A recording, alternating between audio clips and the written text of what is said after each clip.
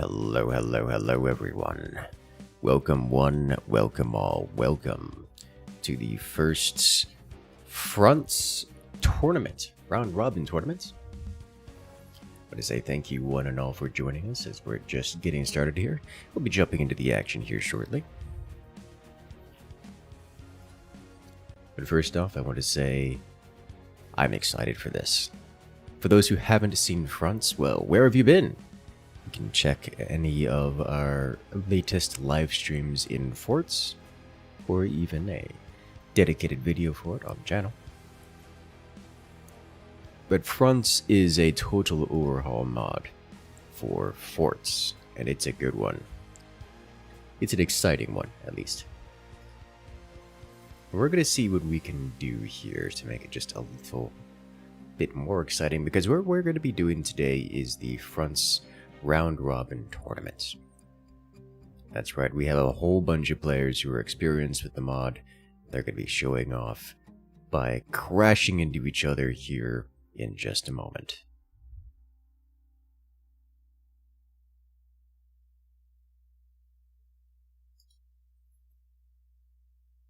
Alrighty, ladies and gentlemen. Let's do this. I'm excited, as we're going to round one. Don't worry, we'll be explaining everything as it happens along the way.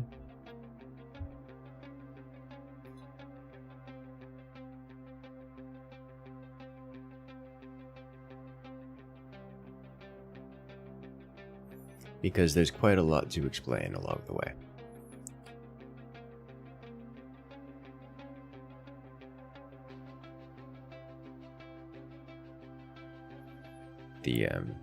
The Fronts mod is a total overhaul mod, so if you're familiar with Forts, there's very little similarity. So we'll be explaining all the mechanics as they come.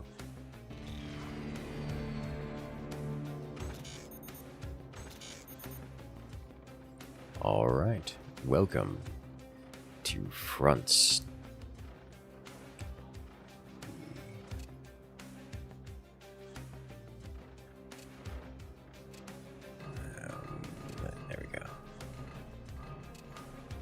Better. Alright, well, ladies and gentlemen, we're off to the race. Where here we have, on the left-hand side, we have a White Snake and Pop 81. You'll see here that they've chosen a commander selection. However, commanders are not enabled in Fronts. No, commanders are... The commander selection determines the first bits, the start of your tech tree. And this is the tech tree. Look at it. It's gorgeous. This is player 2 Pop, I believe. Is it 2 or... You know, actually, I'm not sure which of these numbers. I believe this is White Snake selection, actually. Because they are the overdrive commander, they've started at this position here in the tech tree. Gives them the trade ability. Trade ability is an alternate source of income beyond simple mines. Now, every player has their own tech tree start. There we go for Pop's tech tree, so they can go different directions with it. While they start here, they can navigate either upwards or to the right. So for their next tech tree selection, they can either go up to this ability or this one, and they can choose separately. So these are simply different things that can happen. On the other side, we have POI and Fun Game, who have started with the Armadillo commander, which grants them this position in the tech tree. This gives them advanced drills, that is to say, they start with upgraded mines. as well as this position in the tech tree, giving them different sources of tech. Now, you may notice that everything looks different. We have an oil derrick here. This actually fell from the sky for those who are watching. We have the core here, but the cores can actually be moved around. It looks like no one... Oh, speaking of which, perfect example, where we have Pop 81, who has moved the core down here. But more importantly, there's a whole lot of strangeness going on. I mean, look at this base. What is even happening here? Well, mines work very similarly to forts. They cost energy, and they give metal at a trickle in the same way forts does. But energy as a mechanic doesn't exist, at least not the same way that it does in standard forts. Energy isn't a resource, it's a supply cap. Instead, energy is how many devices you can possess. That is to say, every device you build costs an energy, all of these devices, every one of them, and the only way to build more devices is to construct additional power generators which give you a small amount of energy. But what do these devices do? Well, all kinds of things. For example, these are supply points. These drop minerals from the sky. It is an alternate form of a mine. These here are power generators. They have zero upkeep, they just give you energy. These here are also power generators. However, this costs metal, but gives you energy. More energy. This is an ammunition depot. It stores your ammunition for your weapons. And this is an arsenal. Should I say, these are arsenals. They produce ammunition. The main and perhaps biggest gimmick is that every single weapon, requires a piece of ammunition. A piece of ammunition that you must manually construct every single shot. And therefore, you need ammunition production structures and storages for them. We see a standard cannon being constructed here. On the other side, it looks like no major weapons have been placed. They are working mostly on their economy. Now, let's check out the protocols, which technology has been selected. We have Turbo Oil Advanced Oil Derricks selected for Papa, and faster cooldowns for White Snake. Actually, no, I think that's the other way around. I think that's fast. No, you're the only one with oil. Okay. Yes, White Snake took oil, and Pop 81 took the... Yes, there it is. You can see the icon on it for the faster reloads. On the other side, we see Fun Game going with the missile launcher. So we're going to see some rockets flying.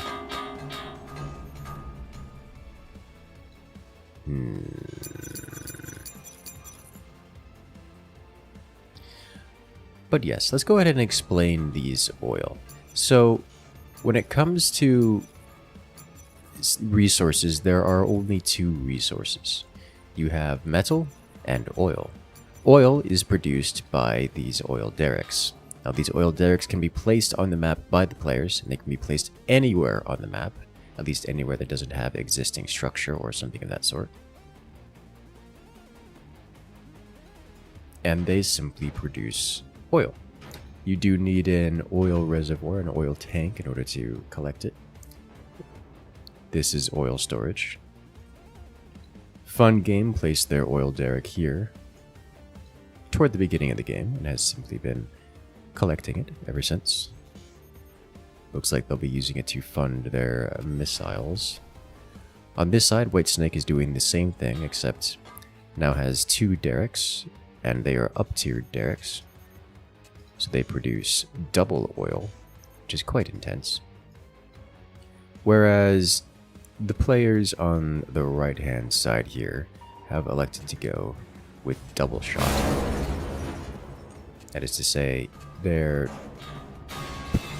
weapons can fire 2 projectiles per ammunition, though at reduced accuracy.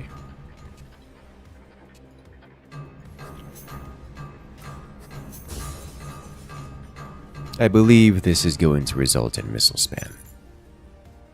A lot of missile spam, though POI here. First missile has been launched. It does some damage. It's a pretty nasty hit.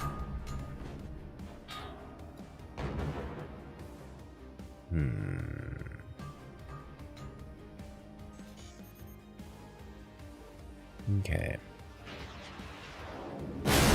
Oh, huge hit. And with a cannon follow-up. POI is taking insurmountable damage. That's a lot of damage.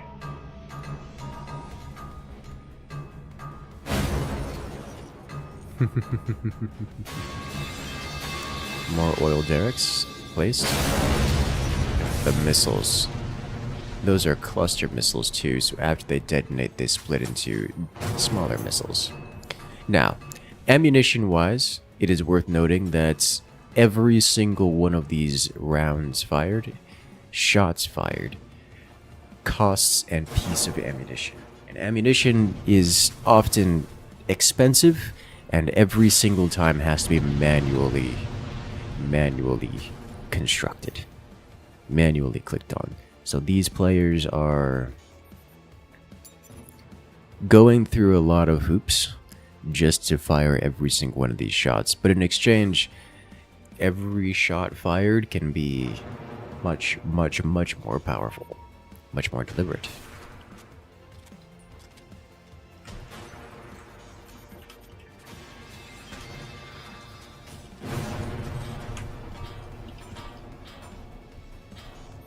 I think we're going to see some crazy shots here sooner or later. Even this sniper, which behaves functionally very similar to a standard forts sniper, is even that requires manual ammo production for each and every shot, which can get pretty intense. It's got a relatively high rate of fire and doesn't do a lot of damage per shot.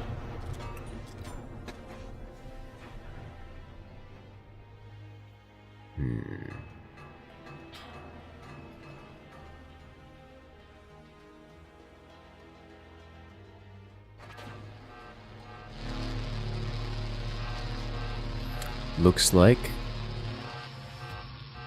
he's shooting his own core here. I believe this is on purpose, such that he can refund it for money. There is a mechanic in-game called the stress mechanic, where you get some... It is a comeback mechanic of a kind, where you get some additional income after taking damage. In this case, I believe he's purposefully taking damage to his core, such that he's able to ramp up the stress on his forts, and thus get more eco, I believe is what's happening there.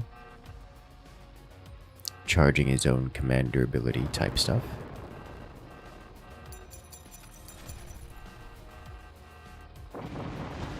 Indeed. The thing is, cores can be constructed. They are a device like any other. Therefore, you can simply sit there and get more. Oh, here comes the missile launch. Swarm missiles. Huge damage, taking out the laser and everything else along the way. Alright, next cannon volley. What type of cannon round are you? Explosive. Actually, I'm pretty certain that was a shrapnel round. A little bit of explosion, a little bit of shrapnel. Now, I'm going to keep an eye on White Snake's eco, because I suspect his money is about to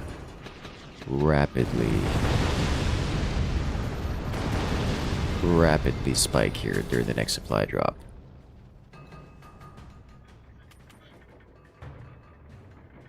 And cannon shell. Swing and a miss.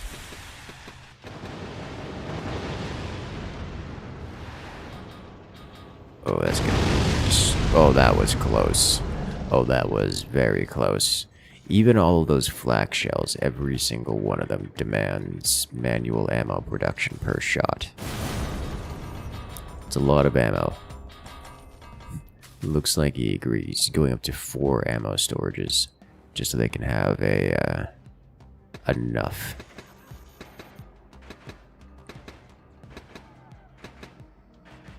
Alright, he goes from 1,500 to 10,000. Yep, that's a lot of money. All that because he had taken a lot of damage, lost an entire core, and other such things. The white snake is now... never mind, he's at 23,000 money. That's a lot of money. Yep, that's 23,000 metals. That's what happens when you have an incredible amount of supply drop points and take stress on your fort. You get a lot of income.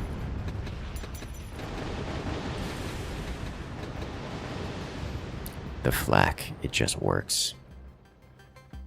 Alright, let's go ahead and check out the protocols once again. That cannon shell's getting pretty explosive. Let's check out Pop, who's going for the railgun tech. White Snake, who's gone with the Firestorms. We have unlocked our first big button call down. Our top bar call down will, top bar call down has occurred. Nuclear launch detected. Massive damage. Pop has been all but entirely annihilated. His fort now blasted with radiation as POI suffers the Sky Laser. Another top bar ability. It's worth noting that the radiation is a lingering damage over time effect that will simply dissolve the rest of Pop's forts for so long as the effect is in play. The effect has to be manually removed via a repair center. That's these things here. But Pop has to be able to construct such a thing, which is mechanically difficult to do while your base is being dissolved.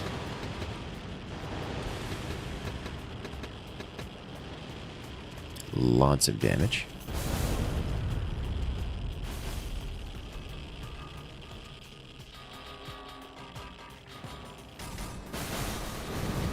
Oof. Now, on the other side, we did see the nuclear strike come in from Team 2 here. Looks like we have POI, who's gone with railgun tech. And it's Fun Game. Is that the other way around? No, it's Fun Game who's gone with the railgun tech. And we have POI who's gone with the nuclear missile. So that's effective. You've seen the strength of the nuclear missile here. It just did a lot of work. Like, it just completely shut him down. But now here comes the railgun from the snake. Solid hit. Incredibly solid hit. They're using a specific ammo type. It is a shrapnel ammo type. So while those railguns did miss and hit the wall, the shrapnel splashed up into the bottom of the fort and did decent damage into the goodies down here. In fact, you'll notice an EMP effect happening. This happens because the player is out of energy. They are over their supply cap, which is not the world they want to live in. So that was genuinely a nice strike with the railgun, despite it ostensibly missing its target. The railgun is probably the single most powerful weapon, shot for shot. Another ricochet rounds, splashing shrapnel upwards. Big hit. We have a new ability used, another top bar ability. This is an energy shield. It functions very similar to the standard fort's energy shield. It is simply a ball of energy that blocks projectiles. As the space laser comes down once again, actually takes out Fun Games railguns. Those are not cheap. And we have the laser making an appearance again. For those who are wondering, the laser has infinite... It just has infinite duration. However, it also doesn't deal much damage per second. So for so long as the laser can be sustained in the cost of hefty energy quantities, it can simply deal damage forever. But you may notice something interesting. The rounds seem to be ricocheting off of the front of POI's fort. This is because POI has a material, a defensive line here. A line specifically that reflects any and all standard kinetic projectiles. As there are many different types of armor, each of which requires technology to unlock. Here comes another railgun blast. And it too is reflected harmlessly. So Team 1 here is going to have to find an alternate to the method of dealing damage, as they cannot simply crash into the front, as all of their shots will reflect.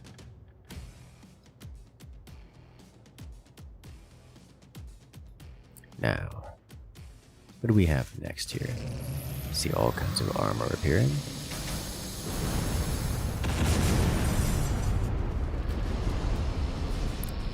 Lasers do not reflect off of this material. However, the mirrors cause them to. The mirrors will reflect the lasers. Mirrors, like energy shields in standard forts, reflect lasers. However, mirrors are also cheap. Very cheap. They don't have an upkeep of energy or anything of that matter. Firestorm is active, and that's going to deal some damage. Oh, but the railgun penetrates, and the nuke lands. Oh, it's just all destruction. It's all just destruction all the way around.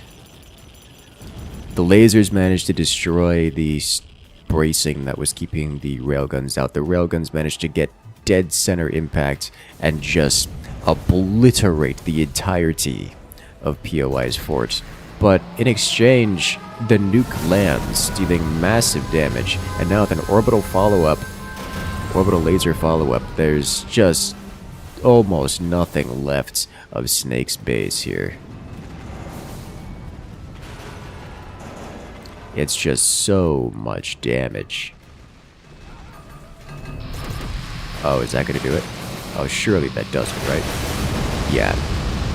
The Snake is gone, as we have orbital lasers coming in from everyone. These are top bar abilities. They simply select the ability and target anywhere on the map, and it gets struck, removed by laser fire. It's very effective, as you can tell.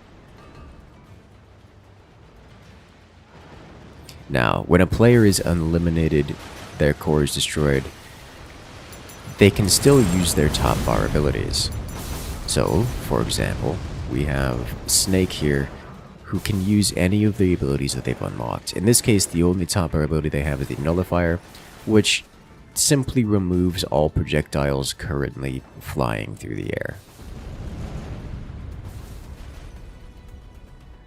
Here we see the Stasis Field, the energy shield that destroys and blocks projectiles. Another top bar ability. Can be clicked anywhere on the map, and it creates a bubble shield. Extremely useful for dealing with the railgun. On this side, We have the only top bar ability available to POI, the now defeated player, is the Firestorm.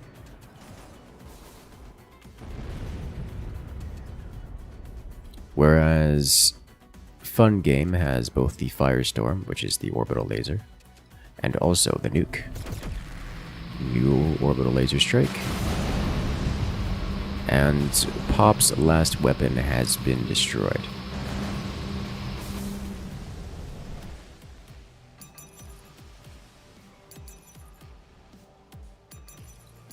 I think that's going to leave Fun Game here with a pretty significant advantage as the railgun is targeting this spot. Oh, there's the energy shield stopping the railgun from doing anything. However, as it stands, this core is immune to direct fire damage. There's simply a wall in the way.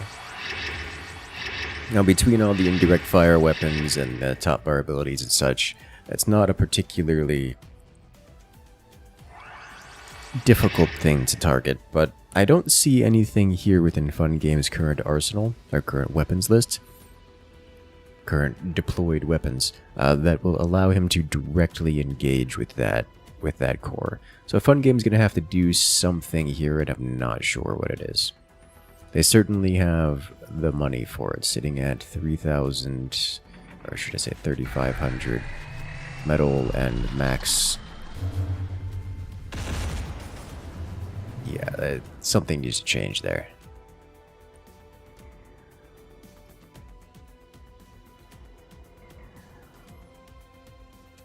I'm curious as to which abilities they're going to choose next. POI picks up Firestorm, and Fun Game picks up Stasis. New Firestorm, Orbital Laser Strike. However, there exists a layer of mirrors deep within Pop's fort. So while the orbital laser can do some damage to this fort in general, it's not going to break anything of extreme importance here. We have a layer of energy shields, not energy shields, but mirrors across the top of Fun Game's fort that will keep everything safe. He's actually constructing a second railgun here, which, while I approve, it's not going to end the game.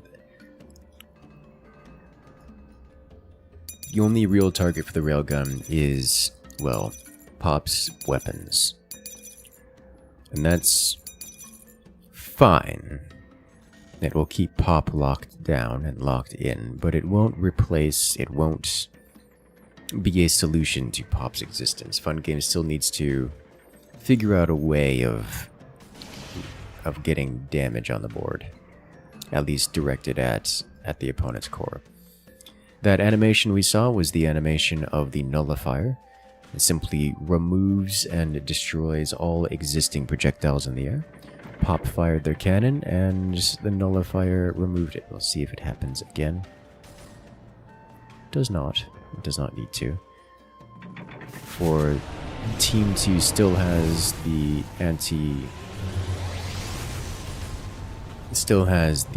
anti-kinetic defenses. Second railgun comes through.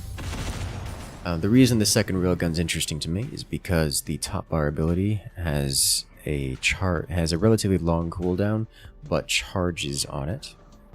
So they have just used 2 charges of that energy shield, which means I think they, as a team, only have 1 left.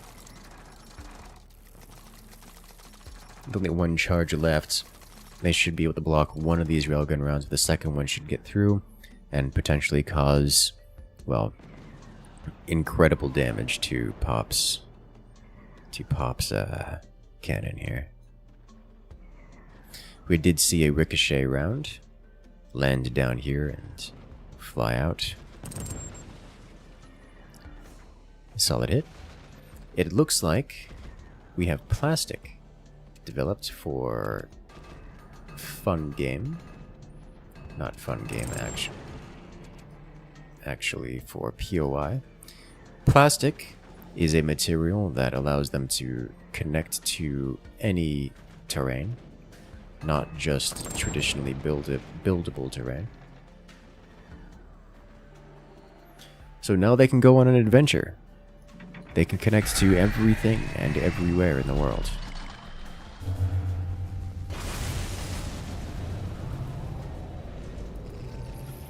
And then the second one charges.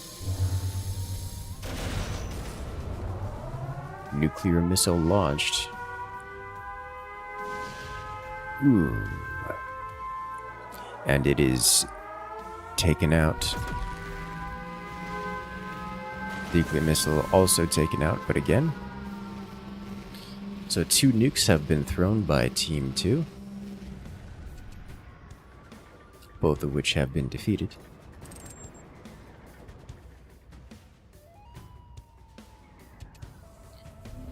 Team 1 picking up the defensive abilities, and more importantly, Quantum Strike. Quantum Strike is going to be important here. Quantum Strike is a top bar ability, but instead of it being a big blast like a nuclear strike or an orbital call down, no, it detonates the opponent's cursors. So wherever the opponent is hovering over, it detonates in a large explosion.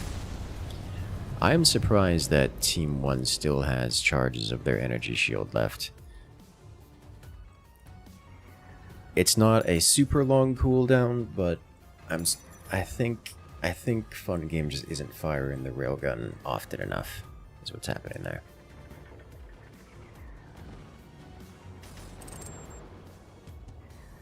You see the round ricocheting off the floor and disconnecting things, but there's nothing really there to damage, to destroy.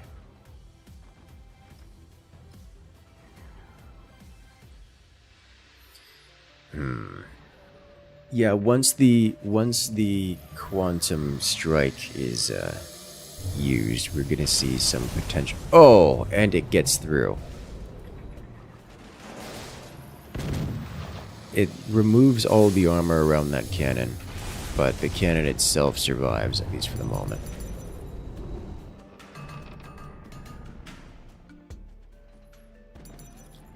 Because the idea of the Quantum Strike simply removing whatever is near the cursor of the player is kind of intense.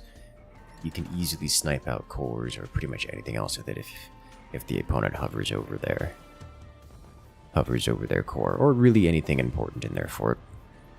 There is no proper defense against it. The way you counterplay is by not hovering over your things, and also by hovering over the opponent's things. In fact, take a look at this here.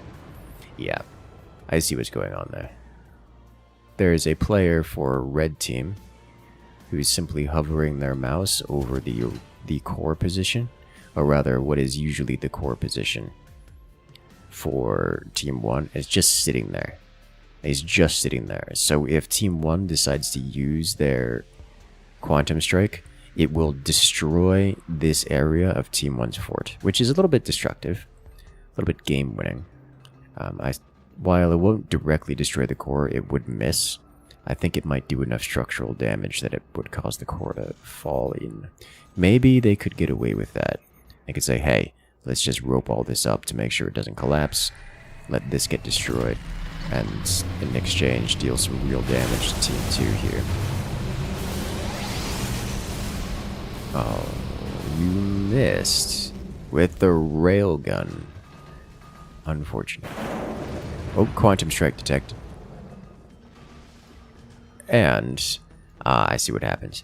The player from Team 2 moved their mouse away from this position, and Team 1 instantly used their Quantum Strike. Looks like they didn't actually do any damage with it, but they did at least get to use it, which is, you know, something.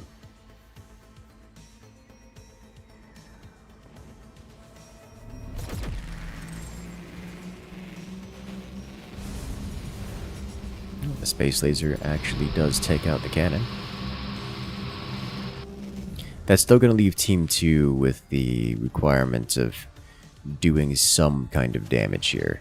They still do not possess anything that can actually damage Team 1. At least not outside of Team 1's own Quantum Strike.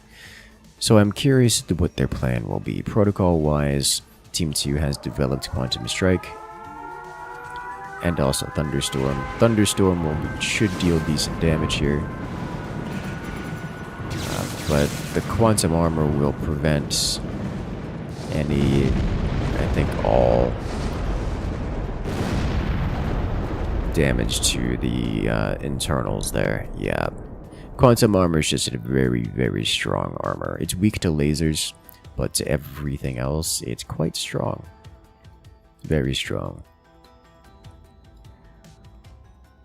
Yeah, the amount of damage Pop has taken here, Team 1 has taken, has reduced them down to very little income.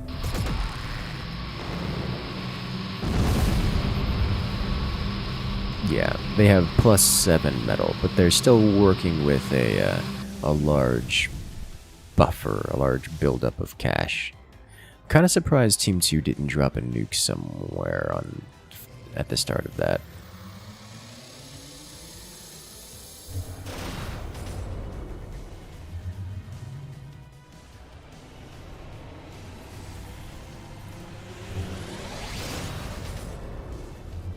Well, I mean, the railgun, there's nothing there to damage with the railgun, so I'm surprised that he's even bothering to fire it beyond trying to force the opponents to use their abilities. Come on, I believe in you. Get some rockets going. I believe in you here, Team 2. You had rockets once before, you can do it again. Looks like they've just placed a fresh core down in this position. That will give them the ability to control this area without requiring a plastic connection.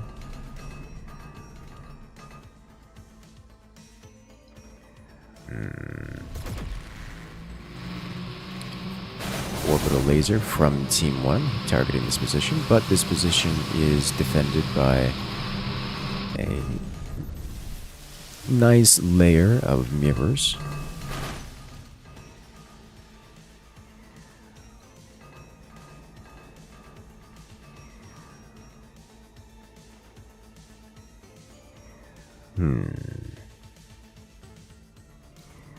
This is... What are you? You are just simply a sniper. I do approve.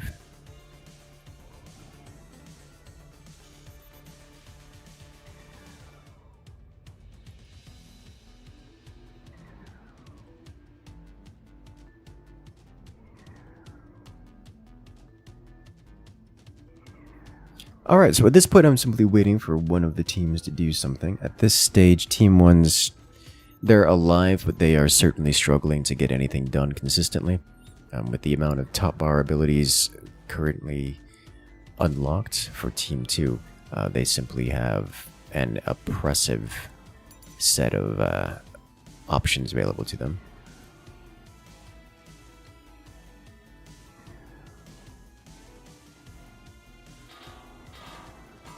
Looks like Team 1 actually isn't defending against the Quantum Strike, so that could be devastating here in just a second if Team 1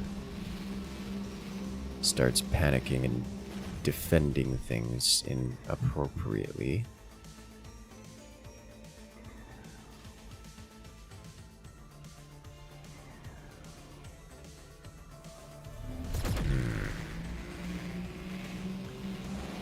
Orbital strike.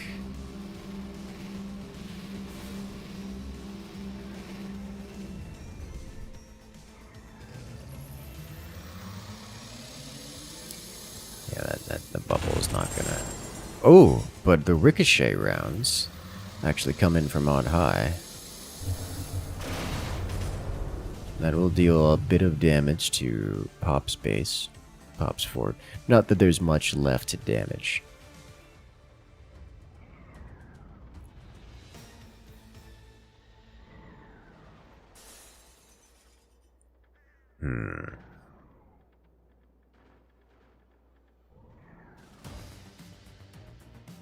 Alright, come on, guys. I believe in you.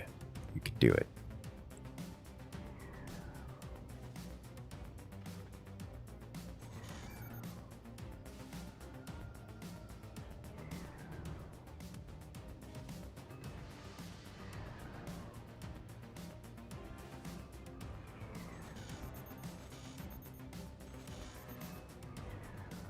At this point, Team 1 really just... I don't even know what they're trying to do. I suspect they're just trying to wait out the cooldowns of their top bar abilities so they can do things like Orbital Strike again. But that's not... I mean, it's not getting them any progress anywhere. Team 1 has unlocked nukes. Between the nukes, the Thunderstorm, the Quantum Strike, they really do have a lot of damage available to them. This Lightning Strike could do a lot of damage. This could actually change the game here. Because Team 2 is not prepared for the Lightning Strike.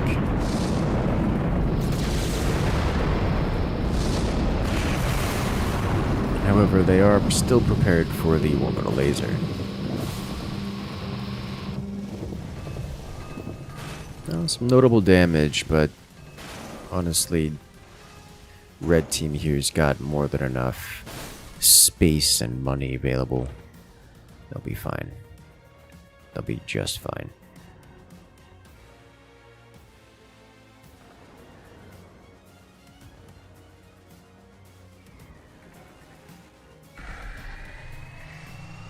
And there's another railgun shot. Defeated by the energy shield. Nuclear missile has been launched. That will destroy the glass. And that glass might... Ooh. Penetration, and that does it. Another nuke lands, and that sends Pop's core into the abyss. And that, ladies and gentlemen, will do it. All the top bar abilities at once, simply too much for Team 1 to handle, and down they go. Beautiful.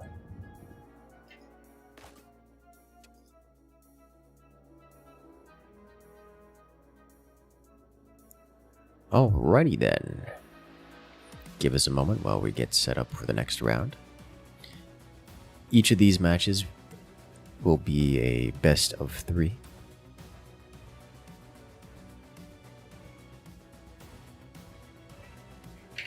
A question from chat. Are there any viable mortar or similar arc-based weapon that can properly hit? Oh yes, absolutely. So I'm confused as to why they weren't being used.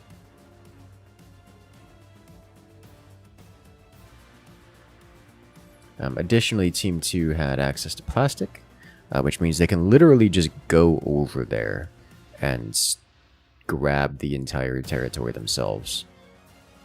Like, they could just walk over there and, I don't know, like, cannon drop their core or something. Like, that's just something you can do. There were options, but they were not taken, and I don't know why.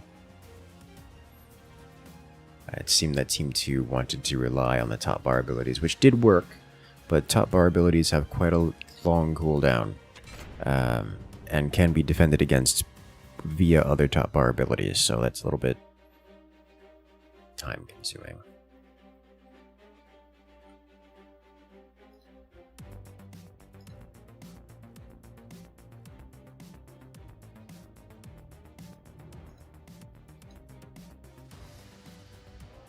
Alas, victory was had.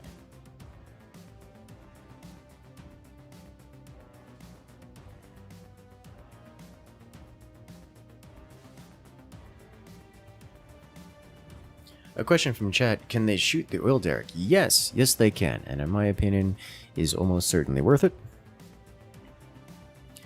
It is worth noting that doing so does increase the opponent's stress, but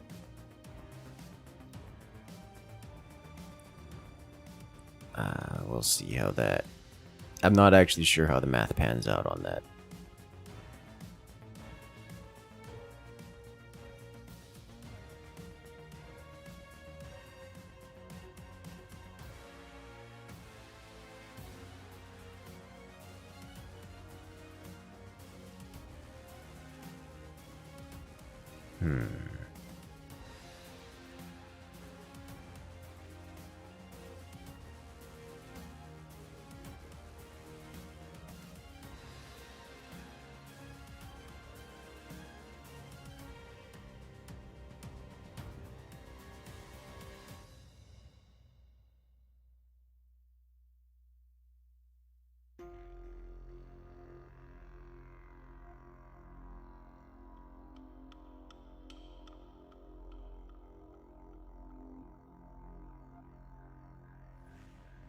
All right.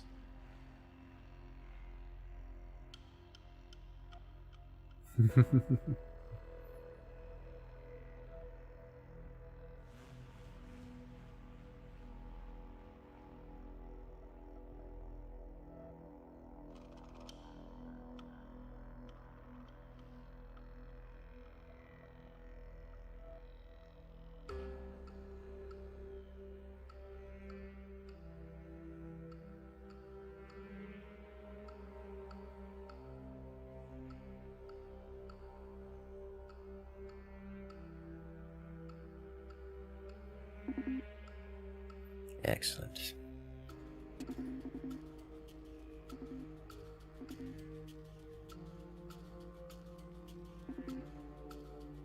Next map has been selected, as we are just about ready to jump into round 2 here in this best of 3.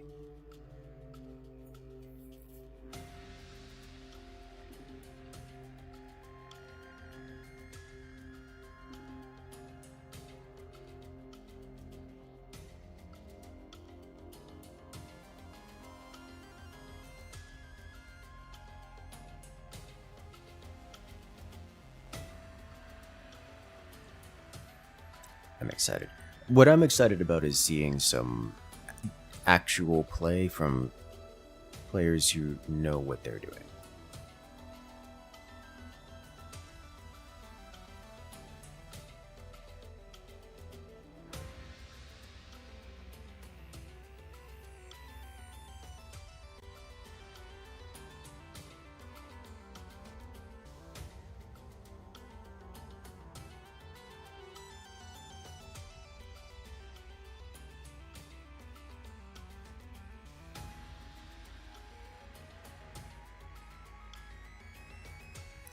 Alright.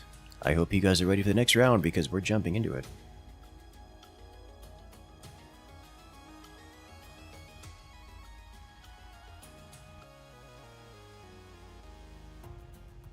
Excellent, yes.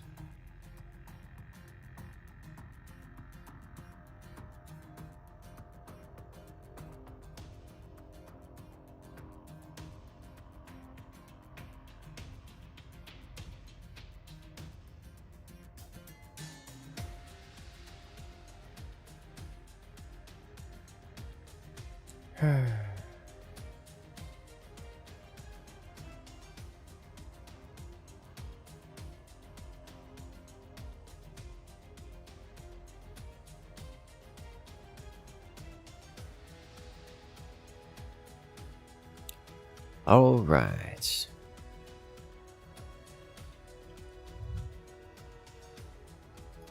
Let's do this. It's worth noting that Fronts is a total overhaul mod and takes a long time to load.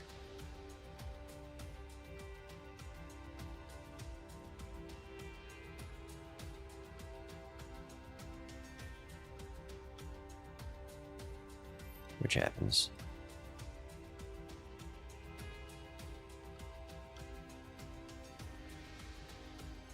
Happens a lot.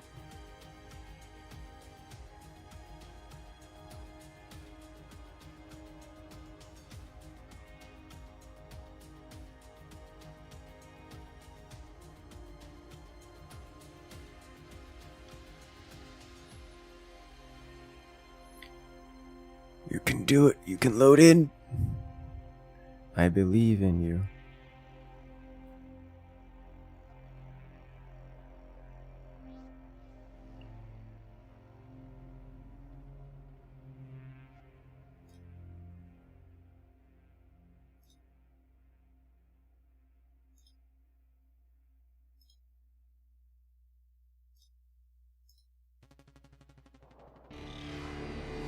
Alright. And now, we're off to the next map.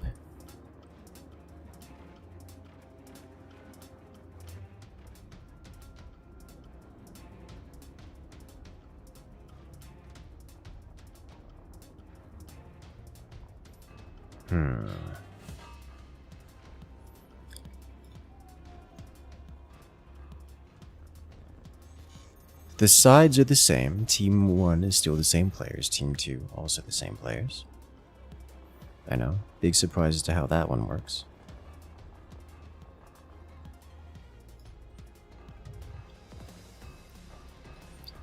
The commander choices, however, are a little different. Team 1 has chosen the Fulminator. Fulminator is unique in that they don't have a starting tech in so much as that they start in the bottom row. They can start at any point along the bottom row, which is interesting. Gives them a little bit more versatility. A lot more versatility, I gotta say. Whereas Team 2 is playing Eagle Eye, which starts them with this technology in particular.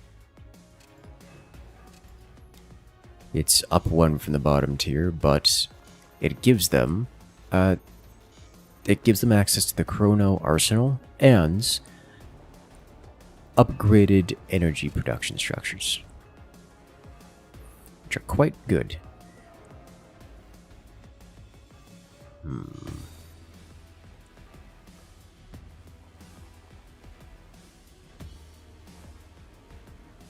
I'm excited.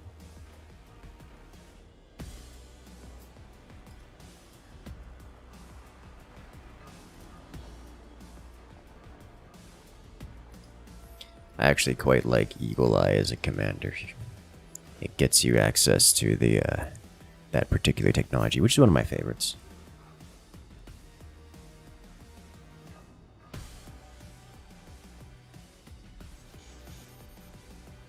Definitely one of my favorites.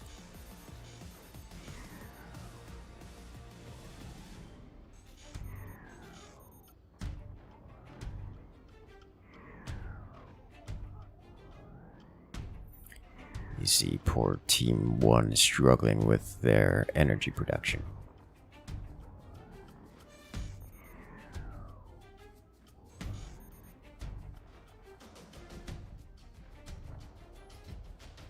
But it seems everyone's just going to take things slowly for the moment.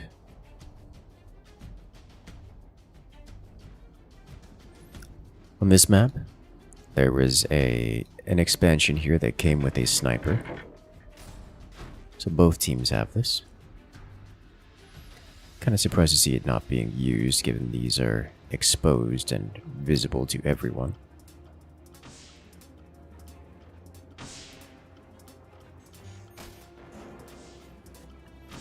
Do you see the sniper getting involved a little bit? Well, that will reveal which team is what. Ooh. If only you had armor-piercing rounds available. Oh, ho, ho, that was close. Uh-oh. Kaboom. Double kaboom. And player annihilated. So one of the abilities here for Team 2 is the Chrono Bomb. The Chrono Bomb places an explosive barrel anywhere that they want. They can select a location on the opponent's fort, and it just places an explosive bomb there. Now, the bomb has to be detonated in some sense in order to be, via some method, in order to be effective. But, as you can see, it is effective.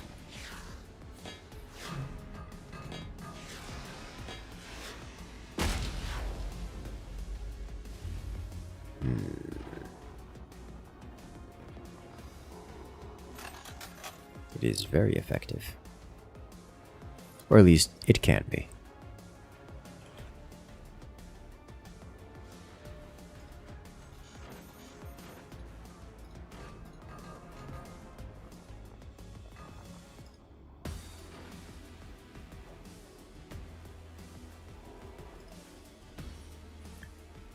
Now, what is the plan here? Looks like Team 1 has expanded forward to connect to the cannon platform. Team 1 has gone different directions, it would seem. They too have collected the chrono technology,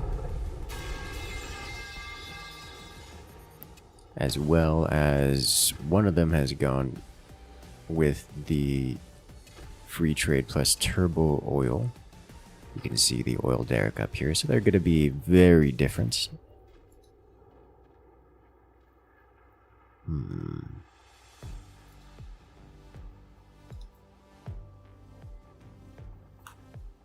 One of the strengths of Fulminator is that because it allows you to start at multiple points, you can have different players on the same team pick different starting points within the tech tree.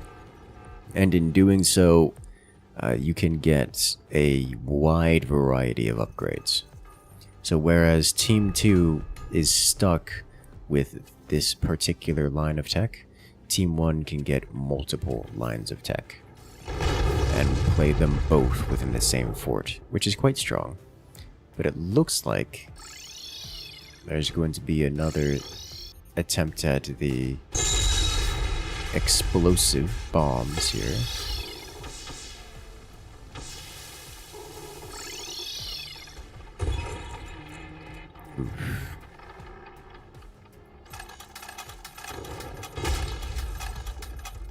We have a top bar ability used. It is simply a sniper from above. It is not the most destructive thing. It's quite effective at comboing with this bomb because you can simply target the bomb whenever it's placed.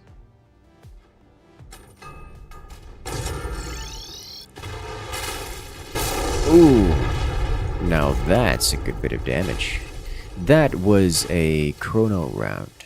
A round that, when it hits a piece of metal, will cause it to fly up and simply disconnect, like so.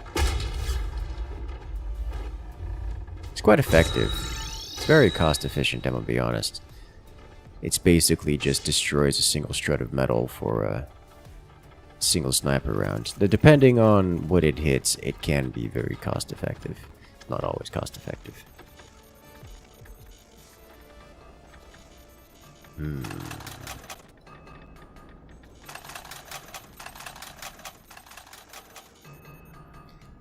Team 1's just focusing on their economy here, I think, and I suspect they're going to have to do that because it's pretty rough for them, losing their core that early to the sniper play.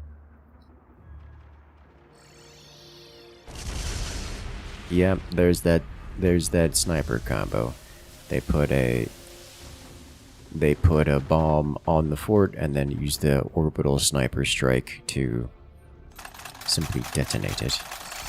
Kind of effective. It's kind of very effective.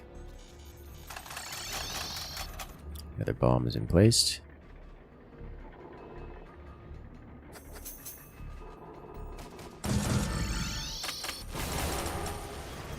The fort has been disconnected.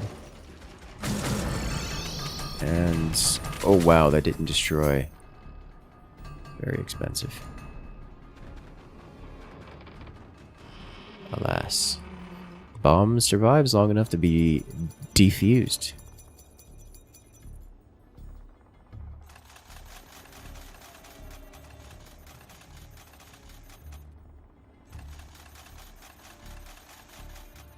Now, the interesting thing here to me is that the second team certainly knows that this oil derrick belongs to Team 1. They could just put a sniper right here and destroy that. Like, that's just a thing they can do. Oop. Dangling bomb on the rope. And they saw the whole rope and with it the bomb. That's funny. You love to see it. Well, Team 1 is definitely going for the... Well, I guess I don't really know what Team 1's going for. Like, they're definitely going for multiple tech paths. Very, very different tech paths. Looks like, you know, one player going basically full economy and the other player going for the quantum tech route. Where Team 2 has one player going full on quantum tech route and the other one is going this way. This will get them some orbital abilities, but not very strong ones.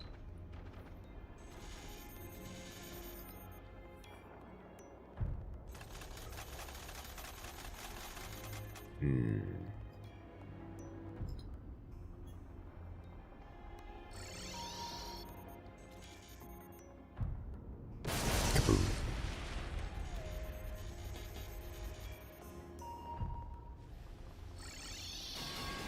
A second oil derrick for Team 1 is now placed upon the hill. One nice thing about the low tier call downs is that you can kind of spam them out, which lets you do things like destroy these oil derricks without having to invest in weaponry at odd angles. Now we see upgrades to the mines. That means someone on Team 2 has developed this drill upgrade. Well done.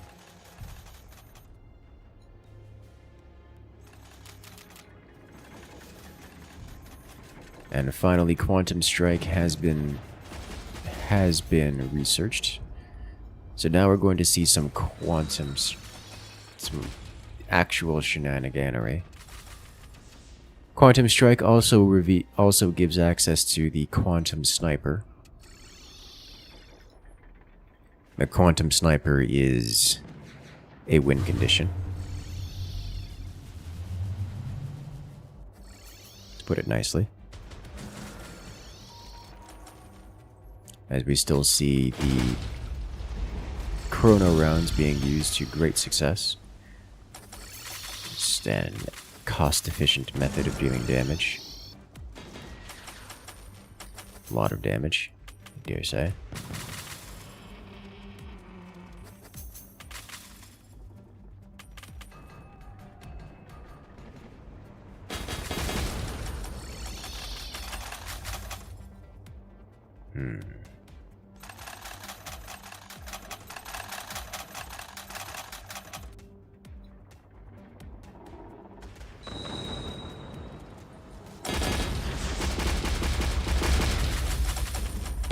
Yeah, it's expensive.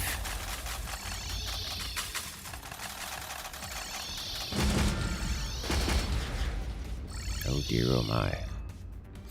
They're trying so hard to find a place to put that bomb, that explosive barrel. Oh, but the Quantum Strike happens. I believe the energy shield will stop it. The energy shield does stop it, but Quantum Strike is interesting. It fires a sniper shot to paint the target, and it highlights any and all targets near where the sniper shot landed. The other team can then select any object that has been selected by the sniper and destroy it. Including, but not limited to, additional bombs, which is, you know, kind of terrifying.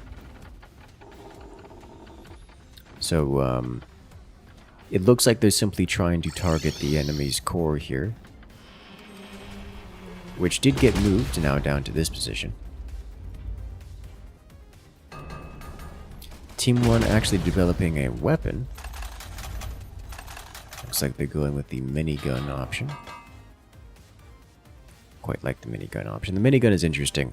The power on each bullet can be adjusted, rather than the velocity. It enables some nonsense.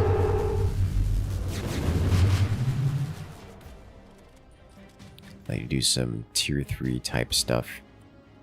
Coming in at odd angles.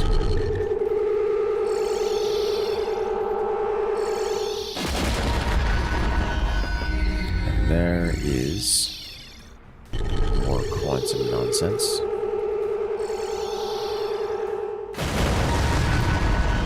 Big hit, taking out a significant chunk of Team 1's power grid. That's expensive. Oh, that's gonna be devastating. Oh, is that it? That's it? Team 1 loses a core. Now, Team 1 did manage to produce a second core before losing their first one. I guess a third core before losing their second. So they are still alive and their core is intact here, although this is very technically visible and may be scouted by Team 2 and targeted with those quantum snipers.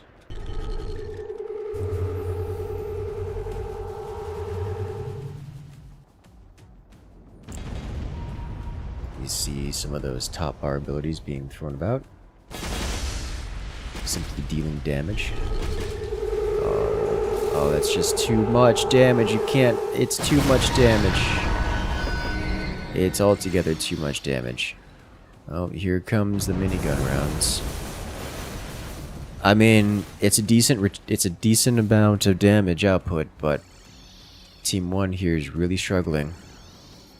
I mean, they've just unlocked the Quantum Strike of their own, so they can do the same kind of thing that Team 2 is doing, but they're just behind the times. Team 2's unlocked weather control as well. Man, having one player go full economy like this is just intense.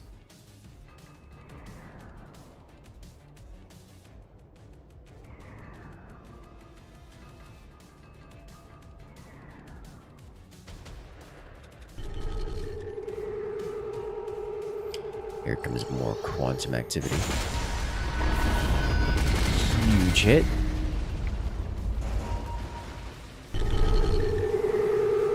They're just sniping out components every which way.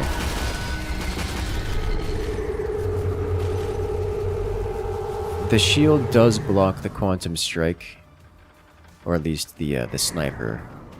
It's just they can fire so many more snipers. There's another one.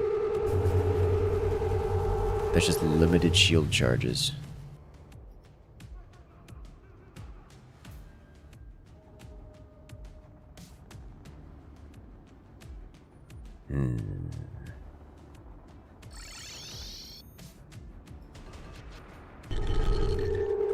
Are they out of shields? We're out of shields. Impacts. Solid damage all around. Yeah, it's just between the quantum sniper rounds and the relatively spammable but lightly damaging top bar abilities, Team 1 is just getting bullied super hard. So super hard.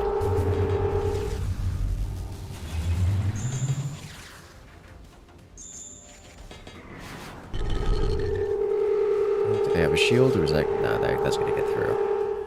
Detonate the bomb on top of it. Huge damage. So much damage. And a bomb has been placed. Oh, it's right next to the core. Oh, it's exposed. It's undefended. They can move the core in time, but... I mean... They're running out of places to run in. They can't hide anymore either. There's not enough places to hide. Oh, I don't think they can move the... Oh, they managed to move the core just in time. That was close.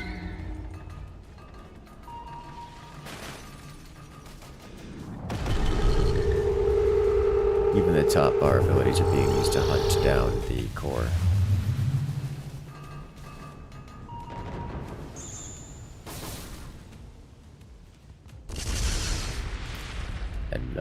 Another orbital sniper strike. Takes out another energy production facility. They're trying so hard to place bombs around that core.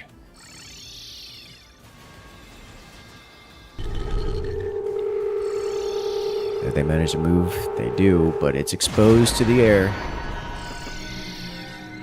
You could see them chasing the core. Every time they move the core around, it just gets targeted by another ability. There it goes again.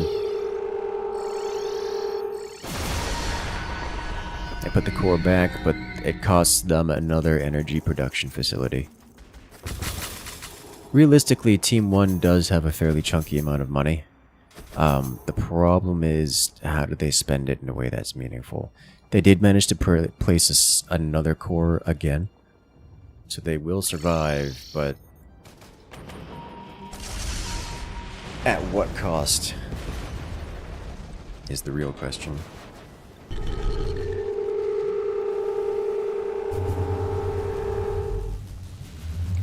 Oof.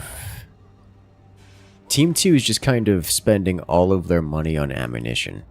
All of those sniper rounds are incredibly expensive. Oh, but a quantum strike. No real damage. Another quantum strike. That one's the top bar ability quantum strike, the one that detonates the cursors. I mean, Team 1 here just doesn't have a base anymore, is what it is. I mean, look, there's just nothing left. The entire top half is just missing. It's just gone. All of it. Like, they're able to reconstruct some of their stuff here, but it's just, oof.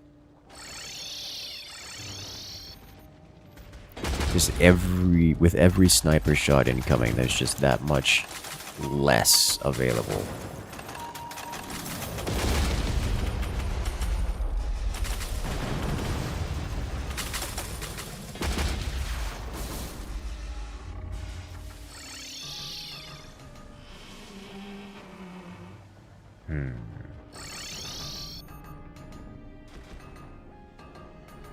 Another bomb has been placed. And here comes another quantum sniper round.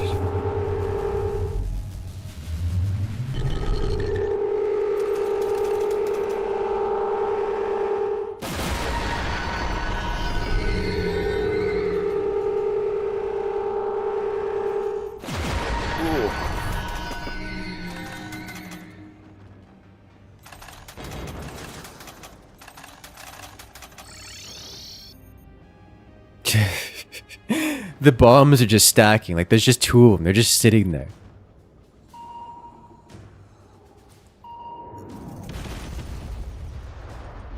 Good lord. Another explosive.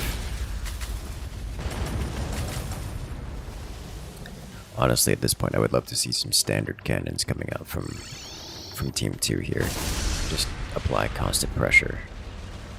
In a way that doesn't require nuance. Just smash them.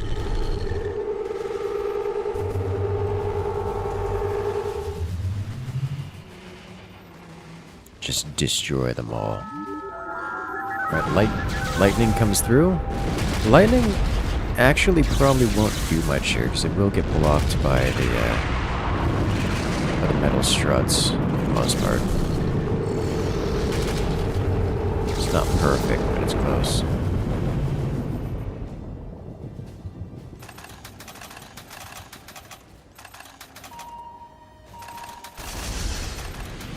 Another boom.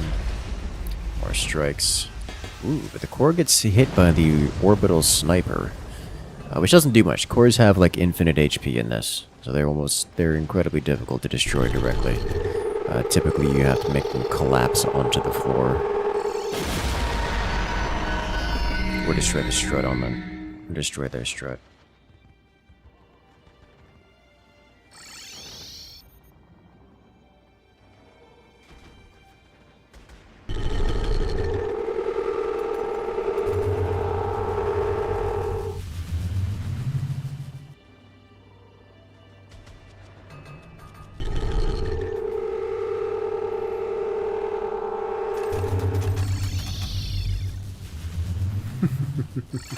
They're trying so hard to stay alive.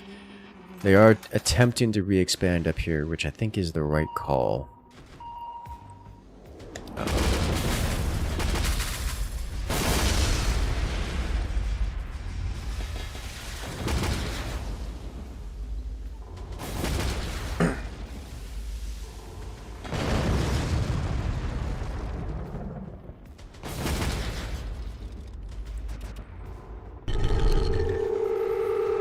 Yeah, I like the,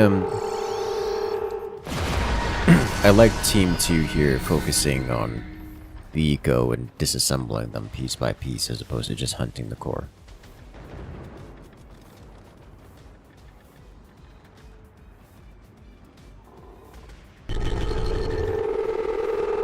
just destroy. Now, I'll say this. These quantum rounds cost 1,500 metal apiece per shot. So that's really expensive. Oh, but they actually managed to get the core. That's a huge bit of damage. Like, that's a huge bit of damage.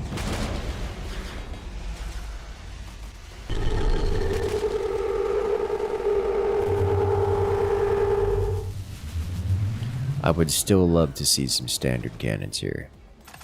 Or just like break these things. These things have been here for a long time. If you break them, the enemy doesn't have things.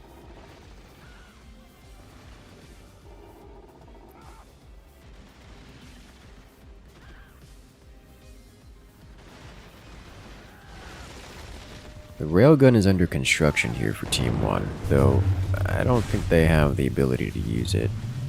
They do have an arsenal, which can get them some ammo production. They don't have ammo storage. Yeah, that sniper just bullies it out of existence. I would still love to see just this cannon come online and just do some work here. Just smash this area in its entirety. Just like as a concept. I mean, like, oh. Yeah, more explosives.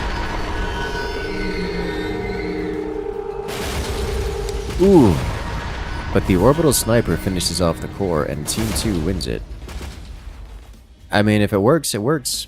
Well done, Team 2.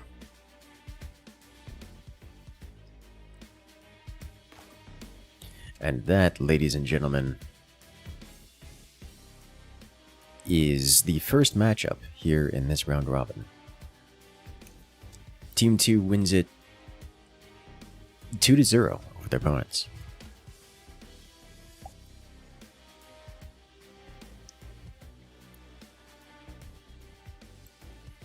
Alrighty then. We'll need a few minutes while we set up the next round. Should I say the next matchup? So make sure to grab a drink, grab a snack, because we're going to be here for a while. With more fronts for everyone.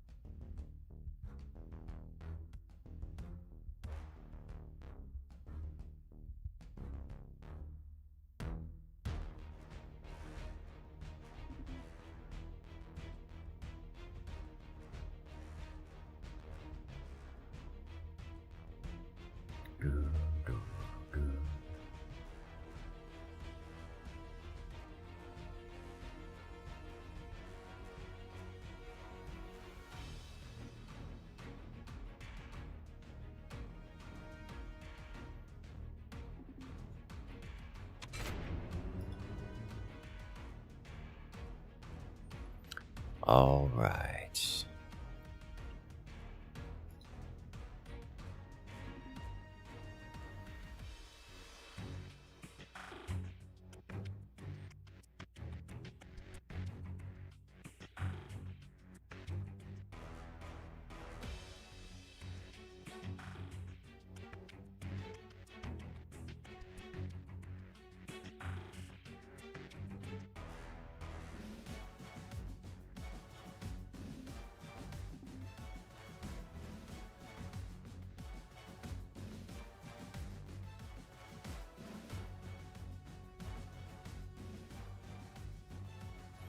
The players are here.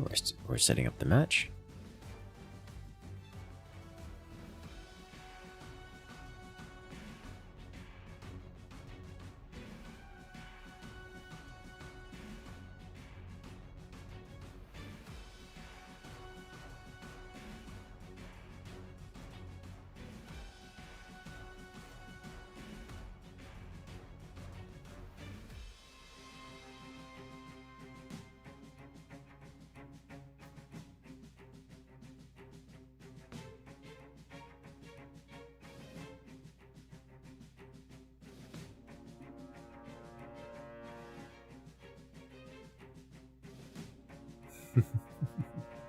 I'm excited to see how this one works out.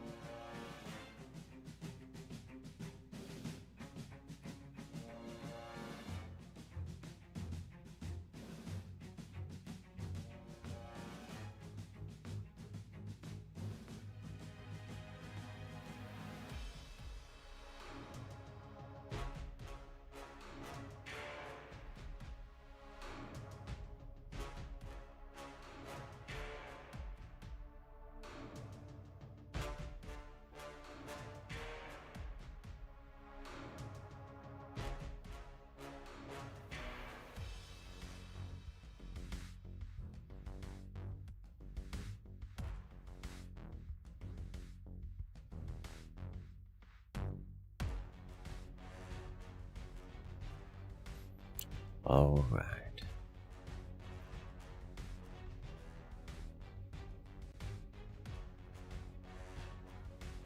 Now, these matches have been relatively slow, which I think is okay.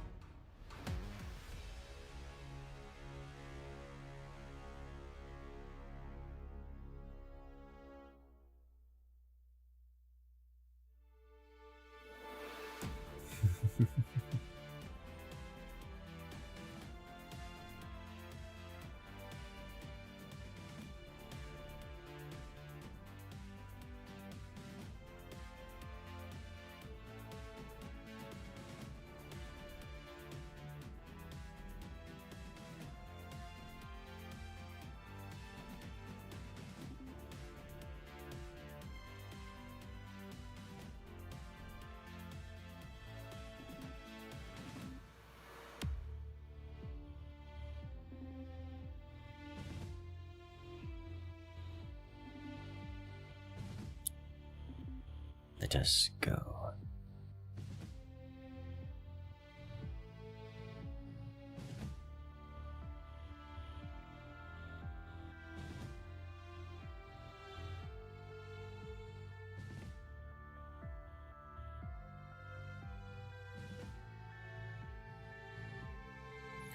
All right, ladies and gentlemen, we're off to the next round.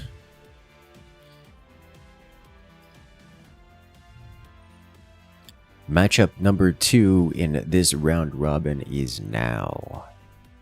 Hope you guys have got your snacks and your drinks, because things are looking like they're about to get exciting here. We've had a disconnect, internet connectivity issue.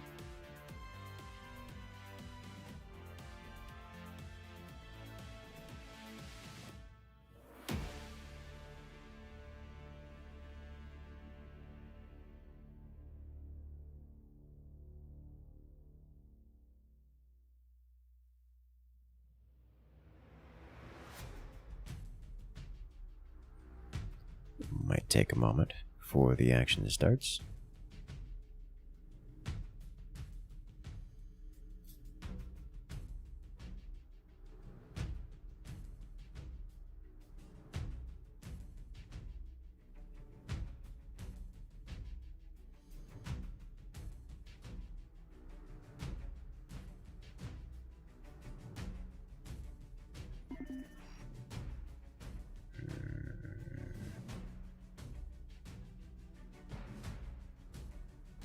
Okay.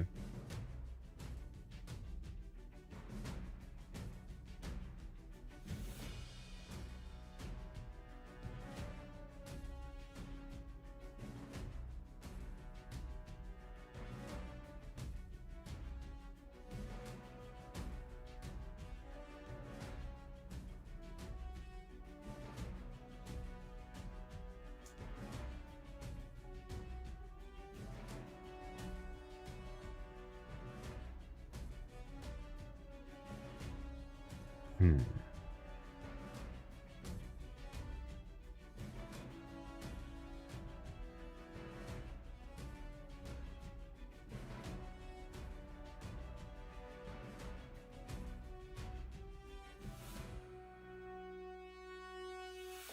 Yeah, okay, so we're still dealing with some internet connectivity issues. Give us a minute here while we get to try to resolve that.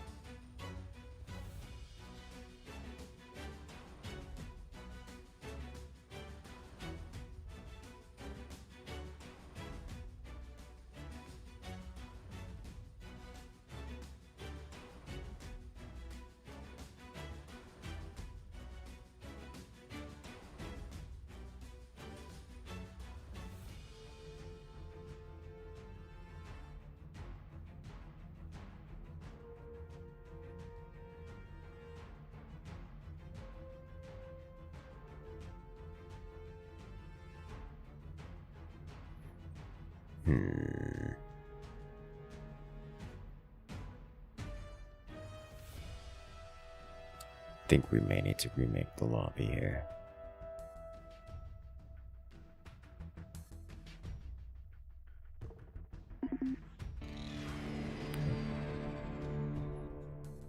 Yep, alright.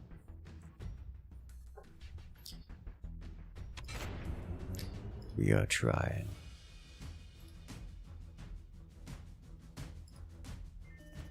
One thing at a time.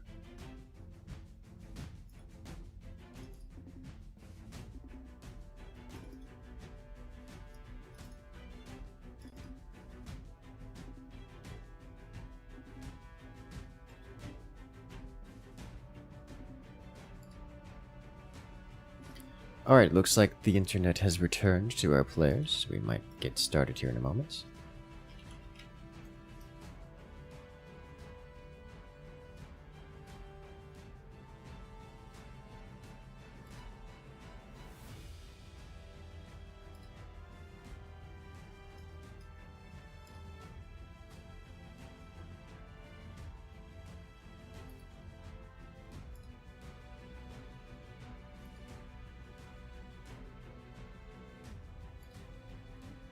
Alright, let's try this again.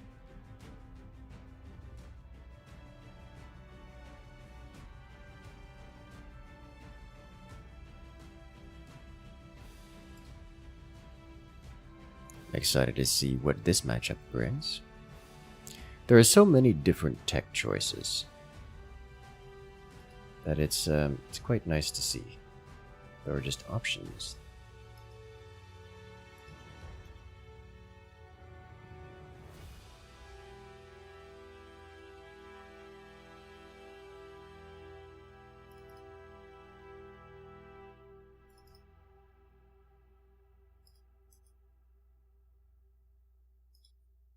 So many different things you can do.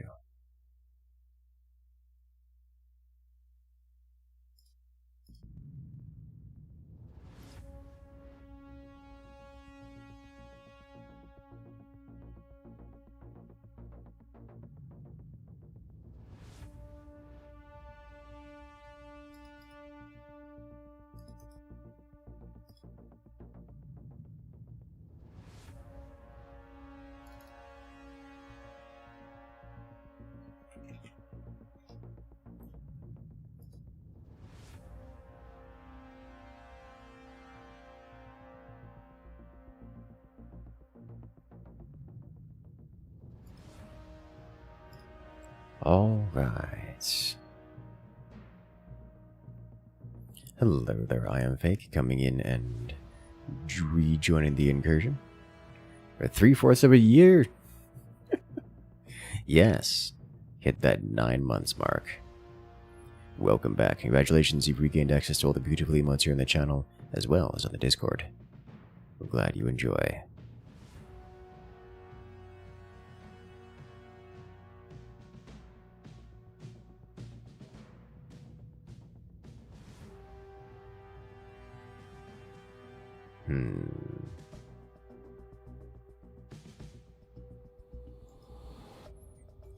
looks like we're just about in.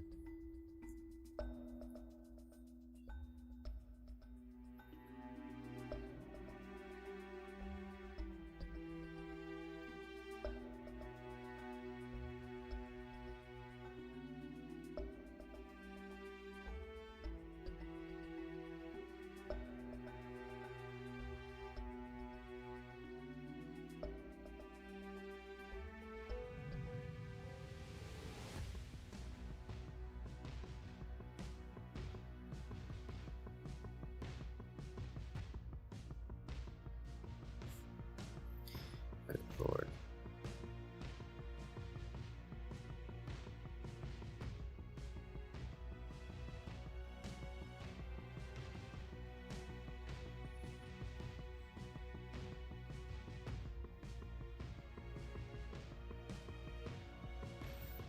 Oh, they're trying.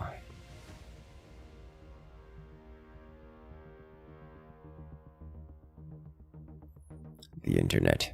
It goes.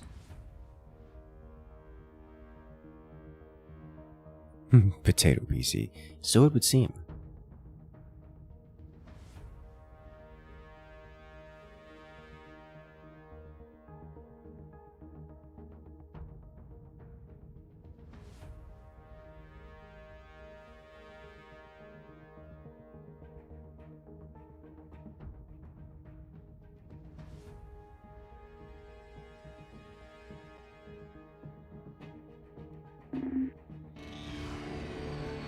All right, we are off to the races once again.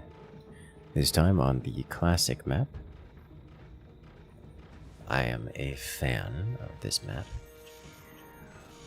It's simple, it's easy, it just works. I think it's about as fitting for this as it gets. But here we have on the left-hand side, Road to 1 MMR and a Hyuk. I'm gonna just say Hyuk. It's probably very wrong, but I'll go with it. On the right hand side is TTC and Yvendruk. What is it? Yid I'll go with Renok. Vidrenok. One to do. Alright, commander choice. We have Warthog on the left hand side. This starts them off with this technology in particular. They get double shot, as well as a missile strike. Top bar activity. Missile strike is actually quite strong. On the right hand side, they've selected Architect, which starts them off with this technology. We've seen this technology as the starting point for another commander as well.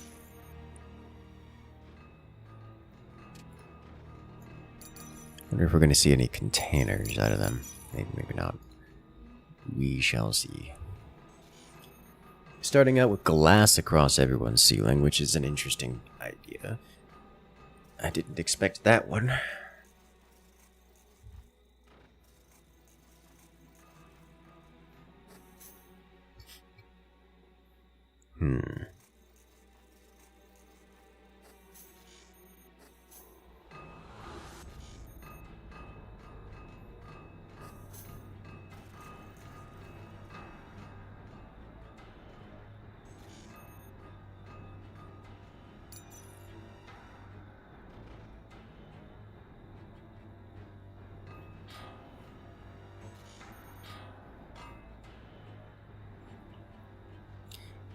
It would seem that things are going to be a little bit slow for the moment. We do see the container. It exists. The container is one of the possible eco sources. It costs 1,000 metal to place, but is sold for 2,000 metal. It takes a long time to sell, so we may see that added in. Oh, missile strike. Here comes the rubble barrage. Fair bit of damage, but nothing critical. As it looks like they've got some shrapnel rounds coming in off of the cannon. I'm partial to the armor-piercing rounds myself, but shrapnel does a fair bit of damage.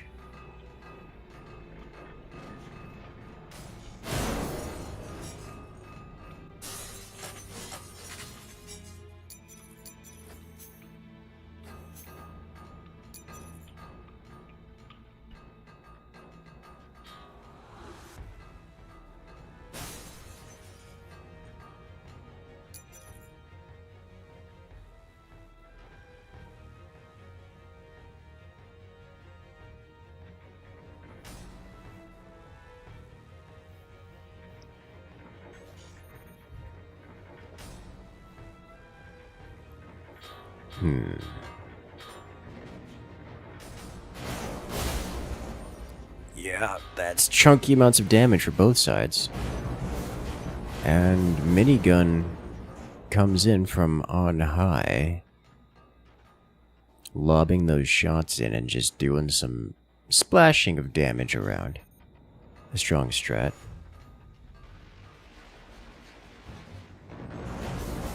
Got a lot of shrapnel rounds just spewing about.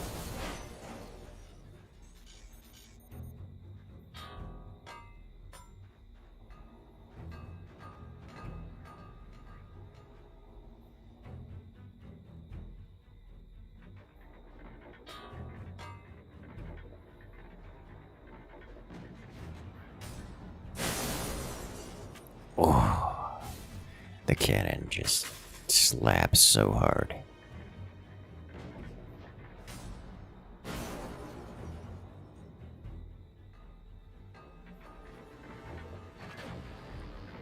Laser online. Laser does a hefty chunk of damage.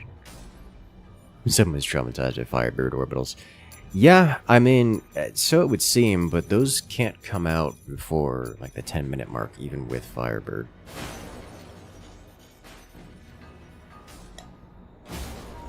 So there's really no benefit to it other than weakening your top half and stuff like this.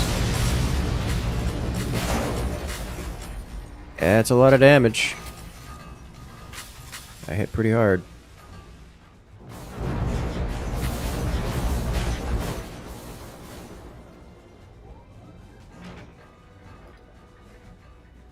You could do it. Here comes the laser again. But it shoots into a perfectly straight mirror and destroys itself, which is unfortunate for TTC with the laser.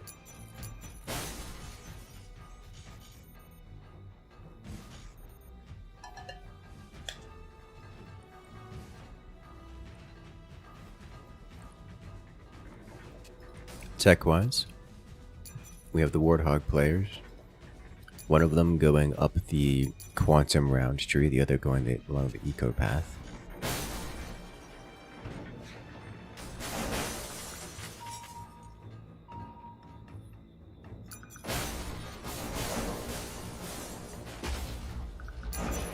Fair bit of damage. On the right hand side, we now have Resonance, giving the elastic barrier and the elastic pulse, which we have seen. Orbital call down. The other going more up to the cold acceleration technology, giving them faster reload time on presumably their... Well, they haven't actually applied the faster reload to any other weapons. Let's see, who is it? TTC is the one who has gone for the orbital call down, whereas we have Vidronok, who has gone for the cooldown cannon, but has not actually applied the cooldown effect to the cannon. Question from chat: why are the metal wires placed so often? They provide any benefit? They are regular rope, except they are foreground, so everything impacts them. It allows them to be a layer of armor, and they're actually quite high on the HP, so they're just extremely efficient armor. So something like they just straight up block cannon rounds and such. It's kind of a lot. That's just so much shrapnel coming out from that minigun. Once that minigun gets up tiered to something like explosive rounds, it's going to be intense, as the container keeps coming out to Vidronok's benefit. It's a lot of money. Suddenly Vidronok's got a lot of cash to go with it.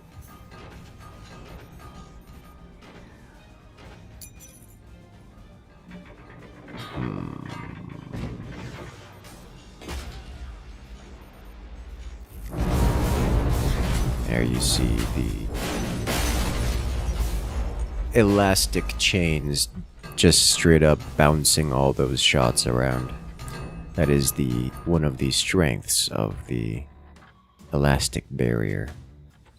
Such chains just deflect projectiles perfectly.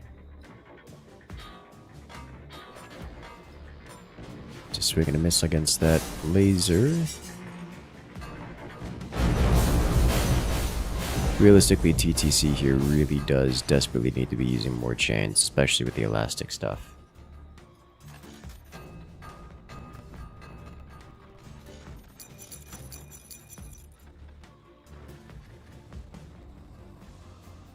I do really like the combo of the laser plus cannon. The laser breaks through the base and the cannon breaks through the mirrors, allowing the laser to break the base. Especially if you can get some high X on that cannon. Or just, you know, multiple cannons. Big hit. Doesn't actually penetrate all the way to the minigun, but that's still a nasty bit of damage. That's a good laser target. Now he just needs to get the glass broken. Yeah, that's some high X there. There's no more glass. There's no more to reflect the laser. No more mirrors into the laser. It simply burns through. It just keeps burning through.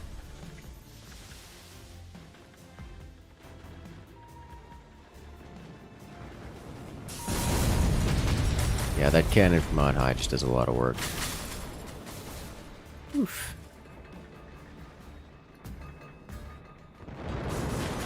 A shotgun with standard shell. There's a lot of oil derrick here. A lot of oil derrick here.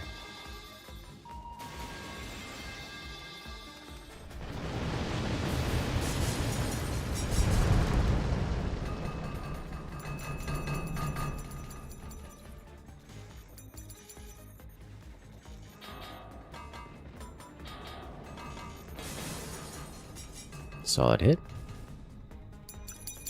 One thing worth noting is that the armor, such as armored doors and such, or just armor plating, is something like 10 times stronger in fronts than it is in standard forts.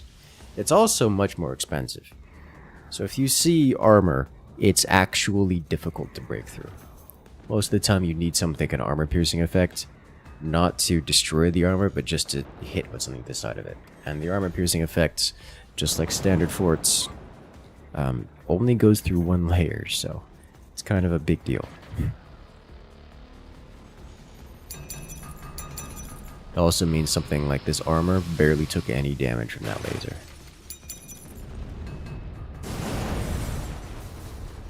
Oof.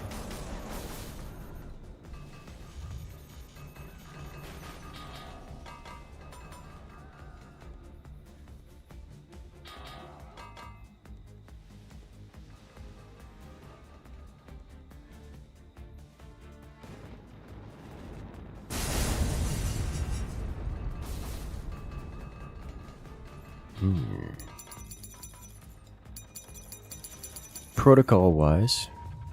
Oh, another orbital.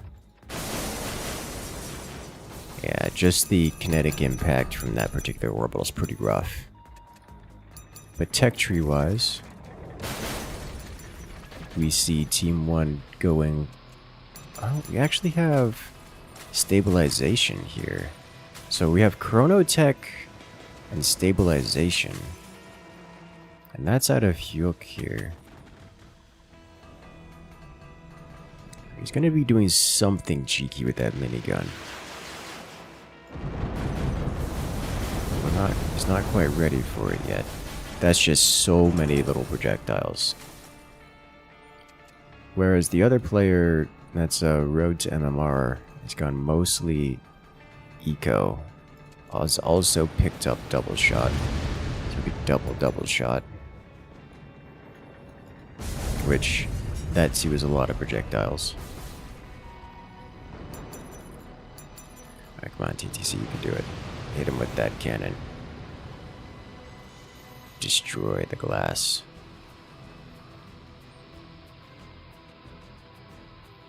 I'll get around to it probably, maybe.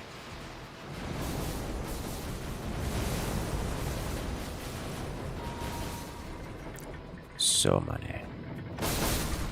So many little projectiles. There you go. Glass is shattered. It does come back quick. A little bit of damage has been done. Here comes a deck gun type weapon. This is the artillery weapon. It typically only fires one shot, but can be adjusted to fire more. Could be upgraded to fire more.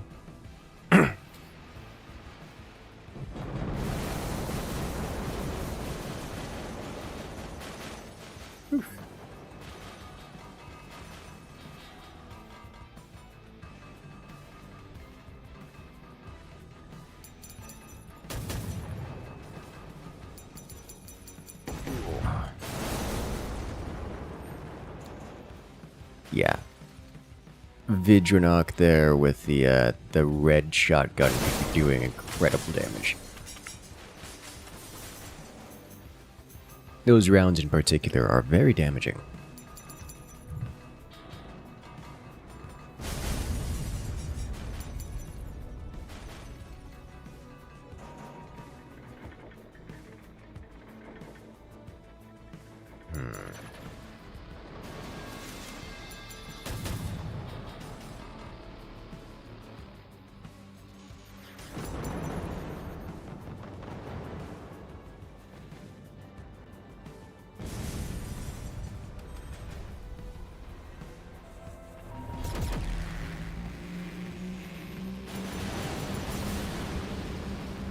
Here comes the space laser, as we see both players for Team 2 have gone with the orbital strike, one with the fire technology that will give them access to the fire-based arsenal and incendiary rounds.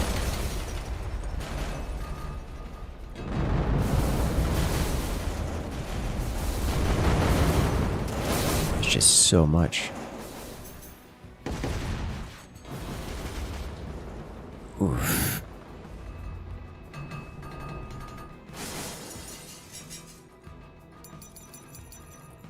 I'd love to see the laser actually hit the top fort here, because he doesn't have as many mirrors in front. Another bit of orbital strike.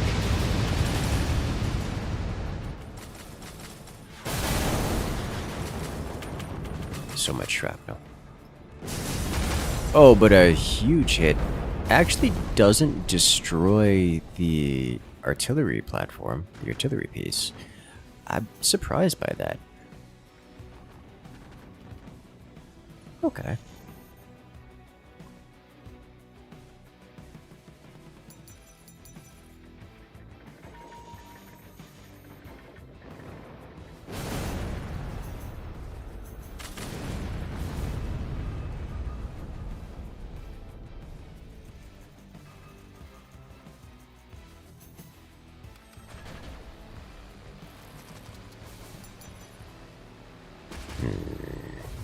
Oh, but it's digging. It's digging. We're getting internal damage. It's not quite a collapse, but it's rough.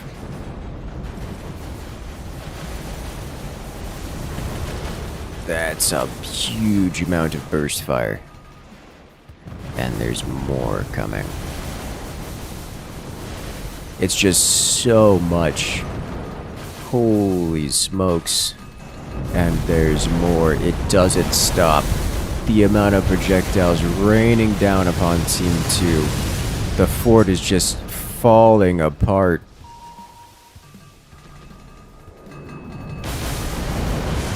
And chat, there's more. Oh lord. There's really not much left of that fort.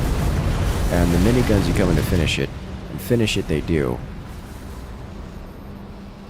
The orbital laser comes in for vengeance. takes out one, maybe the other, takes out both miniguns. But by and large, the internals and the majority of Hyuk's fort remains intact. So that's a huge swing there. That's a lot of damage. That's the buildup they were waiting for. Just unlimited projectiles.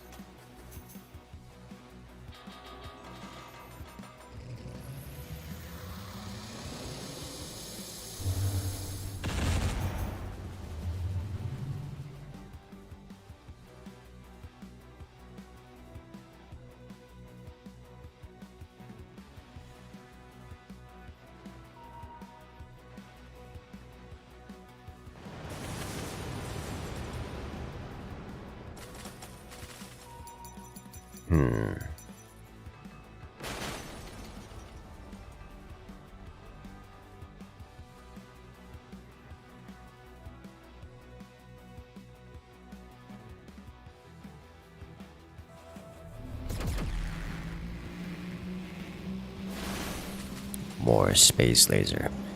But it is defended by a layer of mirrors.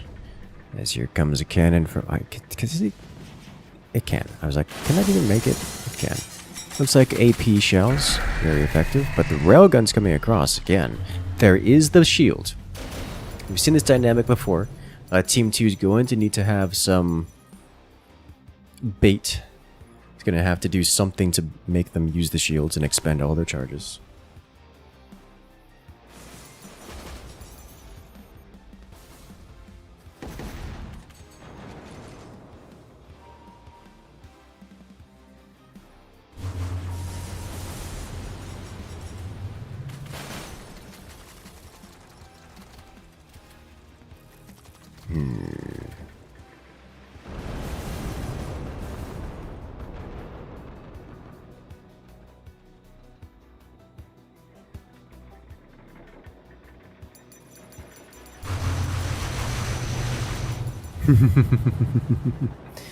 That energy shield coming out to block the minigun.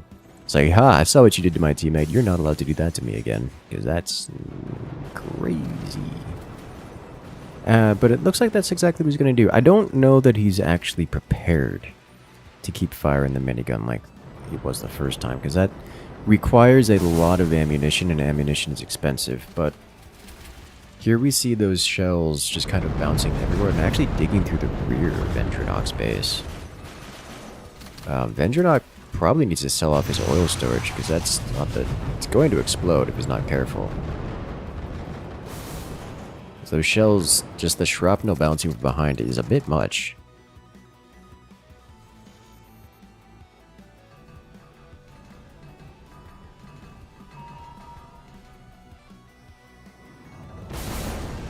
Oof.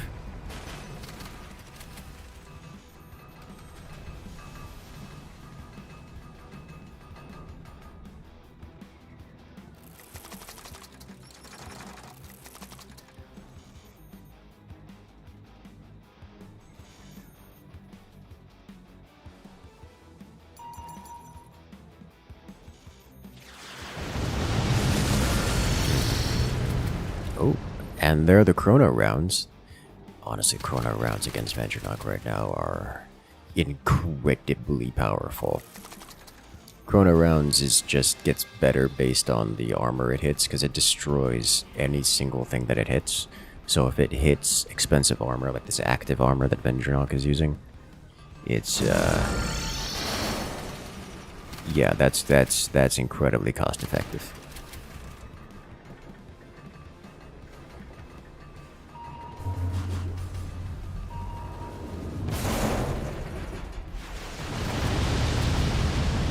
Incredibly cost effective. Oh, and a quantum strike eating the insides of Vendronok's base.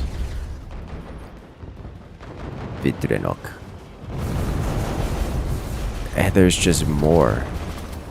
There's just more projectiles coming in. There's so many more. The space laser just... Oh, the space laser ignites the minigun rounds, making all that shrapnel just incendiary. But the orbital laser also actually takes out Hyuk's stuff, at least a lot of it. But there's just not enough for it left, and the Trunok goes down. Team 1 wins it off the back of an incredible bit of damage. Holy smokes, that's a lot. Well played. Talk about raining shrapnel.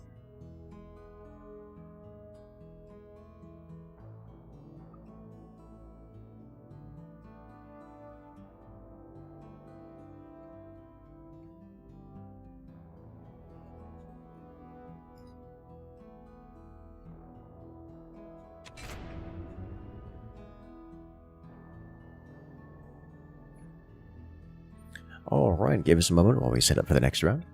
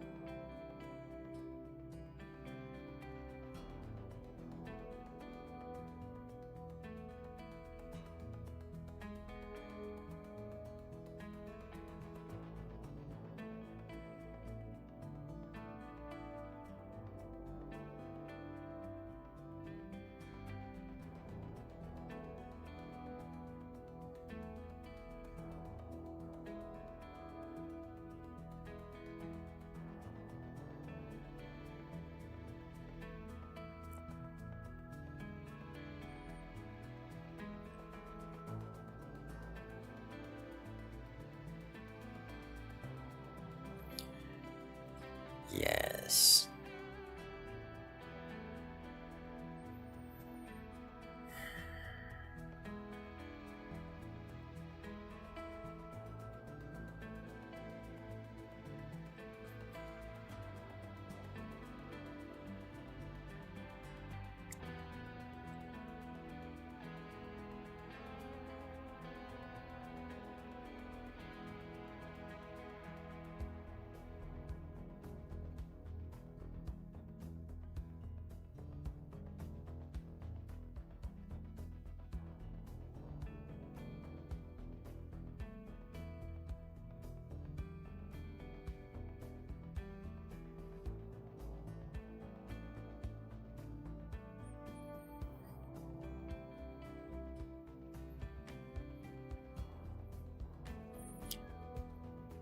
Alrighty then.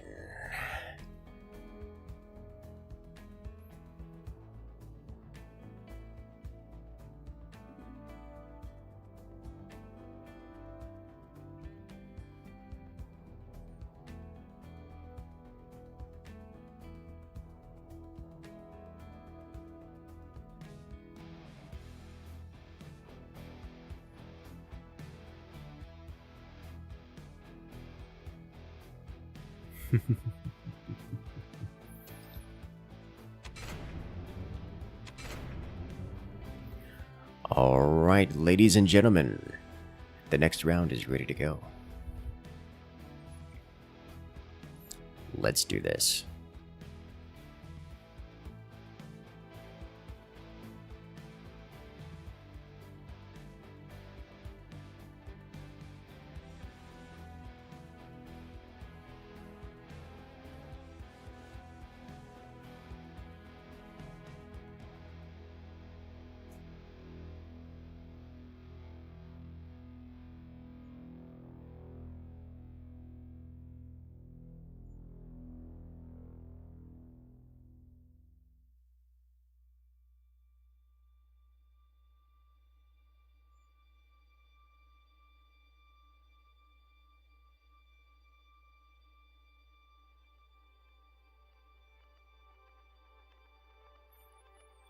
And now, to the loading screen.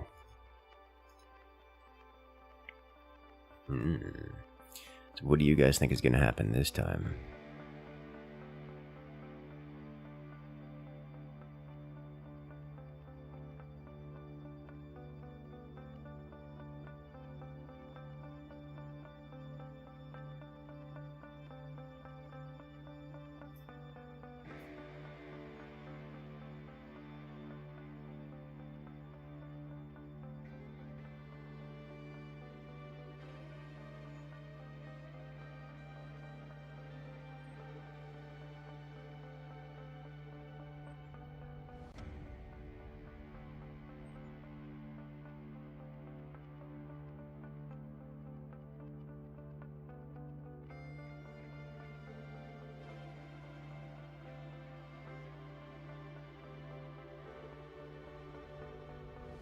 Let us go back to the loading where the potato is overpowered.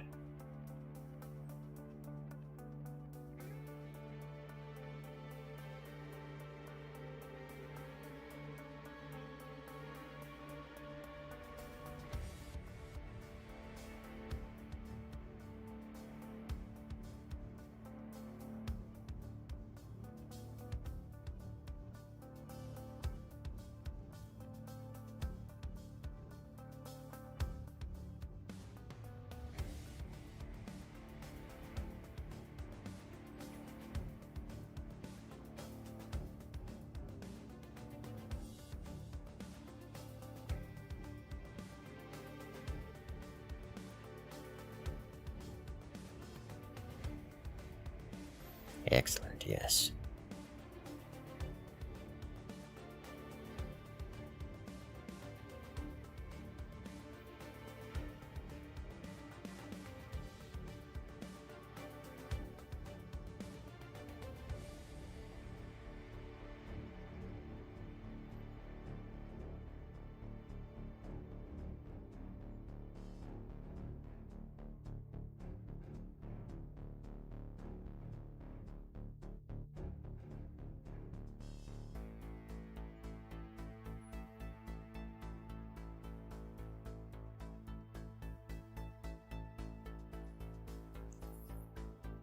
Oh, Lord have mercy. Well, I guess one of the joys of a total overhaul mod is that it totally overhauls the game, which means loading times to go with it. I'm tempted to bring up Sand. Was it last time on our last live stream we brought up a game called Sand, which I quite liked. It's a tiny little automation game made out of sand, where you turn sand into the immaterial fabric of space-time via flowers and fire. Almost filled the whole world with flowers, and then also fire. It's great. I should do it again. I really am tempted to bring it up and just have it playing. Sandistry. A lovely little game.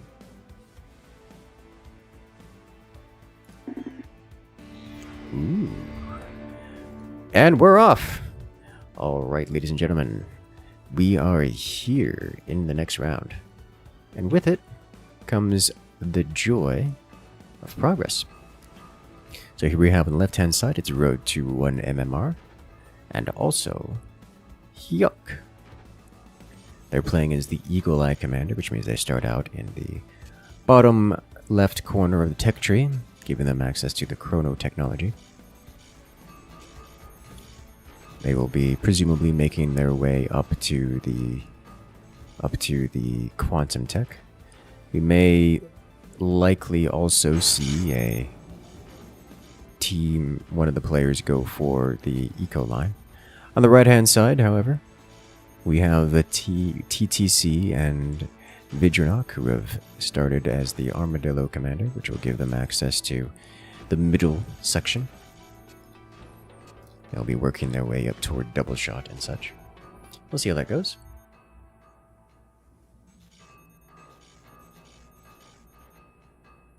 They have options. Rather, Team 2 doesn't have a whole lot of options. Team 1 does actually have technically a start option. They can choose either this or this. Either Chronotech for the better energy production, as well as the Chrono Shot for the sniper, or Precision Operations, which is the Orbital Sniper Strike. And also Energy Shield and some defensive goods. Very good.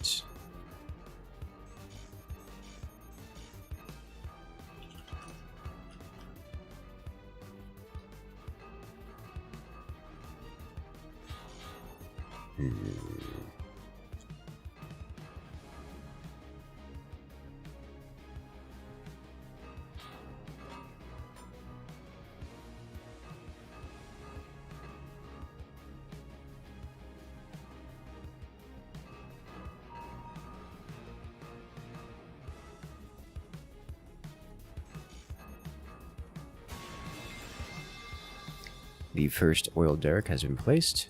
Looks like up here. I have no idea who that belongs to. That's one thing that I do have questions about. How do you determine whose oil derricks are whose? You have two things that occurred. One, this orbital strike caused some actually real damage over to Team 2. The laser came out nice and quick and early, causing surprisingly no damage, but impressively so.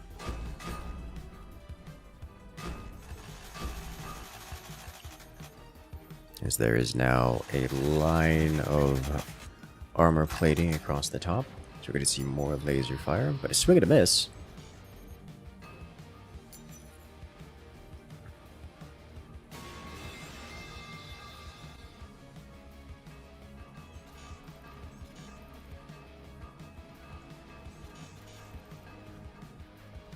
Excellent, yes.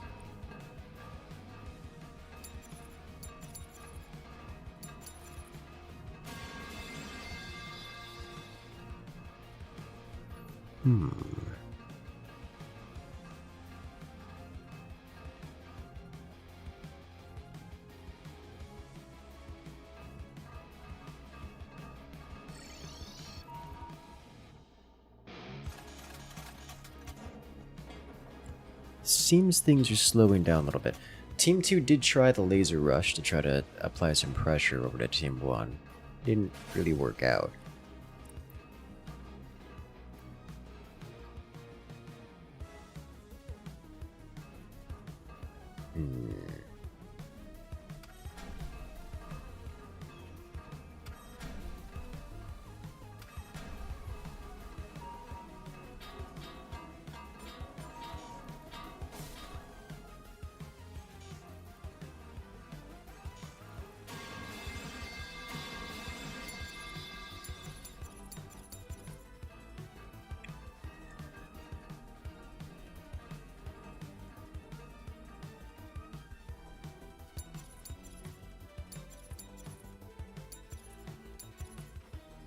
At this point, I'm looking for interesting things that are going to be revealing to the different tactics. Team 1 just kind of taking it real slow, which isn't terribly surprising. I mean, I guess it can be.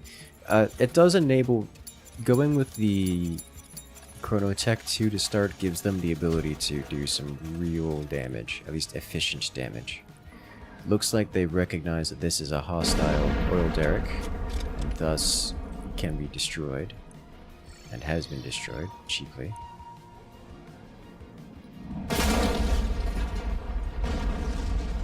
On the other side of the world, it looks like we are seeing some aggressive potential here. There were 3 shotguns. The shotguns have been...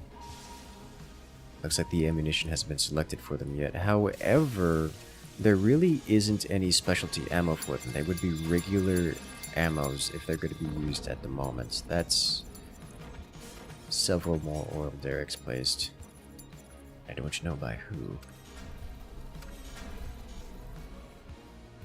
Alright, that has been up-tiered to double shot, so now those are shotguns with double the projectiles.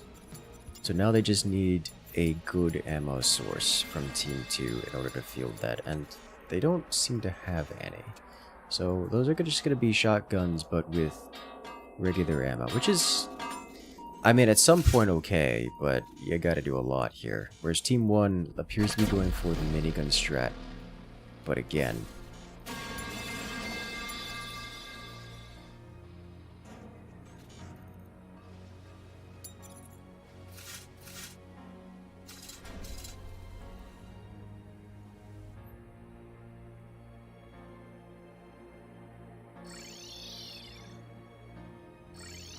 here we see that bomb being placed again. And then slammed out for extra damage.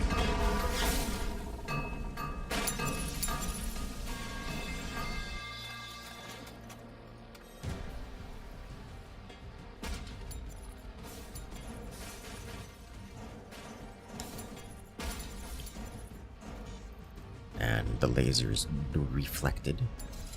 Reflected and actually took out one of the oil derricks, damaged another one. So that's funny. Something that happens. You can target the oil derricks and take them out. Whoa! Big shotgun. Big shotgun blast. Yeah, using, I believe, kinetic arsenal stuff. With double the amount of projectiles. That's a lot of damage. Team 1 holds off the back of simply being thick.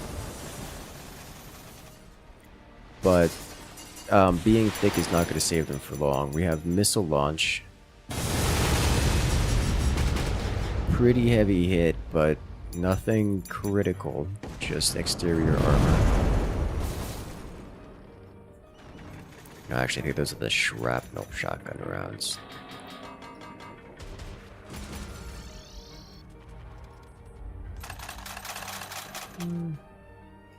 I actually think technically it's not worth hitting the metal plating there if you're not hitting actual real armor. It is not worth it.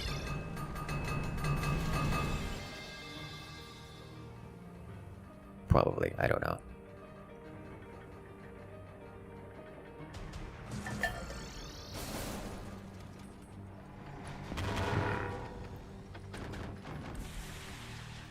This, however, is real armor, and thus incredibly effective to hit with the chrono rounds. That just destroys any individual thing that it strikes.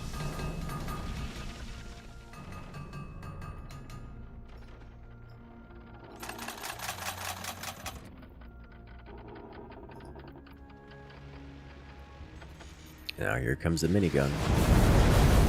Now this looks like a regular bit of rounds. No extra special effects on them. I believe this is pretty much strictly to afflict anti-air suppression, so now the rockets can get through, which are not being fired right now. We do hear the construction of quantum materials, quantum armor. This will defend them against quantum projectiles, as well as being generally incredibly stupidly powerful. At least against things that aren't lasers.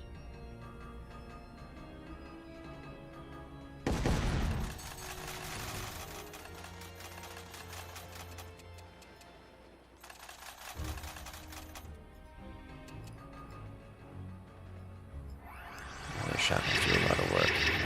Yeah, this quantum armor, if it's permitted to get up online, will do wonders against those shotguns.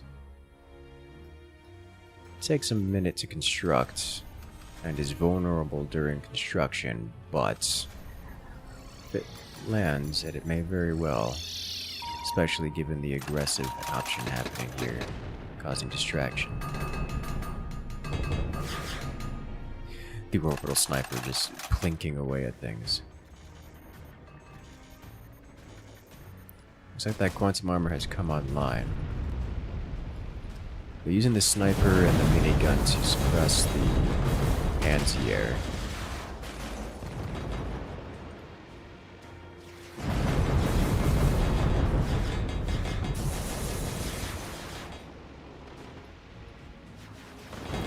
The armor is doing great work, and as you notice, there's the kinetic reflective material here. This is preventing all those miniguns from doing anything. You know, the quantum armor did its job and prevented any and all of those rounds from going through, but it lost its support and fell apart because, well, all the shrapnel just came down and destroyed the supporting struts behind it, which is unfortunate and probably should have been considered, but that is so many rockets.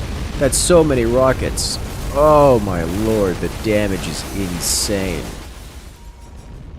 Man's firing 4 rockets at a time.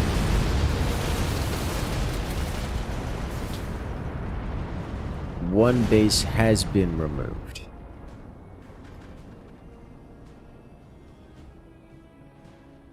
Well, that's just madness.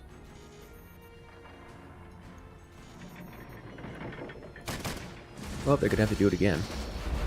As the chrono rounds are just picking apart the front of the fort here. Here comes the next volley of minigun. With all that shrapnel ensuring that none of those rounds will be making it back. There's nothing exposed. Which means the rockets can fly freely, which I think is probably not ready to fire yet because they're quite expensive and they're time consuming to produce. Remember that each and every shot has to be manually constructed, and it takes time.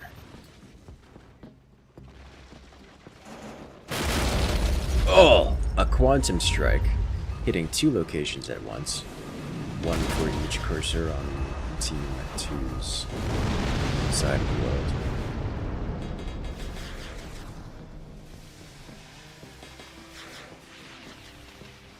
Here comes the next volley of rockets. Big hits.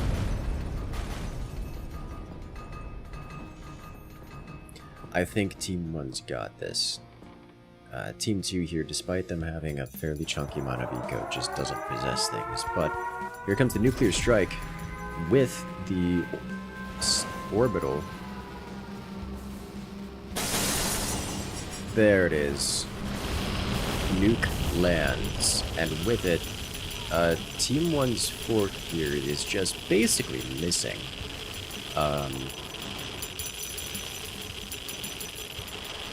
There is no repair bay present to remove the radiation, which means it's gonna be, just melting the fort here.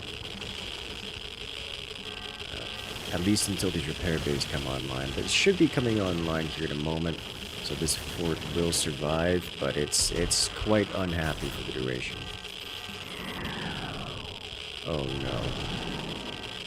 They don't have enough energy capacity to run with the repair bays, but it looks like they're still getting moments of lucidity, of life between the enemies, so they'll clear it out eventually, but man, Team 1 here did not handle the nuke strike very well. Alright, the radiation has been cleared out, but good lord, is it rough.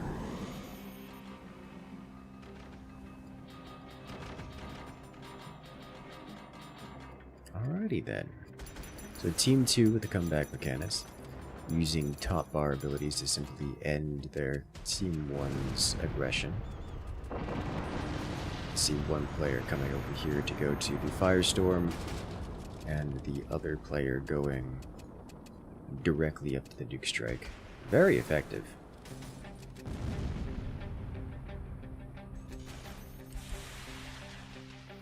But here comes the next volley of missiles. There's nothing to stop them. Good lord. Oh, it's just all bad. This flak doesn't have ammo. It needs to be online right now. The next volley of rockets would be devastating.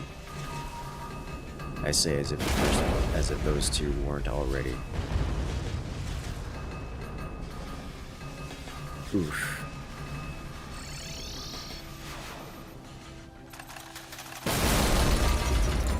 Oh, but the quantum strike is just so very effective. It strikes when they least expect it.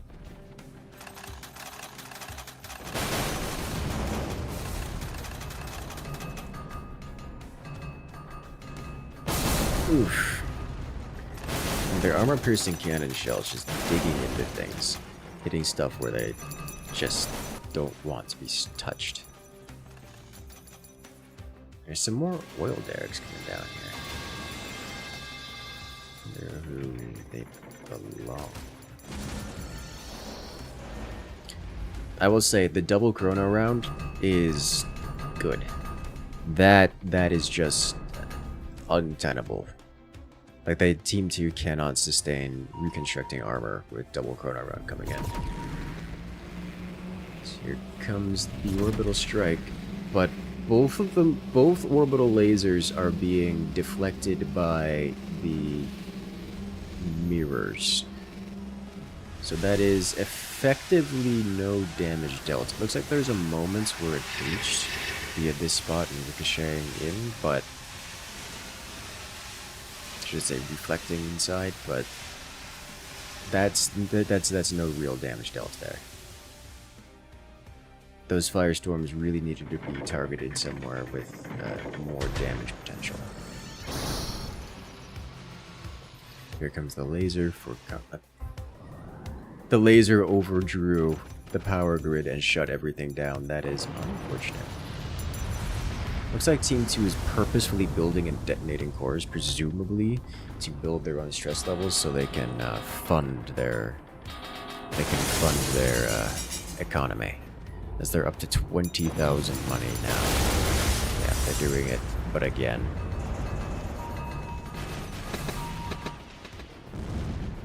That flak, it tried so hard. It's just not enough. So here comes another volley of rockets. Rockets are not actually aimed particularly well, but with the amount of damage per rocket coming out, that's just unsustainable. And now that there's the quantum strike coming in, the quantum rounds coming in, does the nuke land? It does. Huge damage! Immediate obliteration and destruction of the entirety of Team 1's rearmost fort. Well, that's not good for Team 1. And all the glass has been shattered. Team 1 is panicking to get that glass back online. So the orbital missiles, or should I say the orbital lasers, don't come in to finish them off too. But oh boy. Thunderstorm. Is this the thing? It could be. It's certainly potentially game ready. Yeah, there's one core. Team 2 sitting on 3 cores now. Well, 2 cores now. Another nuclear missile launched.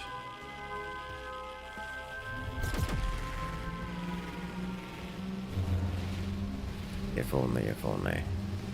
Realistically, I think they wanted to land the nuke somewhere where, like, just guarantee that it lands. Like, even, like, all the way over here. Just so it shatters all the glass. And then you orbital strike using the orbital laser beam. It's like, otherwise, they're going to defend the nuke, like, consistently. Case and point.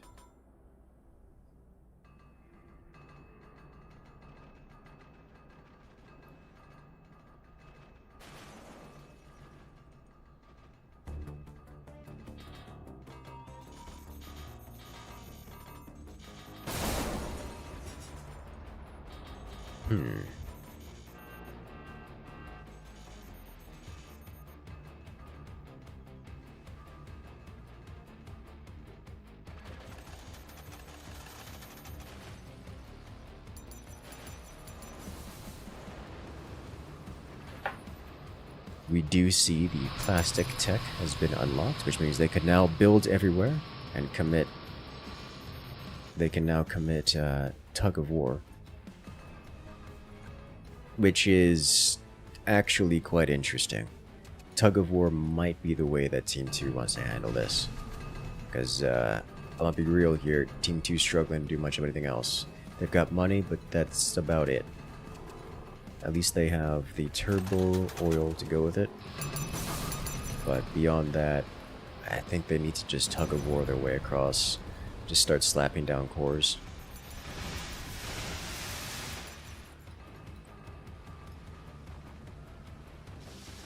There you go. Yeah, just start slapping down cores in places and just infesting the world. If they can get across the center line and start like cannon dropping on Team 1, I think they'll be in a much stronger position.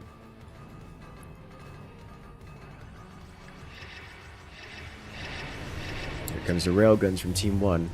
Oh, but it will get shut down by the energy shield. A second railgun comes out, but will it too get shut down by an energy shield? The answer is yes. Completely unsurprising. Comes another railgun. Massive damage. Just cleaving the top off of Team 2's fort. Another quantum strike. Just destroying all the internal section here. Just a lot of damage. You'll love to see it.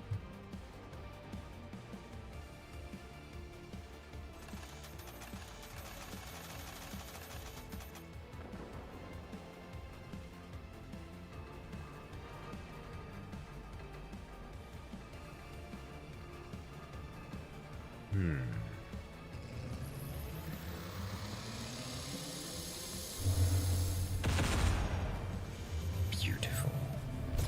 There's the firestorm coming in. Is that actually gonna break the... Another huge hit. Alright, come on. Nope, but the nuke is deflected again. And when it's deflected by the shield, it doesn't detonate, which means it doesn't get to shatter all the glass. If it doesn't shatter all the glass, all these space lasers fail to penetrate. Fail to do their damage. It's unfortunate.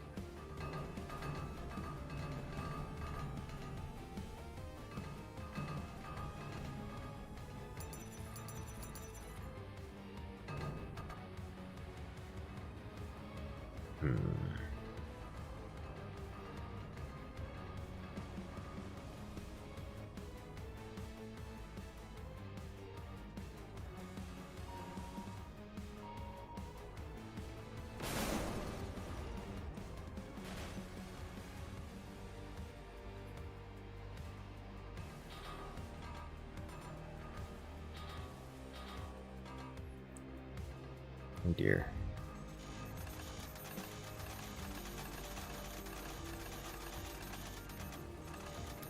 Now, I am curious about Team 2's strat. I think they are just going to be relying on orbital calldowns.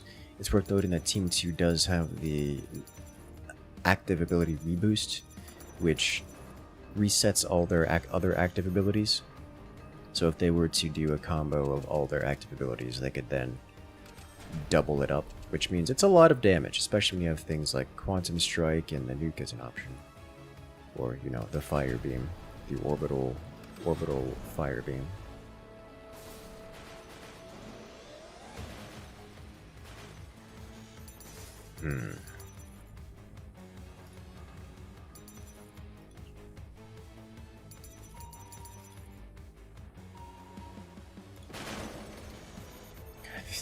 Just seeing the little drops from above. Not much damage by comparison to everything else, but I mean, if it works, it works.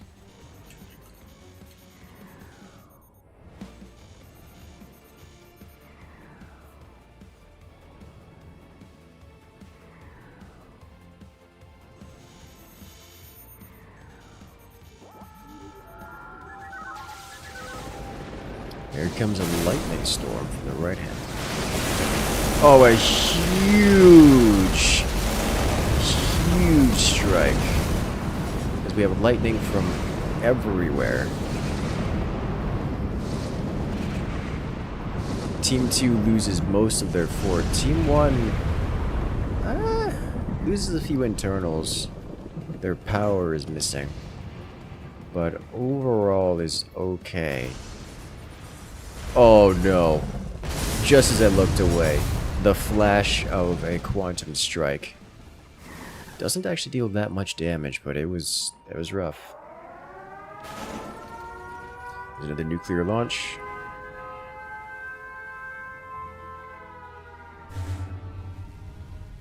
And that's the sound of it being defeated by an energy shield in the atmosphere.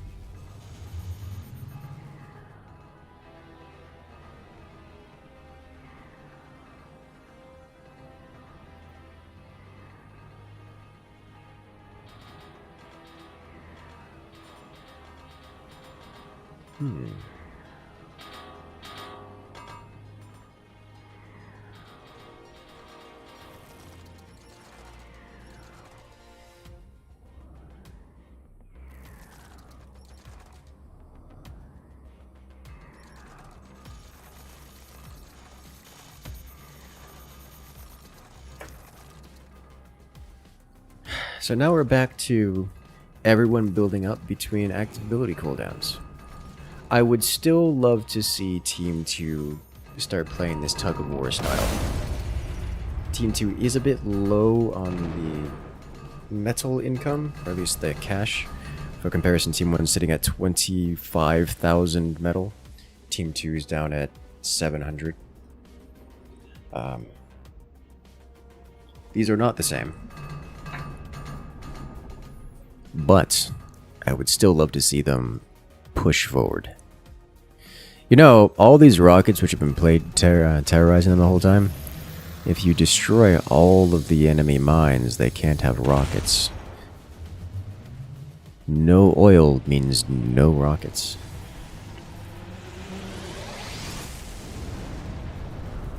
Oh, neat.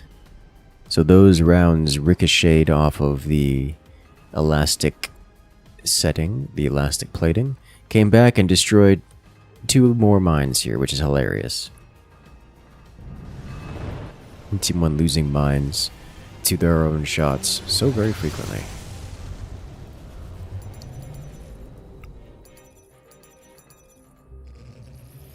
That's one thing that Team 2's got a lot of oil. Like a lot of oil. Well, huge.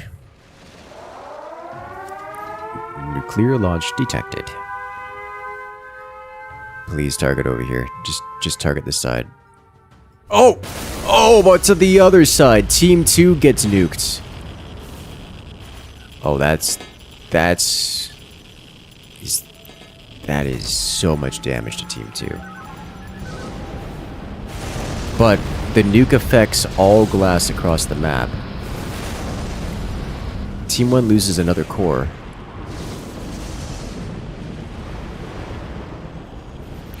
And most of the rest of their forts along the way. Whereas Team 2 just kind of tanks the nuke. Honestly, they were so chunky. And their structure was so reinforced that they just kind of tanked it. I mean, it was painful for them, but they survived it. Team 1 now possessing all of the big button call-downs, just as Team 2 does.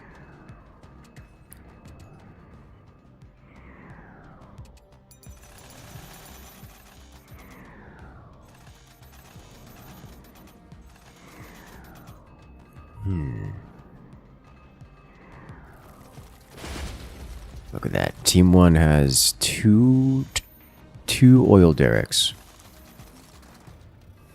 And that's it.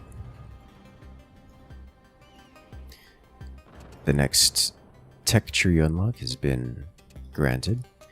It's worth noting that Team 1 does also have the plastic, so they can go exploring across the map if they so desire. Seems the desire right now is to fill their fort with quantum armor. A little surprised we aren't seeing quantum sniping happening. Quantum sniping for either team involved would be amazing.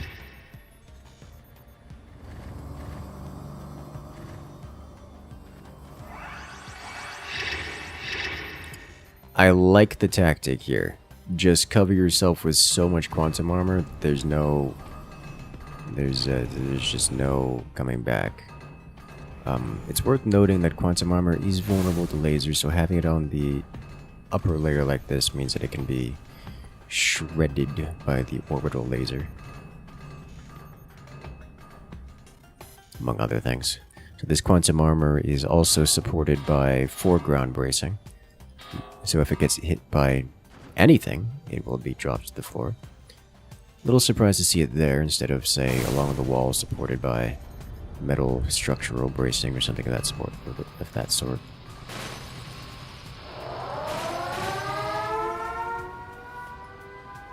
A quantum strike hits the laser system.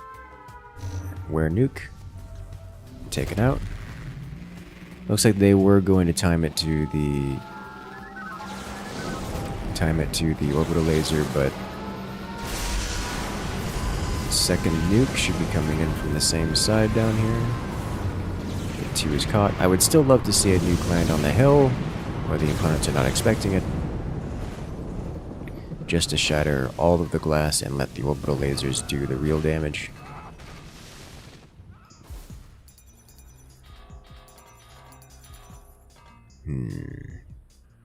We are seeing a shotgun here from Team 2. We might see some super shotgun options.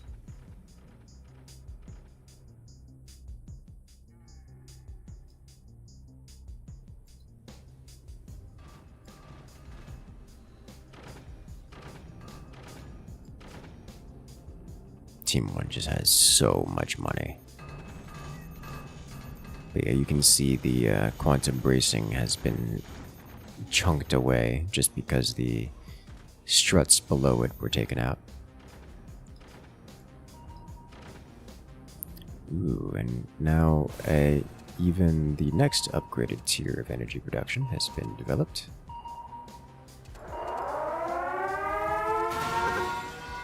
Here comes another nuke. Thunderstorm. Ooh, and the nuke has been caught by Team 2. No damage. Thunderstorm actually doesn't seem to be doing much here. There's just not many targets that it can hit.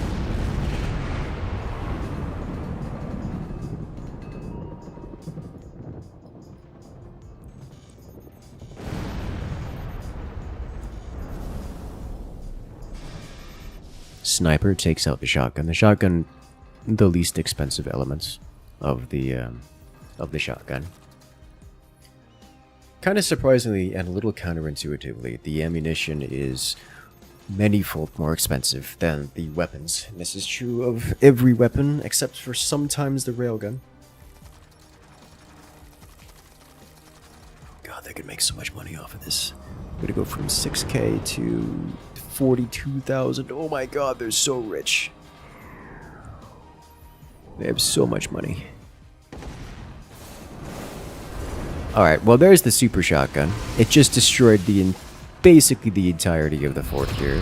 And this orbital laser will finish off the core.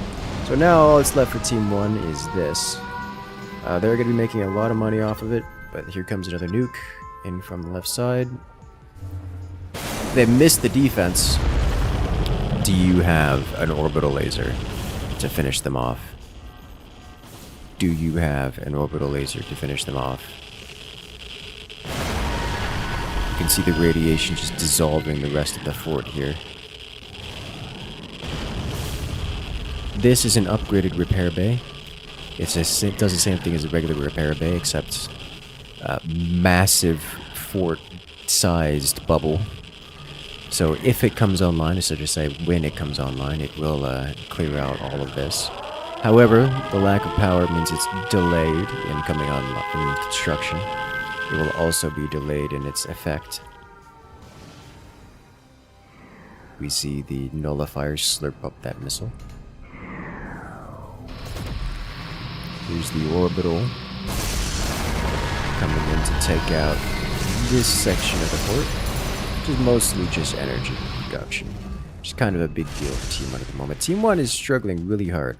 Honestly, that single super round from Team 2 is what did it. Is that it opened up Team 1 to being absolutely destroyed.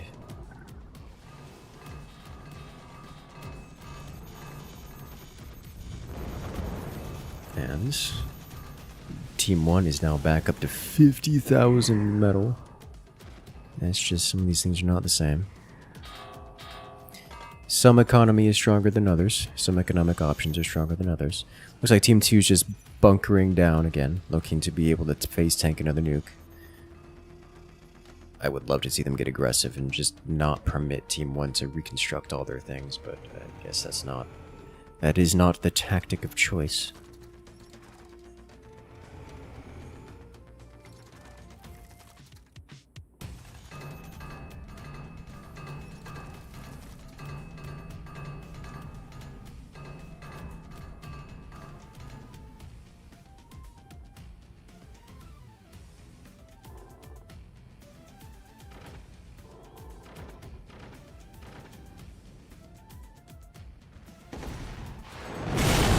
Oh!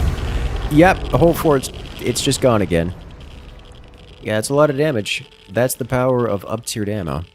Note that there is radiation here. He is using some manner of radiation rounds, so the fort will gradually dissolve over time. That should actually... Is that not in range of this thing? I guess not.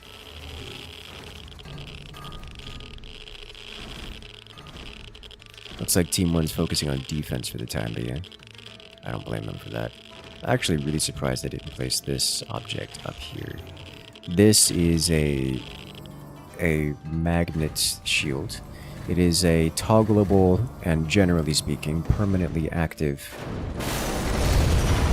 force field that simply deflects any and all projectiles, with few exceptions. Oh, the quantum strike removes much of the armor, and the core gets taken out with it. Top bar abilities for the win. Team 2 wins it, and that brings this score 1-1 in this best of 3.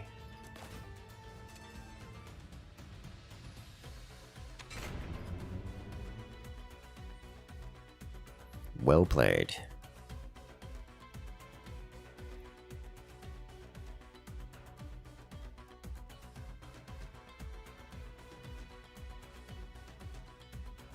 Very well played.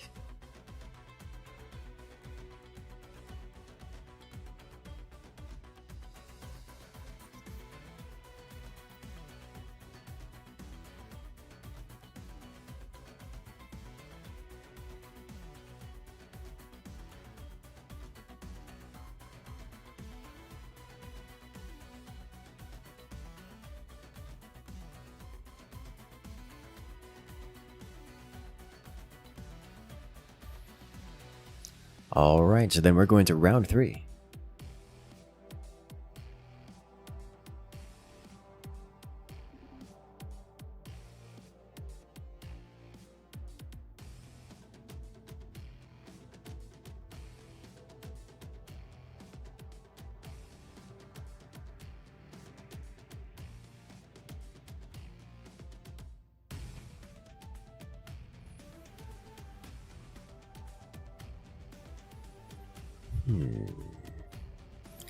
Alright, let's see what the next one goes.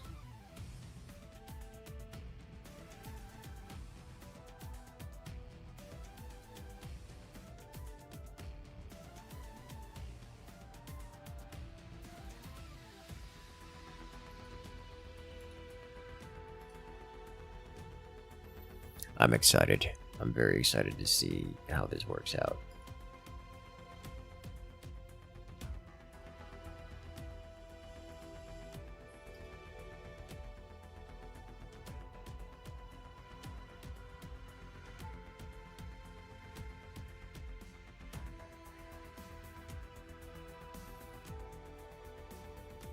The players are picking the map, for the final round.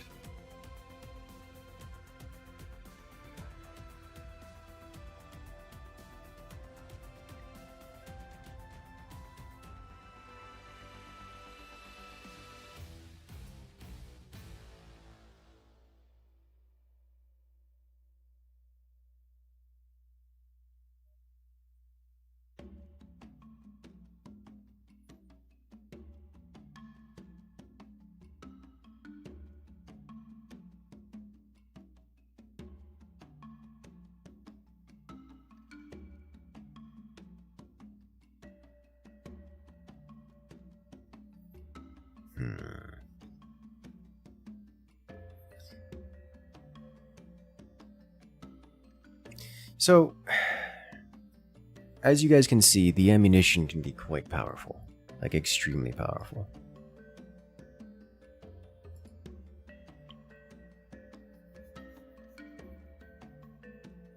The top bar abilities have been game winning.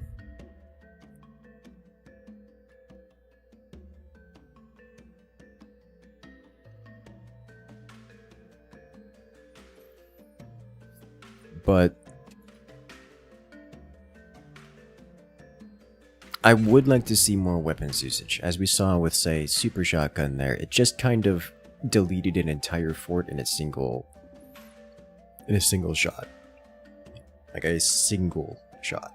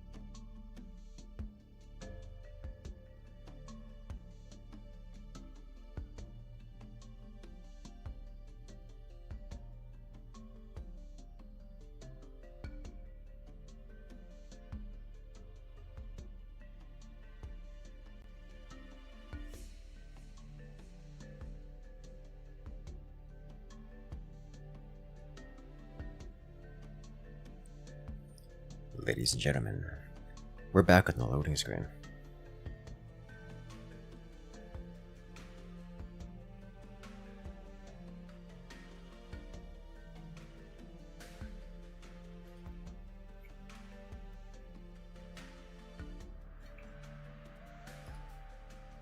And off we go again.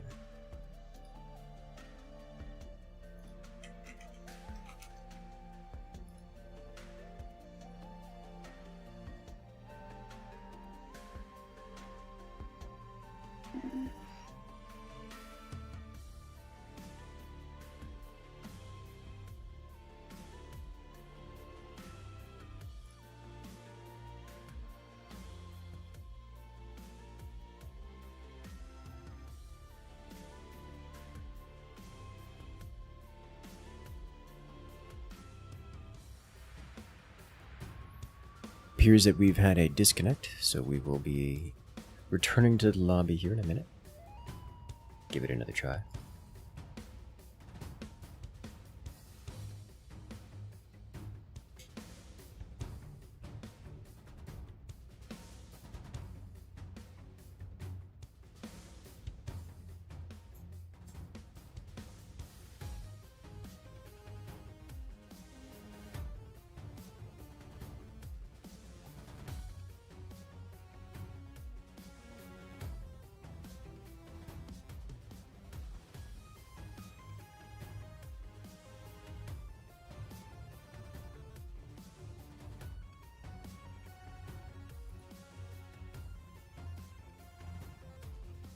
Yay, connectivity. The internet is a wonderful thing.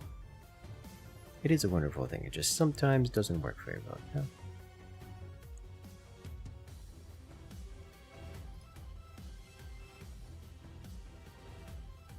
At least not consistently.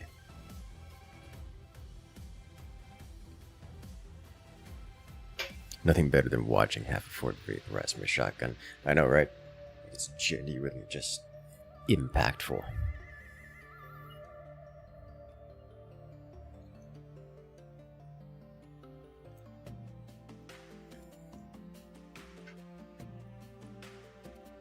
Ah, yes. Delicious, delicious mango juice. Feeling juicy today.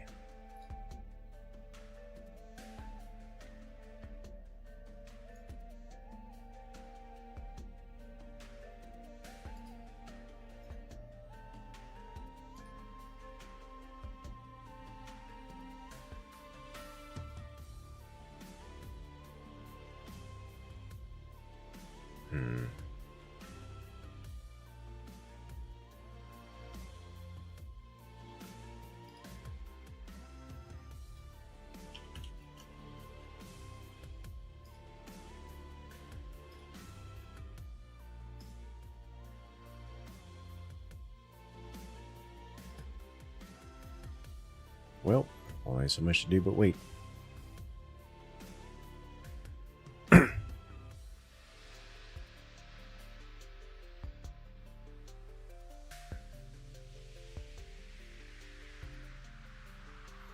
Don't worry.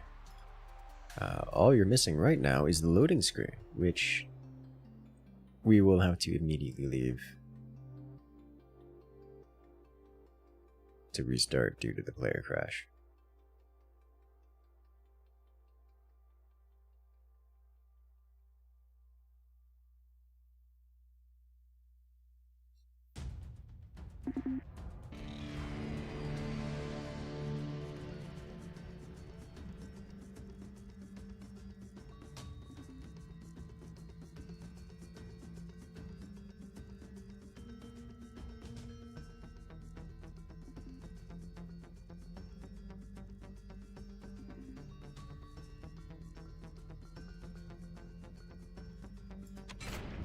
Alright.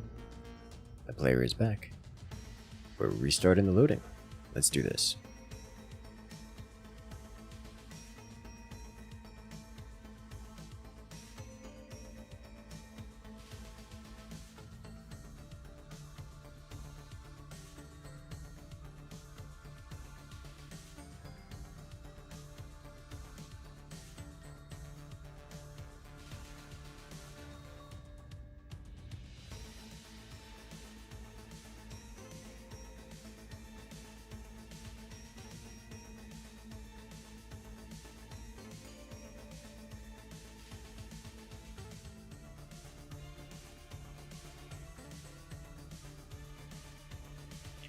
Routing him through Comcast.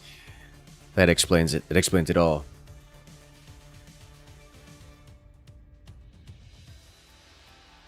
That would probably do it.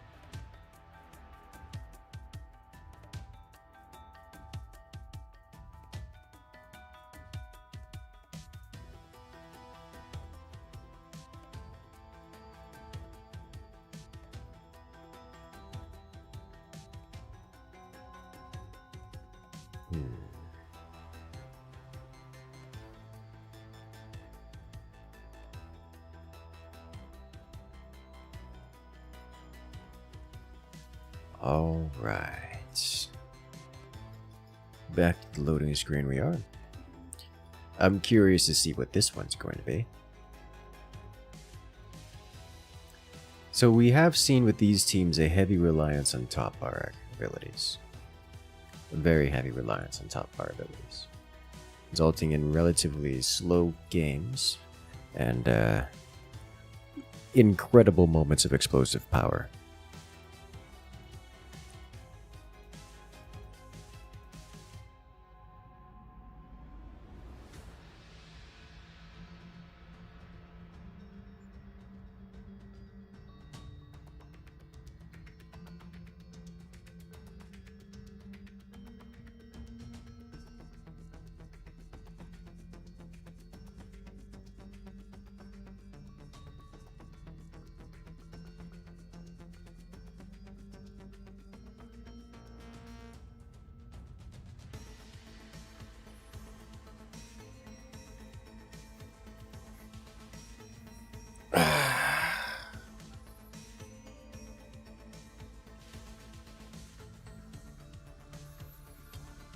Alrighty then.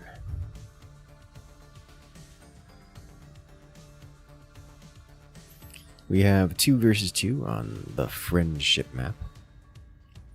I haven't seen this one before, so I'm not exactly sure what we're getting into. Thank you for the lurk. Sassas. So there's a... So what is it? Have you guys heard of... What is it called?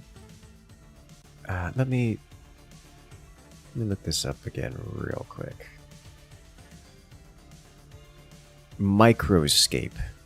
It's like a take on RuneScape, but a idle-like game that you guys in chat get to play during live stream, and I can do mild interactions with it as the content creator to, you know, show off things and such that you guys create or do achievements along the way. Have you guys heard of it? I am curious about it. I want to see from this mod a lightning cloud launcher, a smoke launcher that you fire over the enemy's base and it rains lightning down the enemy. That is an interesting idea. I have no idea how to feel about it. It would be different, that's for sure.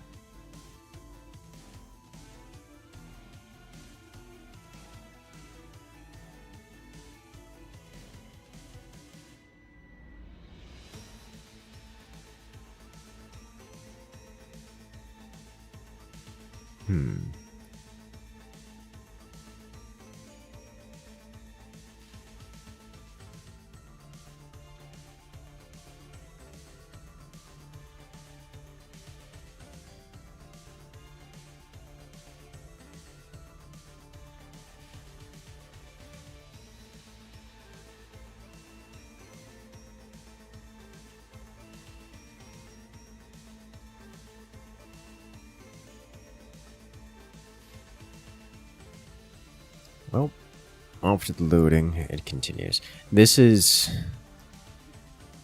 one of the largest complaints about fronts. It just takes forever to load, but now we're here. In the round. It is time to go. Alright, so, now this is interesting. Oh, we have it paused. Something has occurred. Ah. Player is disconnected. So we're going to have to load them all over again. And we're back into the lobby. Internet connectivity issues. But again. Alright. Back to the loading we go. So how you guys doing, chat? Would love to banter a bit more consistently, but well, such a long delay means less up-to-date interaction.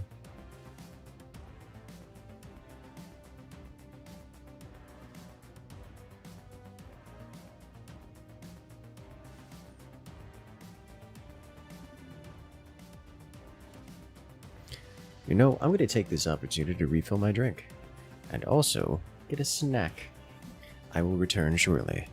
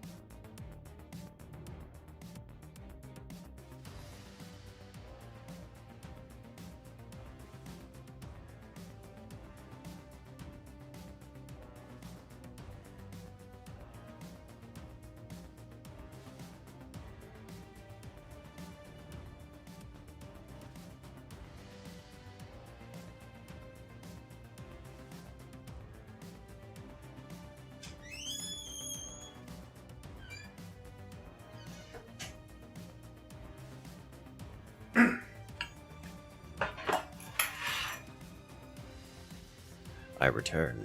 And it sounds like, oh dear. The host itself has issues now.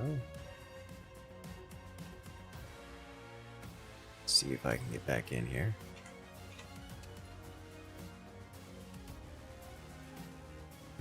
You're attempted to redeem a reading for the downtime. Honestly, just do it. Goose or swan? I don't know.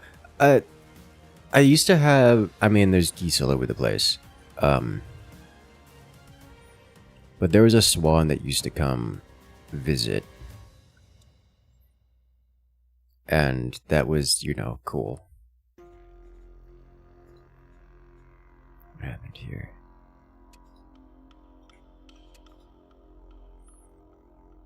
Swan is a giant creature.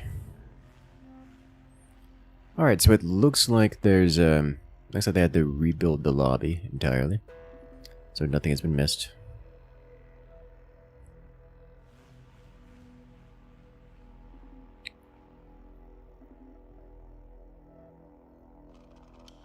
Technical difficulties.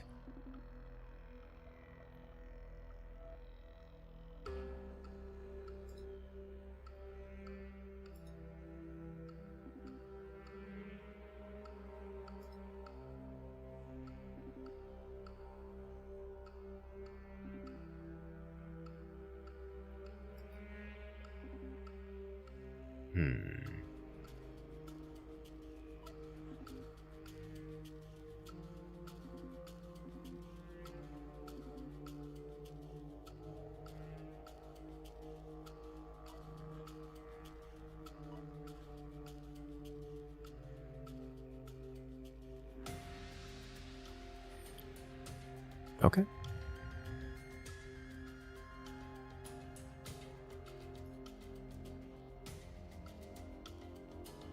It looks like due to technical difficulties, I think we're setting this as a draw. It'll simply be 1 point for each team, and we're moving to the next round, I believe.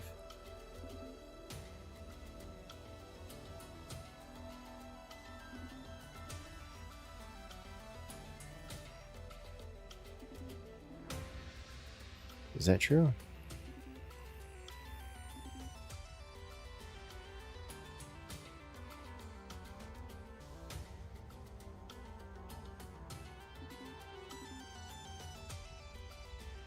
I no longer think that's true.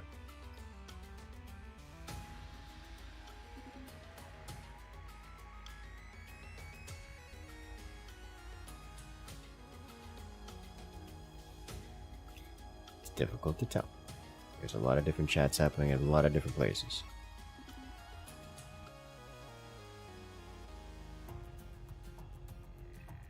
And half of it's in Russian. Didn't understand. A technical draw was defended. Okay, yeah, so it is confirmed that there's going with the draw. Alright, so they're just calling it even, and we're going to the next round.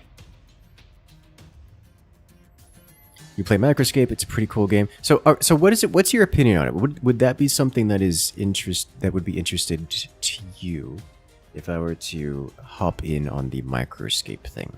Because that would be a lovely little type of game to add into moments like this where I'm simply waiting for things to occur.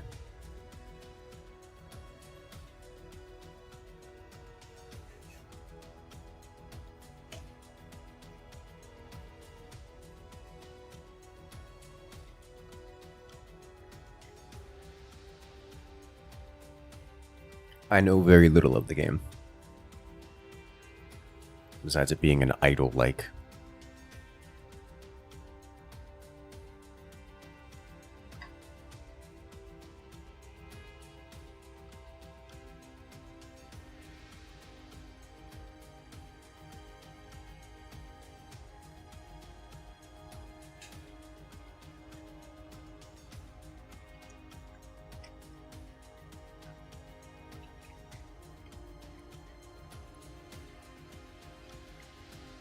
Alright then. Give us a minute while we set up the next round.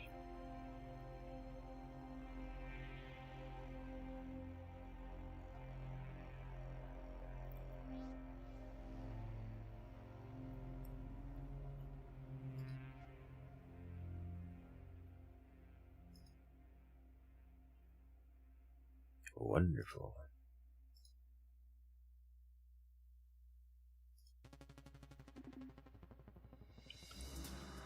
Alright. Looks like we're ready to jump into it. So we'll be jumping to the loading screen here in a moment.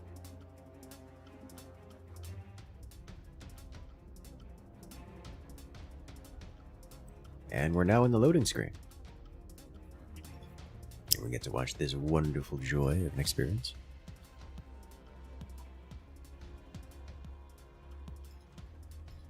I'm still very tempted to bring up Sandistry. I'm not going to because I've had issues where Sandistry just kind of consumes the entirety of my processor because too much sand.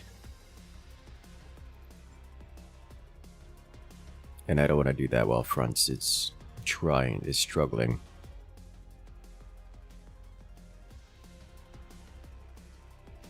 But I do want Sandistry.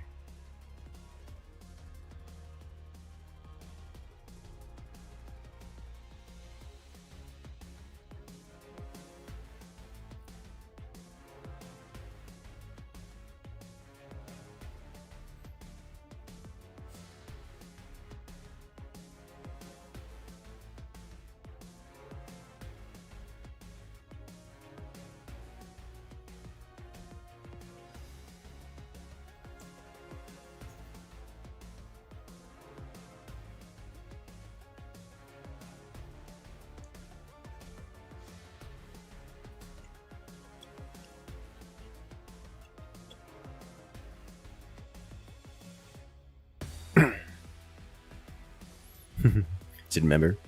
Alright. We will be reading a poem between loading. We'll do it not right this second because the loading screen is mostly complete. And we're into the round. Ladies and gentlemen, welcome to this next round here.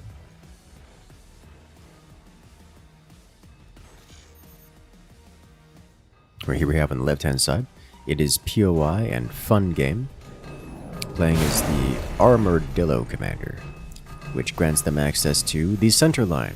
This is the commander that gets the ability cooldown, the active ability refresh, so if they're going for active ability spam, then that's the commander to do it. Whereas on the right hand side, it is Hyuk and Road to 1 MMR, who started out as the Buster Commander, which gives them the Probe Drop ability. We've seen this ability a fair few times. Simply drops an explosive from the sky. It does damage. It's very effective at just a little bit of harassment every now and again.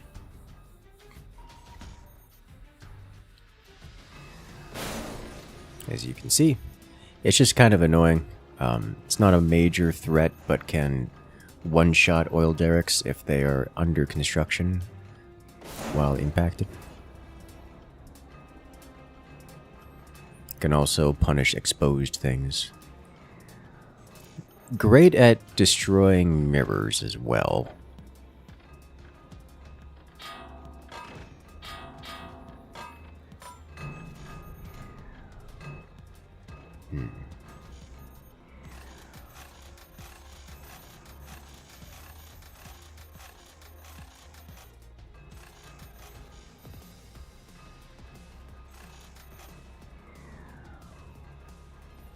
Okay.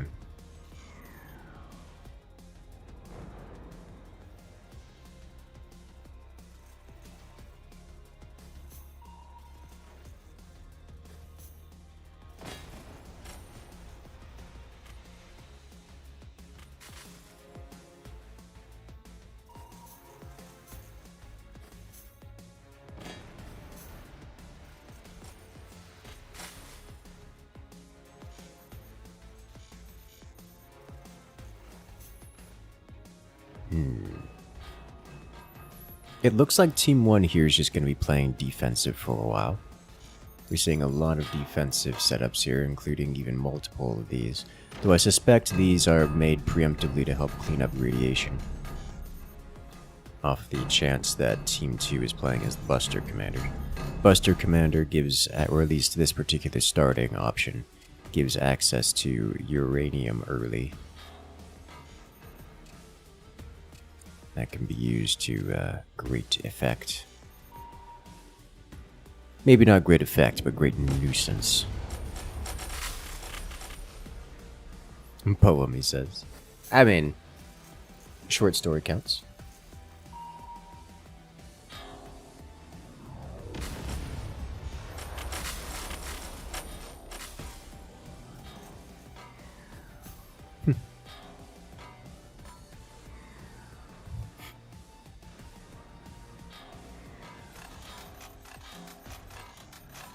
Oh dear. Are these satellites trash bomb? Are these satellite trash bomb? Yes. Yes. Here come the cannons with shrapnel rounds. Alright, so the next round, the next layer has been upgraded. We see for Team 2, both have gone with the upgraded drills for upgraded mines. We don't see early uranium chosen. It's actually the same thing for Team 1 as well, so everyone's got upgraded mines and alternate eco going. Whereas Team 2 is starting to slam with cannons.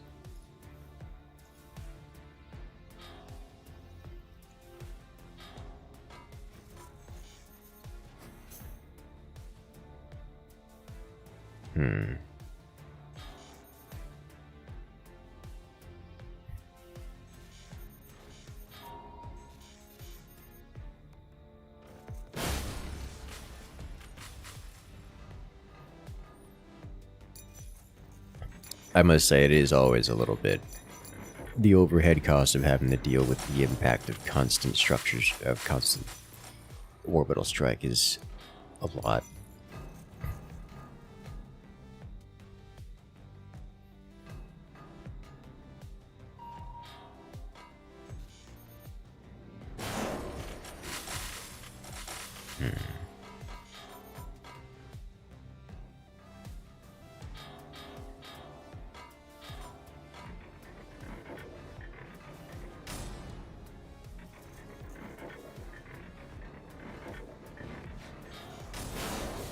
Oh dear.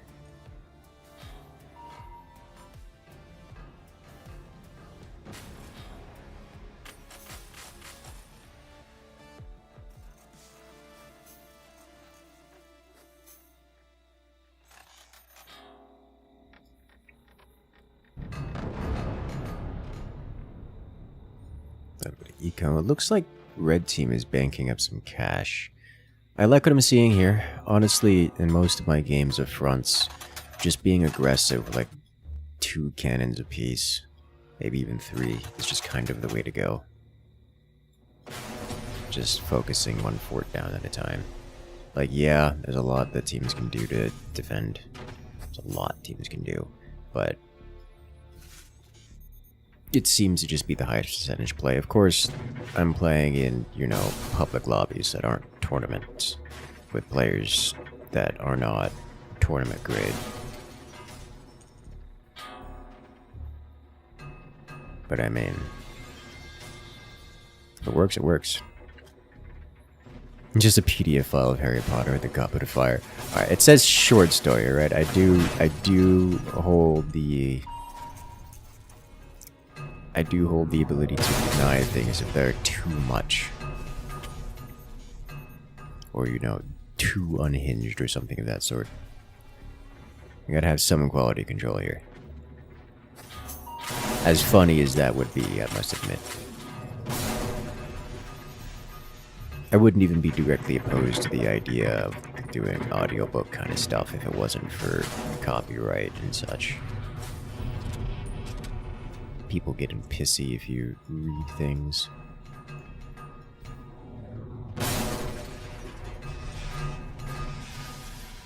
Looks like Team 1 developed an oil derrick and was immediately punished by Team 2 here, who destroyed it.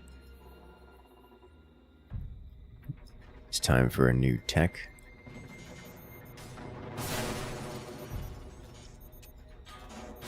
Looks like Team 1 has gone for a mix. One player has gone for double shot for double the firepower. Presumably for these shotguns.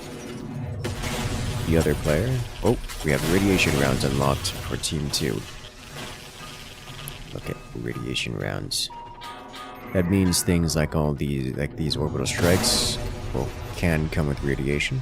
And these cannon rounds too will come with radiation. Which player is it specifically? It's this player, Yuck, up here, who has gotten radiation rounds.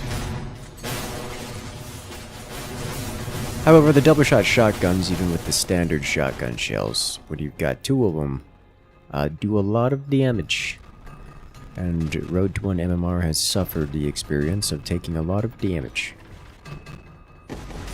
And shotgun blasts, electing to blast Hyuk rather than finish off Road to 1 MMR.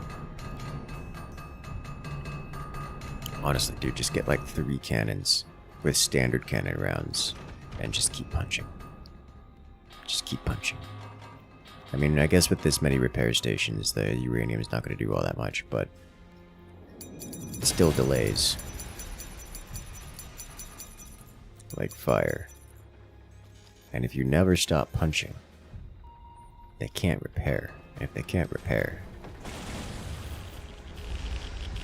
then good things happen.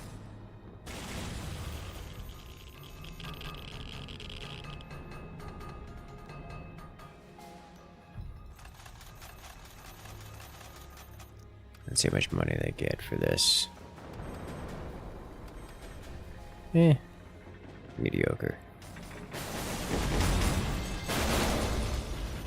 Oh, there is now an oil derrick hidden behind POI's base. This one belongs to Fun Game, I think. Yeah, that belongs to Fun Game. POI's teammate. Interesting.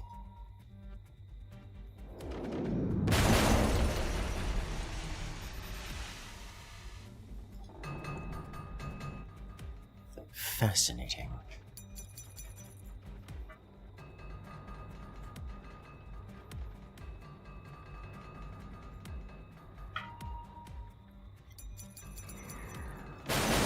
I was wrong. It belongs to POI. Why did the numbers mean nothing? Okay.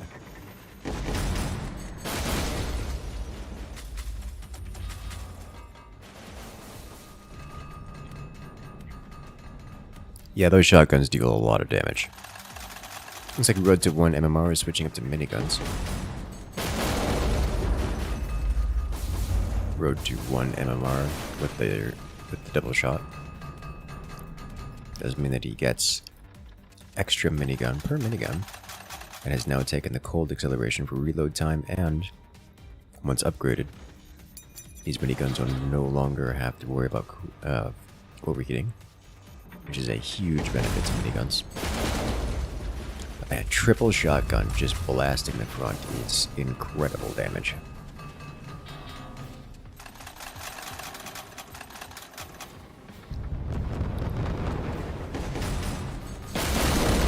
Incredible damage. The shotguns that you think are your favorite front weapon, understandable.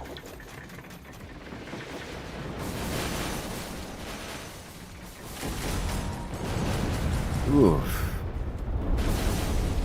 Door snipe. As the miniguns go down, to the shotgun just door sniping it all the way. Oh, that's so much armor lost. Road to 1 MMR is just at the cusp of defeat here. Has no armor left. Please tell me. Yeah, well, okay, he doesn't get finished off. Instead, returning shots to Hyuk, who is not managing to get damage output done in any real sense.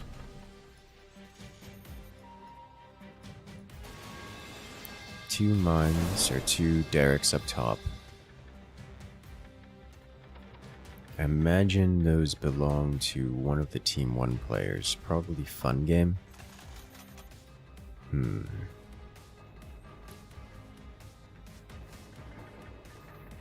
comes another cannon round. Should make a video to explain fronts. I have! You can check it out on the channel right now.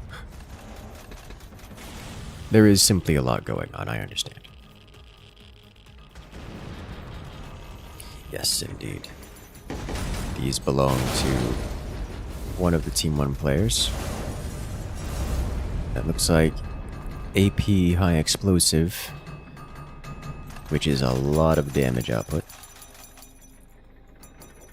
Imagine if you got AP high explosive on the uranium rounds here, that would just be effective.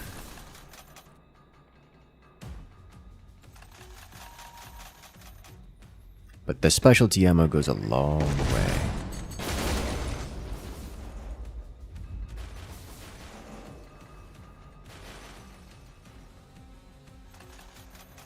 As you can tell, each shot is impactful, determined less by the weapon type than the ammo in which it fires.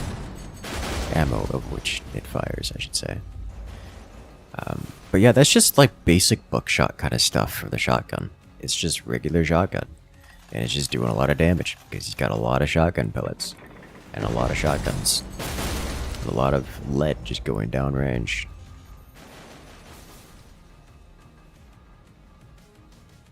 Kind of the idea of the standard cannon, basically. You just keep slapping with cost-efficient damage output. It works. It works real well. Yuck is just kind of falling apart here. This is the strategy, at least in concept, that I was expecting Team 2 to use. Just get things like constantly slapping with the cannons and rely on the uranium to keep the damage output trickling in.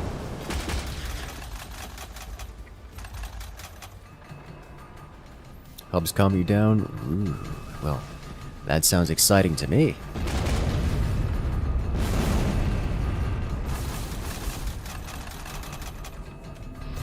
And here comes the firestorm. This should finish off here.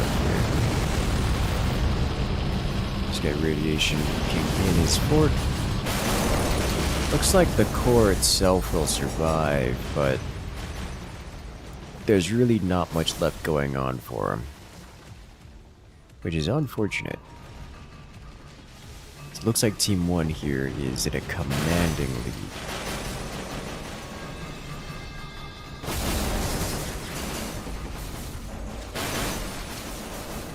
Oof. Those pinkish rounds are kinetic rounds. They don't deal much damage per shot, but they have a lot of impulse. So notice them knocking the fort around, and we have braces that are being destroyed not from direct damage, but just because they're being ripped off of their connections. It's very effective, especially with dealing with larger forts or upper tier armors like quantum armor. You can't have armor if it's not connected to your fort anymore. Why do you sound like you've been infected with radiation? Whatever it is, it's been cleaned up. As both players for Team 2 here are struggling. They also don't have any cooldowns, no top bar abilities, so we're not expecting to see any real comeback here from them. As the shotguns clear up Yuck, leaving road to 1 MMR as the final remaining fort.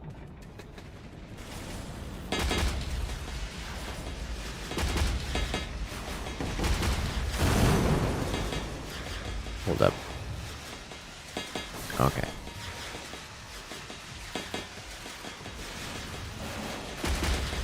There's only one top bar ability available right now, and it belongs to one of the players for Team 1. And it's this one right here. Which is being used to scour the front of the fort.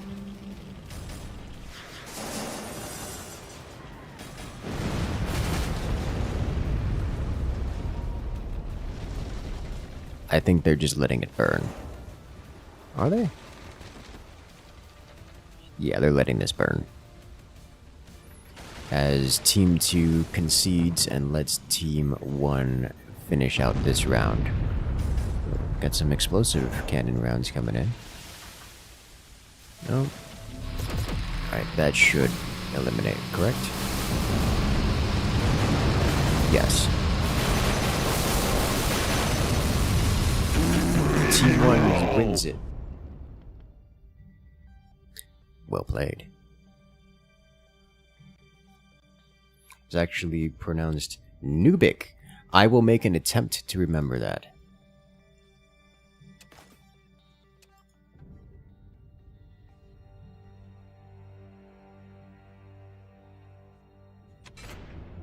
Give us a moment while we set up for the next round. In the meantime, we've got a story to read. Now, this one seems to be some manner of horror-based story. It is a short story, so for those who are squeamish, maybe squeamish is not the right word, but SCP-like. Abnormality story. Mountain of smiling bodies. Risk level Aleph. That comes off as very SCP. Did you get this off the SCP site here, Core? But thank you for redeeming.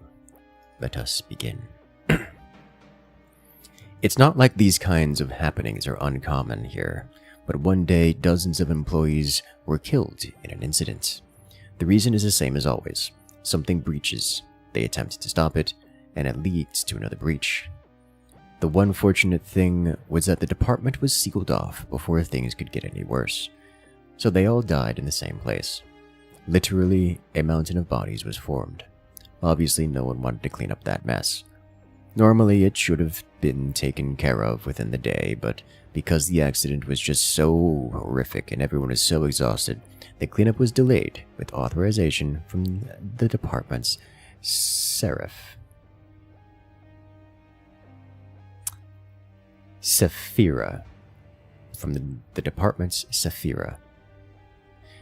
Don't ask me which department it was in. I don't remember all the details.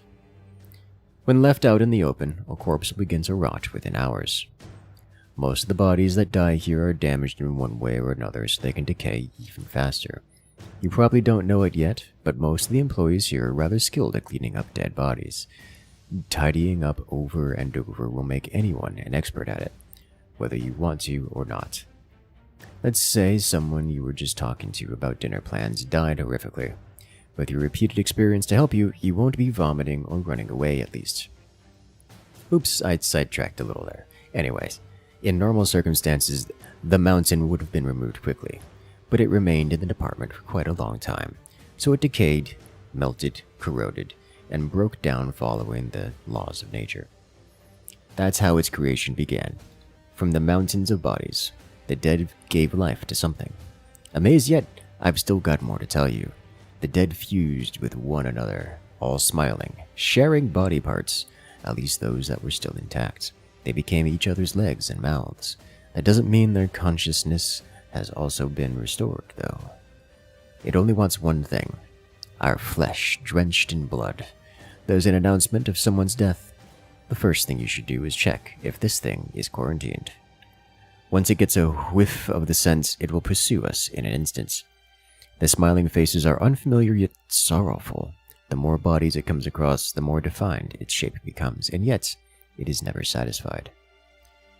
I'm telling you all this because it's almost here. Accidents always happen in this place. Some may spare a bit of their time for a moment of silence, but most will turn away thinking, again? At the very least, one thing that was done right is the department's been sealed off. I'm the only one left anyways. Did you learn anything from my story? What kind of lesson can be learned from a story as horrible as this, you ask? It's similar to most fairy tales. Don't be lazy is the lesson. My voice ceases. Come here and clean up your colleagues in exactly 3 minutes. Pretty soon I won't be able to keep talking. I'm about to swallow a large bomb. Time's running out. Blood is flowing all around here. I'm starting to see the smiling faces now, something you don't see much of around here. Don't be surprised when you hear a loud explosion. Like I said, it's precisely 3 minutes. I'm sure a bomb this size will be able to suppress it. The last body it finds will be mine.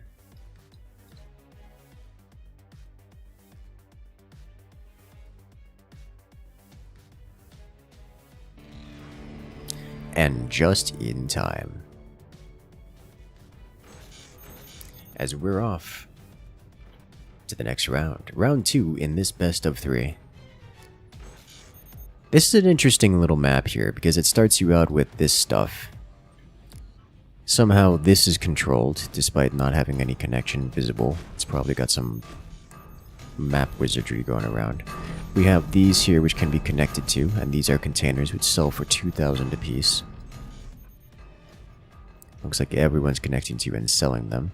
You start with a pair of a cannon and a minigun for each. So that is good to know.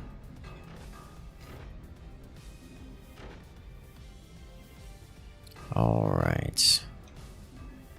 It would be funny to me if you started with the cannon and managed to get a cannon round into the enemy's containers before they were sold off, but I suspect that is not likely possible. Maybe if you sold everything off, immediately placed a laser, that might do it. But everyone's about to get just a massive boost to their income, to the tune of 2,000 money apiece per container, which would be about plus 4k swing. That story was from Lobotomy Corporation. Interesting. Thank you for enlightening me.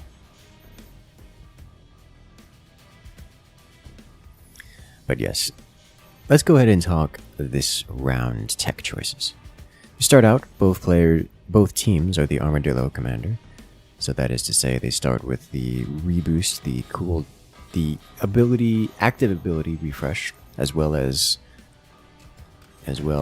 the up-tiered mines. I got some goods to work with. Pretty substantial goods to work with.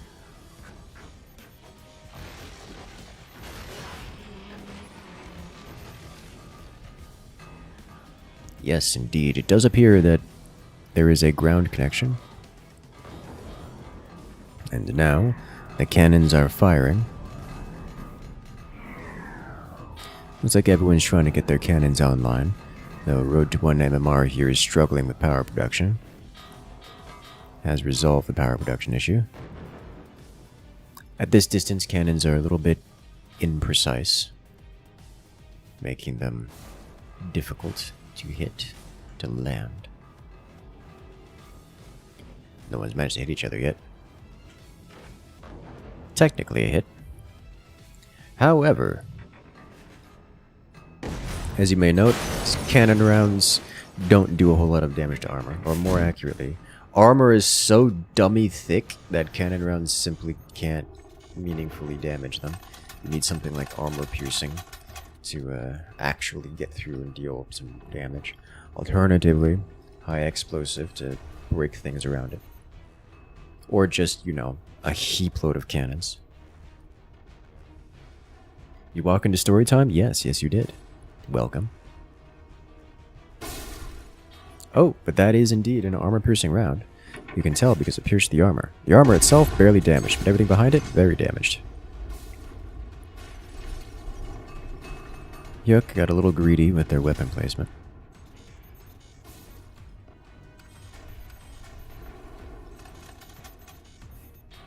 They'll take it.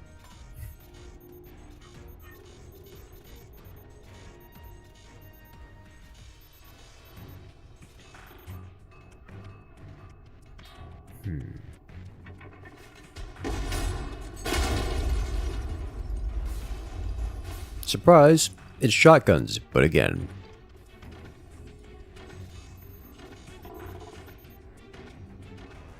Honestly, just the shotguns. It's really strong.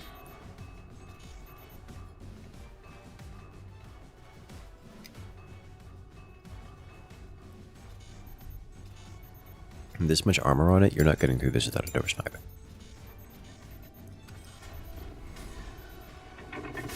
Or bypassing. The AP round almost just does critical damage to POI here. On the other side, the shotgun shredded off the entire front section of Nubik's base.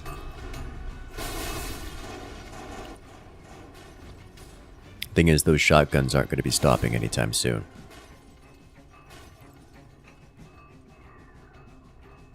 Not anytime soon.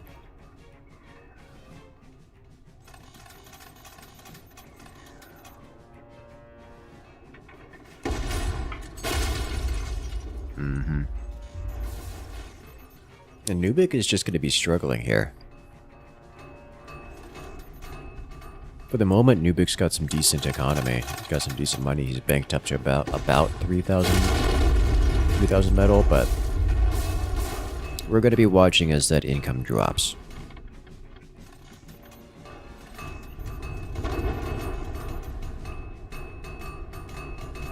The only saving grace is that he's got multiple supply points, where those supply points permit him to recoup his losses. So remember, there is a stress mechanic in this game, or at least in this mod. It is invisible to us as spectator. However, every time a player takes damage, they receive some measure of stress into their stress meter. The stress is consumed by things like supply points and other structures and such to increase their efficiency. With things like these supply points, which generate metal income, that can be quite an extreme factor, because it is an alternative form of economy, and a quite powerful one. And that is a high explosive cannon round that penetrated and just kind of broke everything. You love to see it. You absolutely love to see it.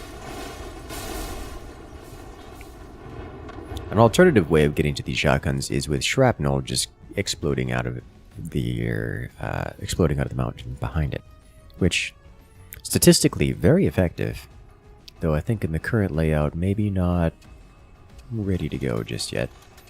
Looks like both players from Team 2 are going with the double shot, so they will have scattered rounds, whereas Team 1, one player is going for the double shot, the other one is going for the extra eco market.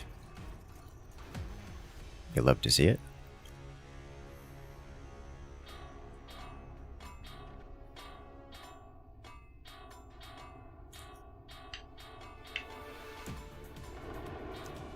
Alright, POI didn't have... Oh wow. POI is suddenly rich. To 8,000 money, that's a lot of money. And just like that, he's got all the eco he needs to just kind of mass expand, and that looks like exactly what he's going to do. My question will be, what flavor of tech is he going? What flavor of weapon is he going for?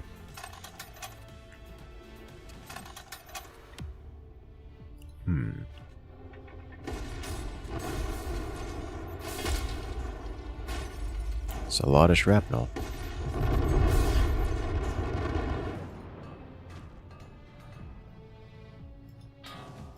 There it is.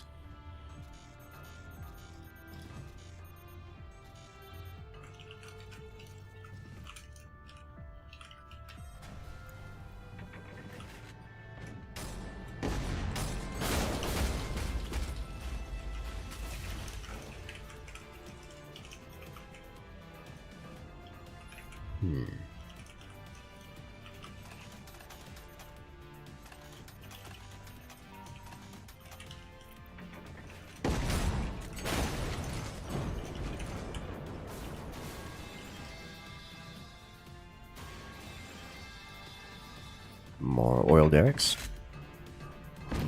Double shot cannons. Looks like standard AP, just digging through.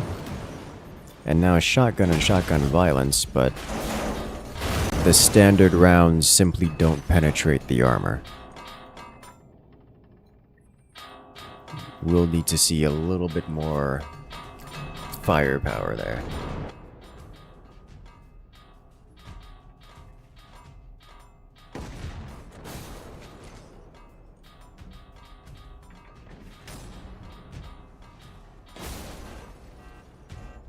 Ooh.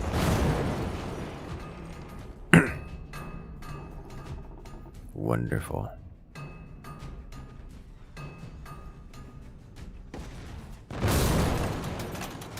Really is trying very hard to get to these shotguns, and I don't blame him. I think the cannons with the armor piercing are the only ones that can actually get through this at the moment.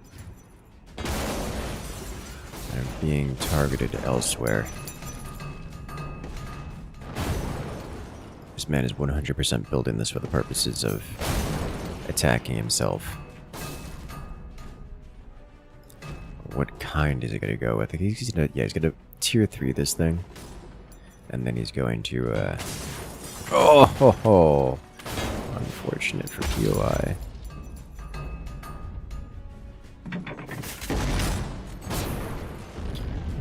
Just more standard shotgun rounds. This... I'm not sure what happened with that hit.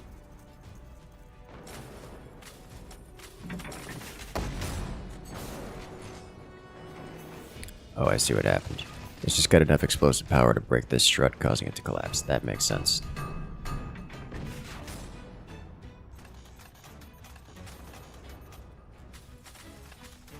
So Team 2 desperately needs to ramp up the firepower here. In my opinion, the next way to go is just a whole heap load of high-X cannon rounds. At least from their current position. You just get a whole lot of firepower on the board.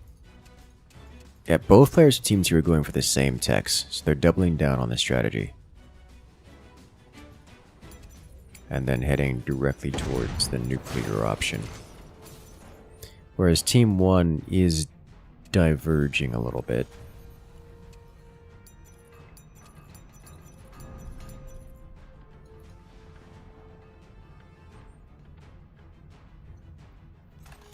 I'll say the Team 2 being the aggressor seems to be working out for them, but I don't see a solution to...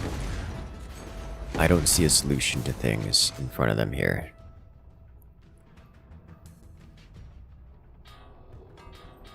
Like they just desperately need more. Like Road to 1 MMR does have oil production, but yeah, he's ramping up his ammo production as well, which I think is the way to go. Switch over to high-X AP. Get AP and also high explosive all at the same time.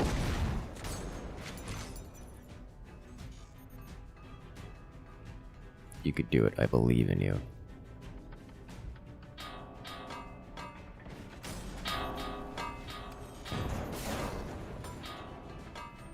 So we're not seeing AP high-X just yet. POI back here is enough money to fund God or something like that. Ooh. But the kinetic rounds.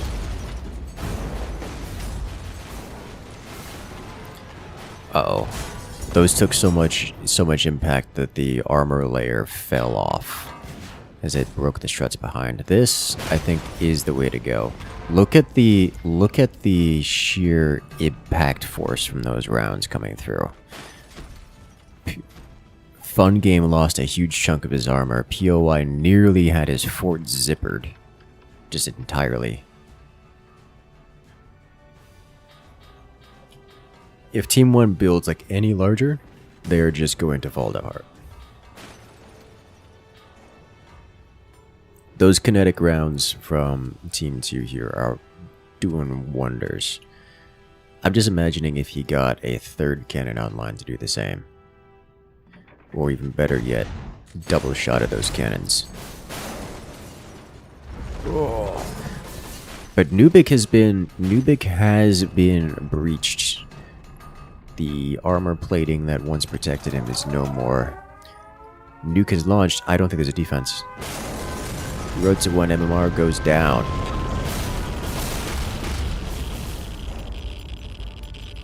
Team 1 reaches the nuclear strike first, but Team 2 also has it. And just like that, Team 1 Fun Game goes down. Now, here's the thing. Fun Game was the aggressor, did not have that good of an eco. On the other hand, POI has all the economy in the world and certainly outpaces Nubic here by a huge margin. So the current state of affairs, Team 1 is just massively in the lead. Nuke, but again, POI takes massive damage. Both players from Team 2 unlock nukes. They also have the ability to reboost. They can just fire the nuke again. They should be able to fire 4 nukes right about now. They kind of need to do so because Team 1 has the ability to fire 2 nukes, has only fired 1 of them. And Nubic here desperately wants to not get nuked again, at least not before he removes the opponents. Once again, the nukes leave a radiation field. The radiation field will deal damage to things nearby. You can see the effects of this. The way to clear it is to build a repair center, which will clear out nearby things, such as the radiation. And for the moment, it lives there. Looks like Nubic has managed to clear up the radiation on his side of the board, but POI is still working on that. And away it goes. As it had been dissolving the man's fort for some time. Nubic is out of energy, but it's an issue they can resolve. The defeated players can still use their active abilities. So Team 2 still has access to, despite losing a player, Road to 1 MMR there, still can cast Nuke and refresh, which I don't know why he's not, but it can be done.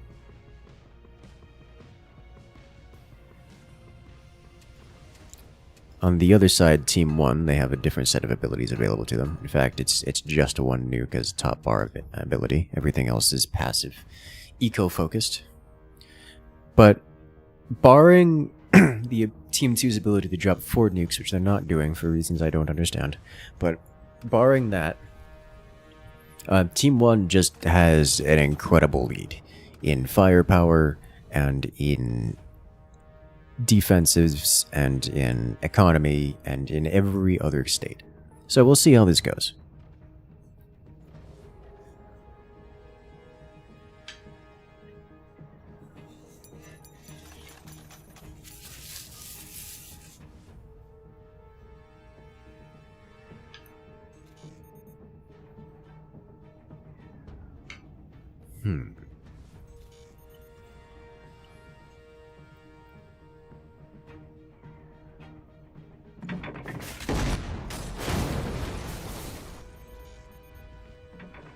Shotguns exist and deal damage.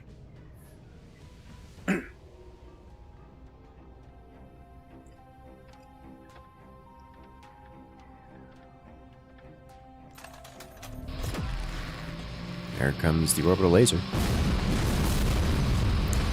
Taking out the shotguns.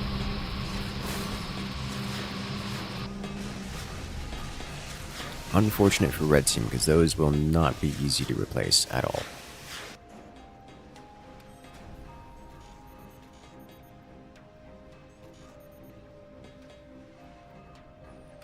Now, does Team 1 have the ability to build anti-nuke defenses? Maybe, I don't think so. Not before it lands, at least. But Team 2 also doesn't have. Oh, so close, so far away. Team 1 wins it just by striking first. And that's it. Well played.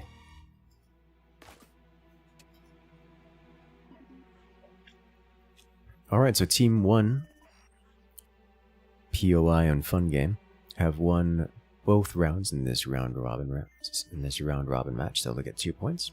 And we'll move on to the next lobby. Or to the next matchup.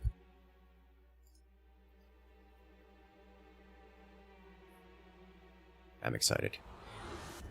The players here are going to be very effective, and I would love to see. I'm looking forward to this one.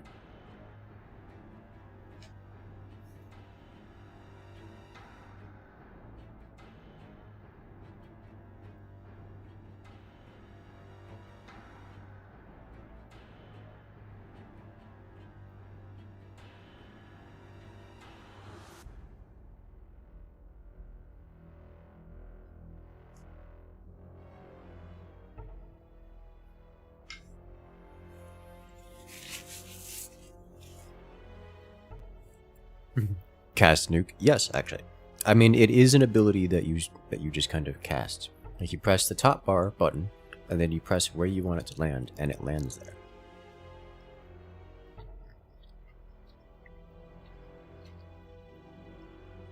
It's really very effective.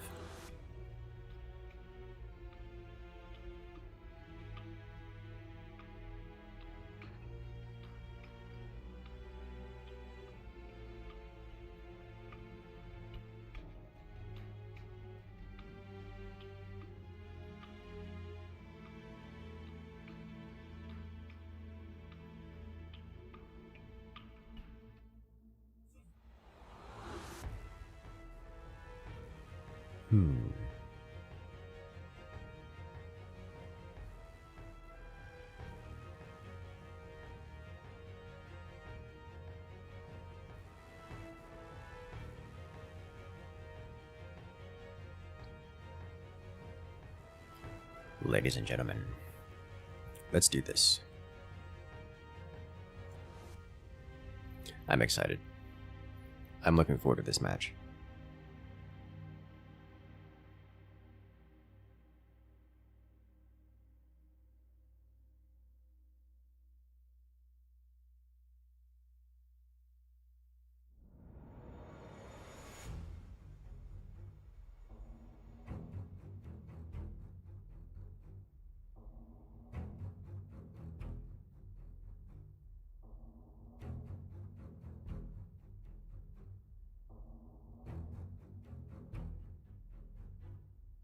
Let us go.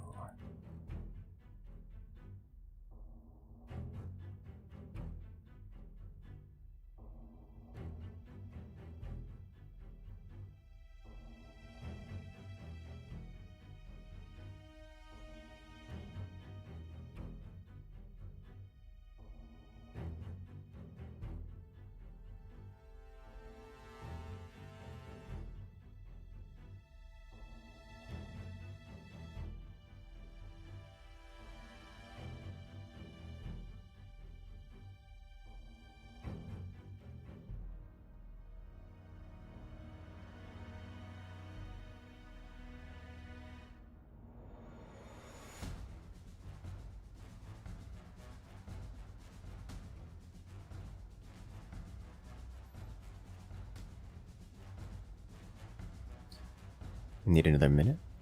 Do we need another short story? I will happily take another short story. By all means.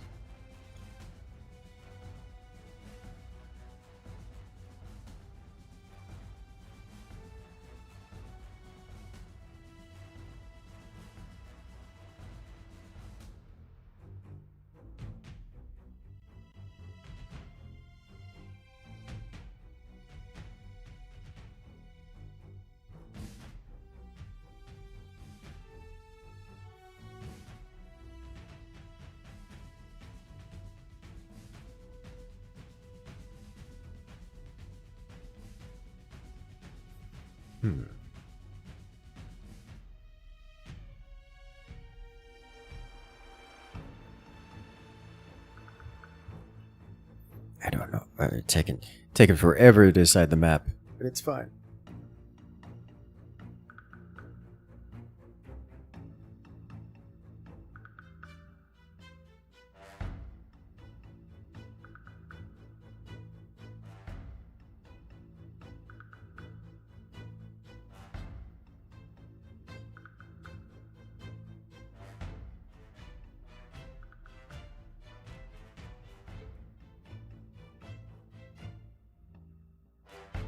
Alright, ladies and gentlemen, we're off to the loading screen.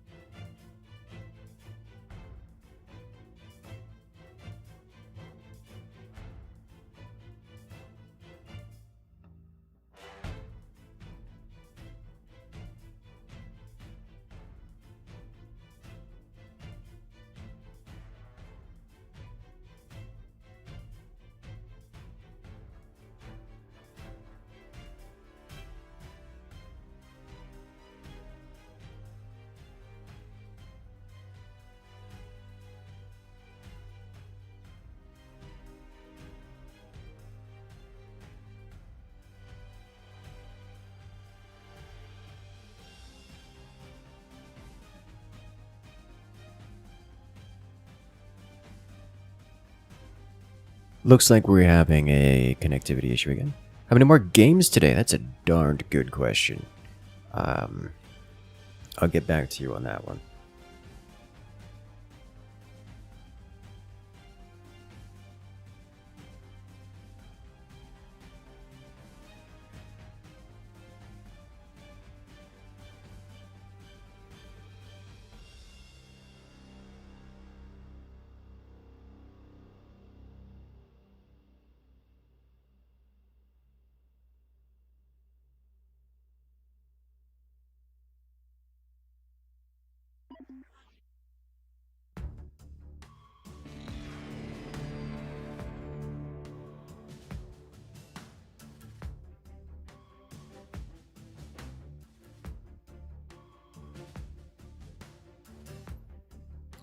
Alright.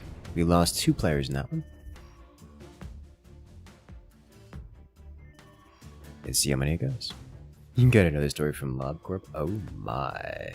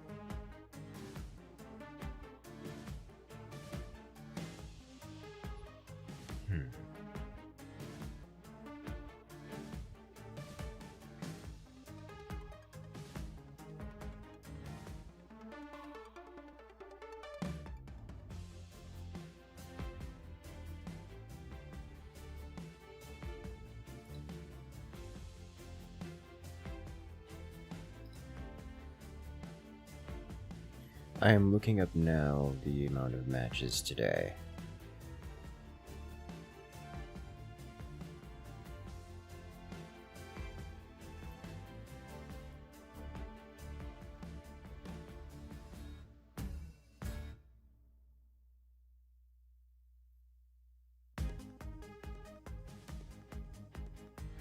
Looks like we have, I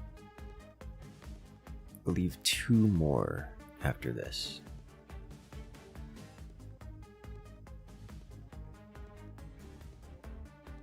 But those might be pushed to tomorrow depending on scheduling. We'll see.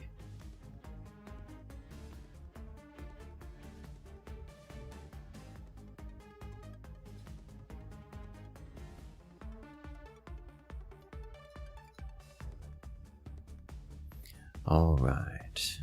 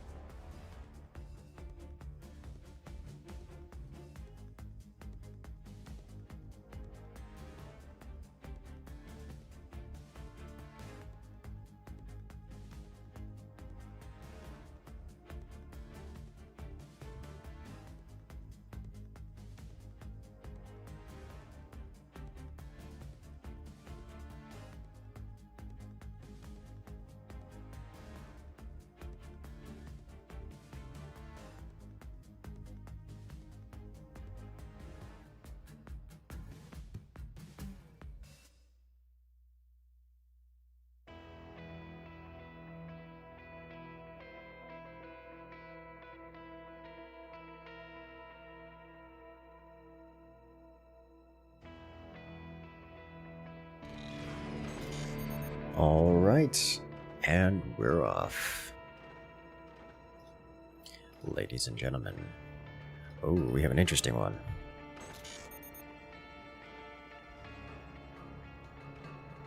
So here we have on the left-hand side, Team 1, rocking with the Armadillo Commander.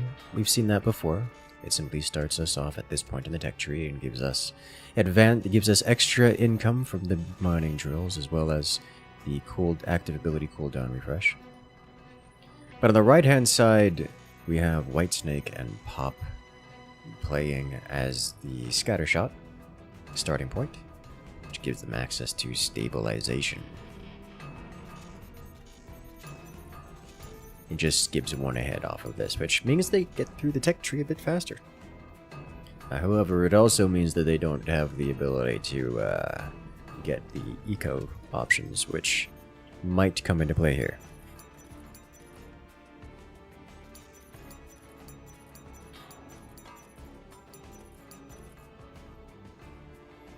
Another short story? Yes. Yes.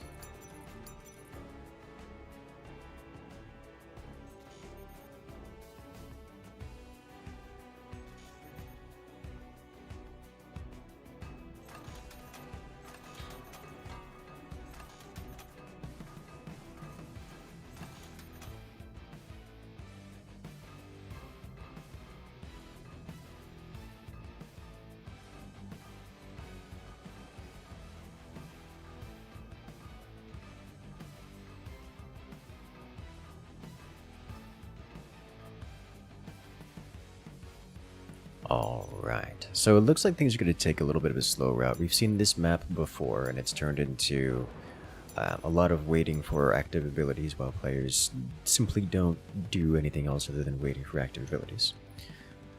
I wonder if we're going to see much of the same.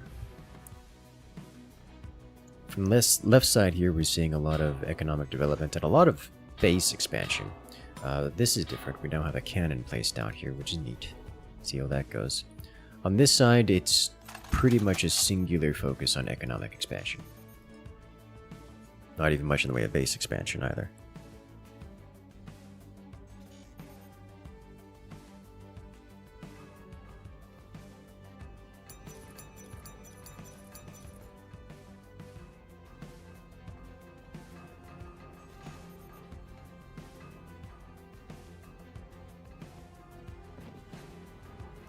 Cannon fires, cannon misses.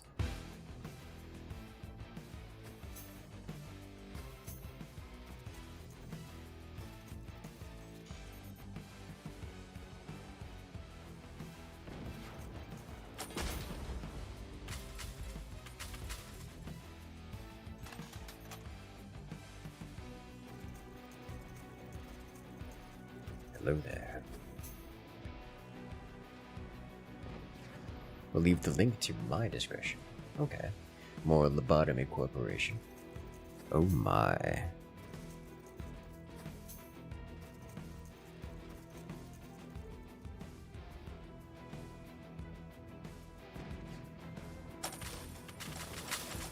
Oh my indeed.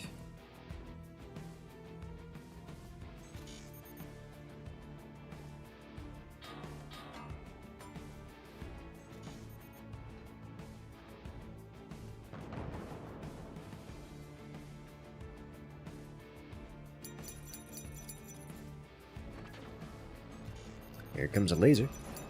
Lasers are relatively easy to counter, but they do take APM and can overwhelm players with them, that's for sure. They just apply a constant amount of pressure. Literally, it doesn't stop.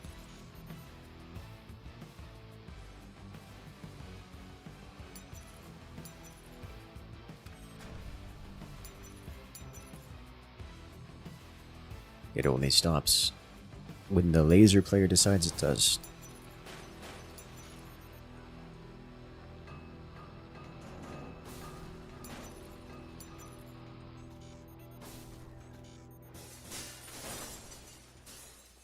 Oh dear. Or, you know, the laser beam gets reflected back into the laser itself.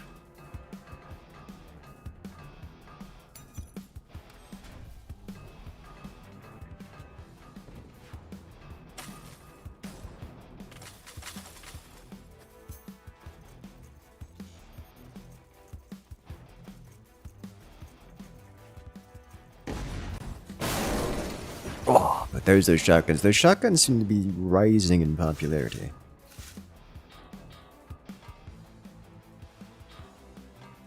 I don't blame them. Very effective.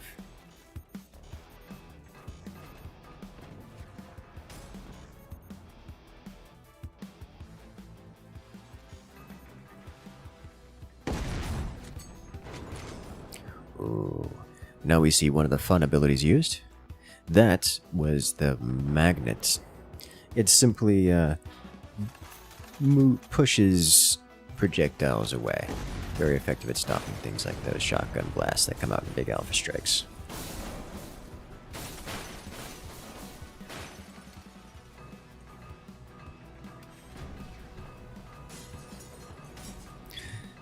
That one cannon from below trying to participate, but there's really nothing there to hit.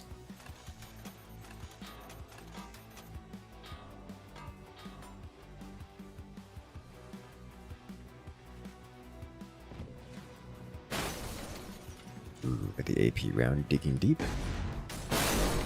Nothing to find. Shotgun just blasting everything.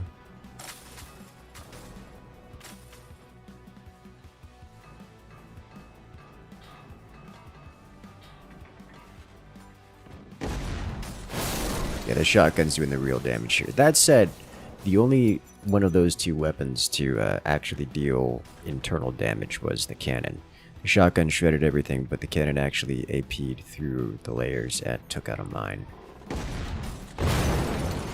I mean, there's the shotgun for you. Shredding structure, but when the cannon claims its opportunity, it actually breaks internals, which is kind of important. All that structure removed. No internal devices lost. But at the end of the day, Team 2 here is just kind of falling behind.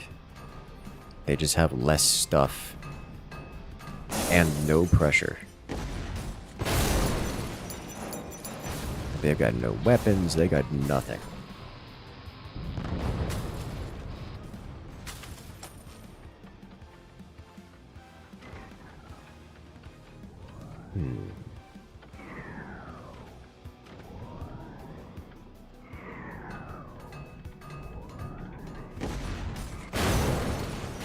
Right here.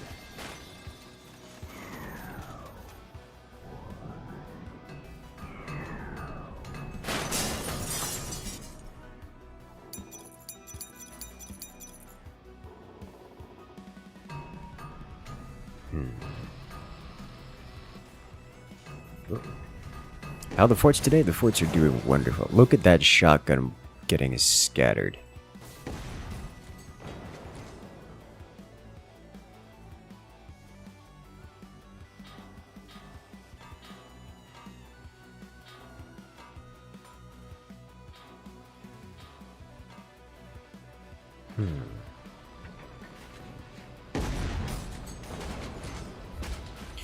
I mean, the shotgun's trying, but the laser actually found a slot into digging. Actually managed to get through. Oh ho ho! Massive damage.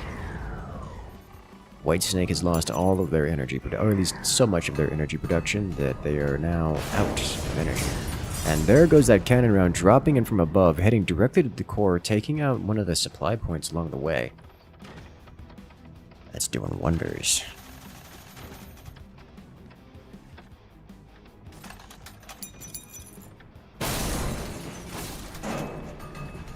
Oh my.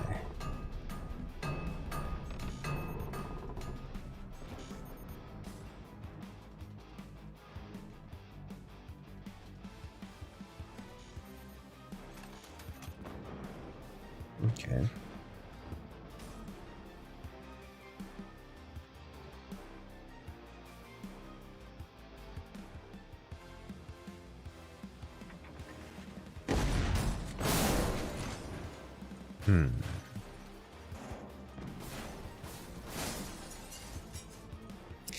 I'm trying to see what Team 2 can do here. Like, Team 2 does have some oil income, but they're really just behind. The one cannon from Pop is... it's just not enough.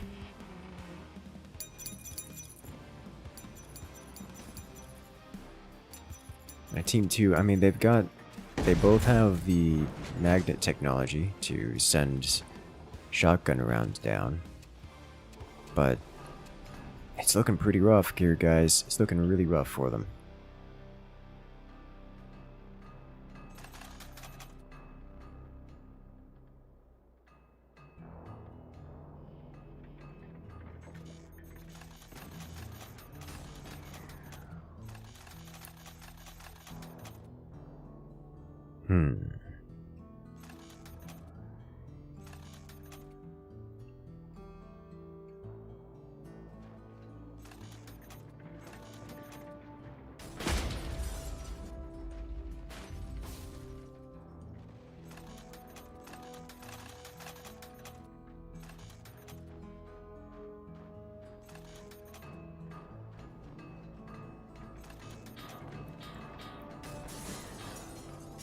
There we see those kinetic rounds landing. Not doing much in the way of direct damage, but absolutely shattering the supporting struts. Oh, wow, that was a lot of damage.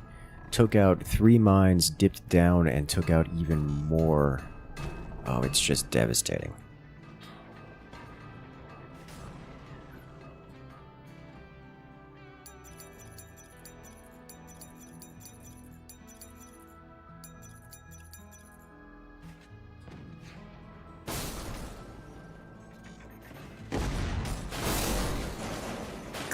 You know, I will say it, the shotgun is perpetually satisfying to see just how much damage it does.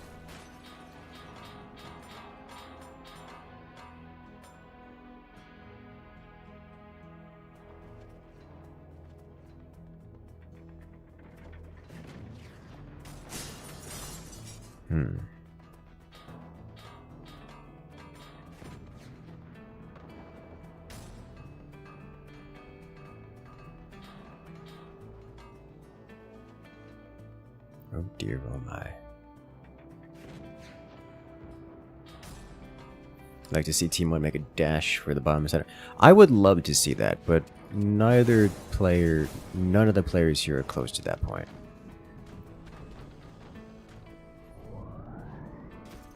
You tried. Honestly, the kinetic rounds up here would probably be more effective, just because the base is taller. Is that APHE? Jesus. Oh, but the door snipe against the cannon. Oh, that's brutal. But yeah, hitting with the armor-piercing, high-explosive cannon shells here. Like, one of those dropped down in here, detonated, and just shattered all the glass. All of it.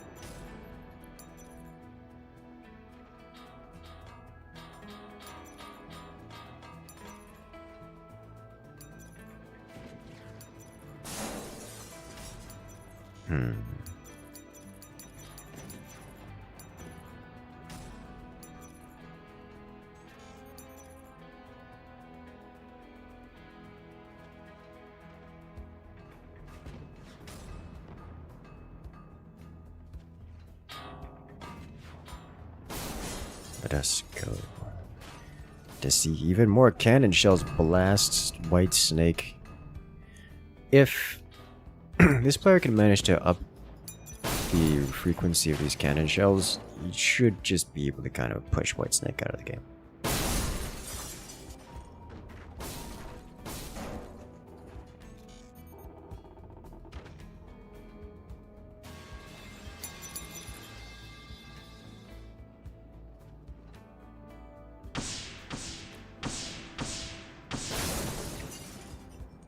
I mean, yeah, it's just breaking things.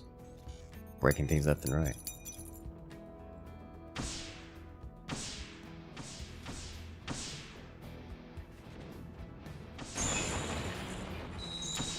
Alright, I'm unfamiliar with that ammo type. I don't know what that was.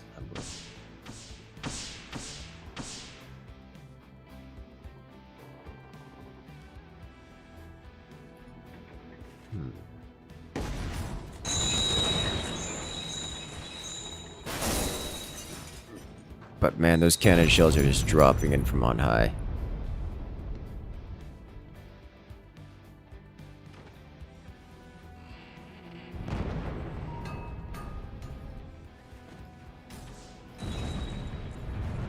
There goes another arsenal. Will they need artillery to get these cores? No. I suspect we're going to see... Oh! Yep, they nuked the mountain, and then used the orbital laser to remove the core and everything within the trench. That's how you do it. Good job. You see, I knew these players had it in them. They knew how to do it. Pop is the last player remaining for Team 2, and they don't have any real power, but now you've got incendiary shotguns, or should I say shotguns ignited by the fire beam. It's going to cause some extra damage there. See that cannon shell being redirected into the floor.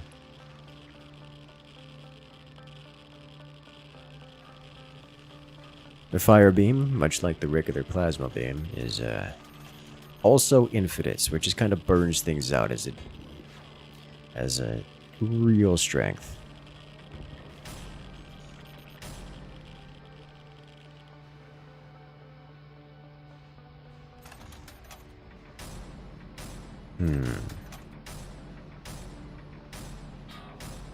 Why are you like this? Just slamming your own doors. That's a lot of fire. That is a lot of fire. That is a lot of fire.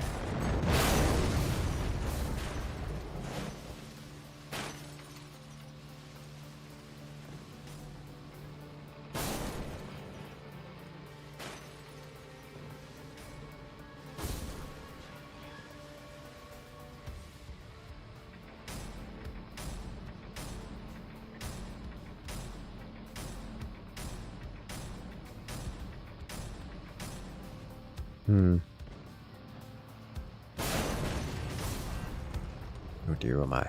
Another solid hit.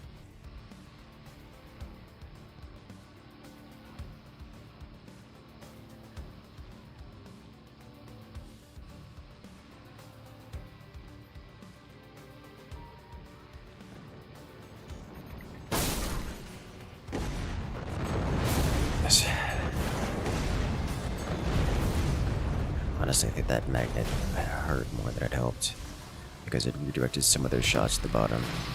Problem is, he's got a whole line of energy shield, not energy shields, but mirrors there, so all of this simply isn't going to penetrate the core. This, on the other hand, could do some damage.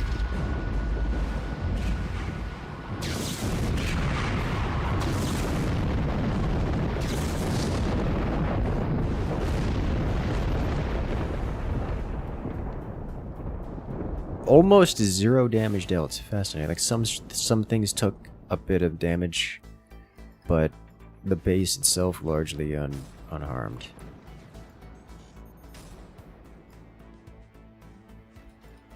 Okay.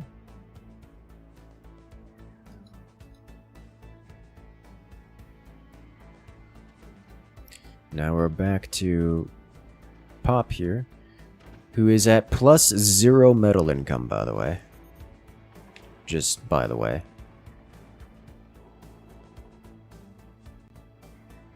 Is completely out of money.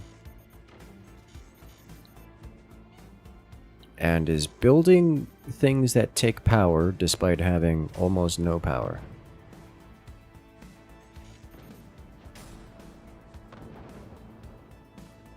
I think he has to forsake the surface.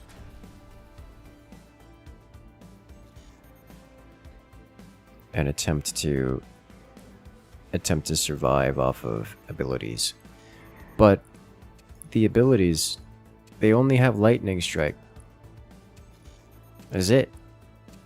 There's not a lot of abilities compared to the, the nuclear missile and also the firestorm, which, by the way, are owned by 2 different players, so they have to coordinate that.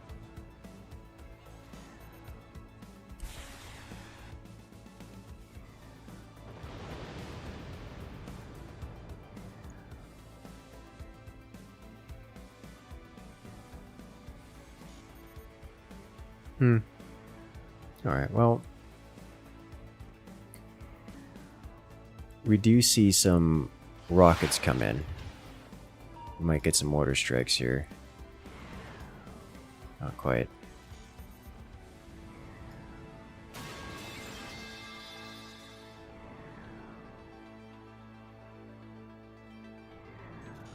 A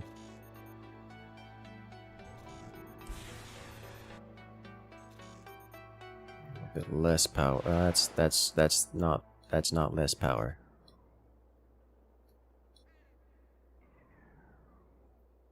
You can do it. I believe in you. You can do things like the ricochet cannon rounds as well, which would help, but also not really, I don't think. That's less power. It's better.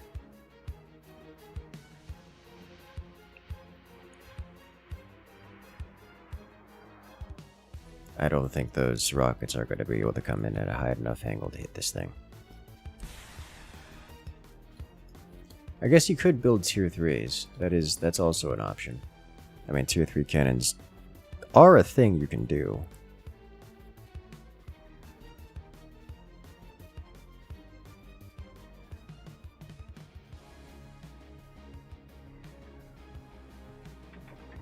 Portals also exist, though they require a specific tech to unlock, meaning that they're not something you can simply do. How close are they to plastic?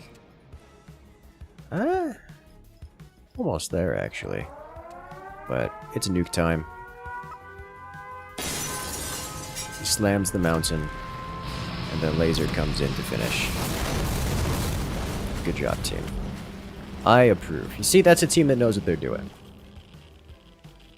It takes a while to wait, but they really don't have to wait that long, because they just know how to end the game. Well played. Very well played. Is T3 thing in front? I mean, there's no reason why it can't be. It's a vanilla mechanic.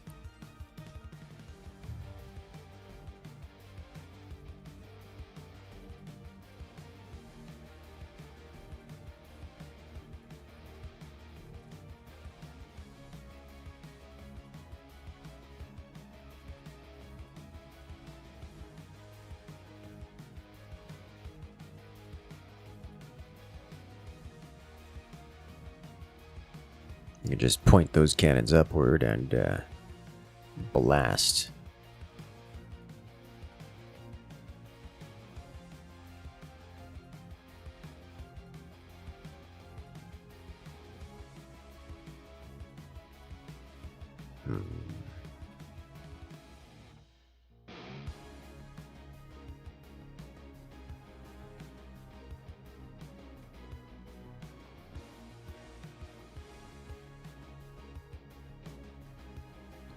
Alright.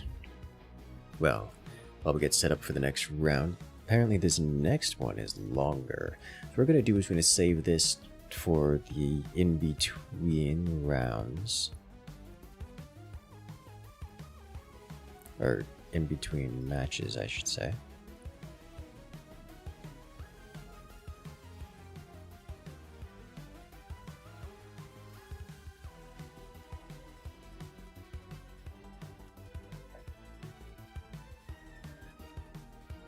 As next is lobotomy corporations. I'm not sure, actually. We'll see when we get there. It is definitely longer. As we're just about ready to start the next round.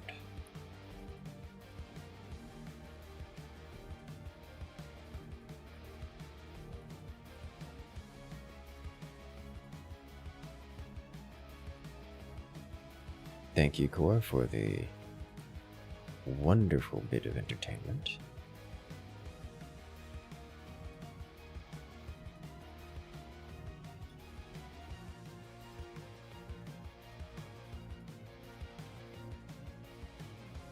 Question from chat, can't team one use the magnet to curve? Yes, that's merely difficult to do. Say it's more likely that they'd be trying to use the Magna Beam, which is another tech that I believe they actually unlocked along the way. They should be able to do Magna Beam shenanigans, but such things are, as you are aware, inconsistent. Not as consistent as, you know, nuking the enemies. And using an orbital sweeping beam. Or, what is it, something like 7 orbital sweeping beams all at once.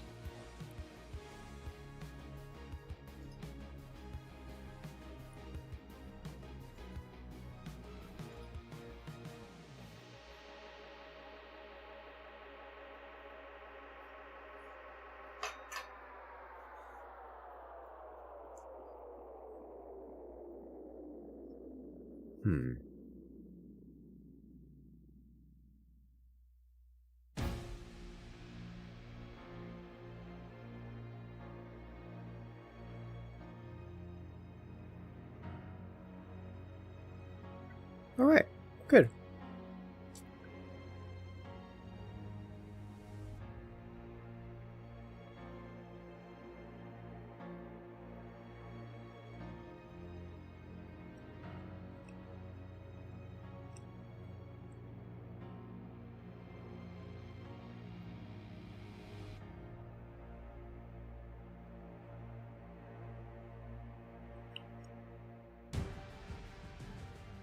Okay.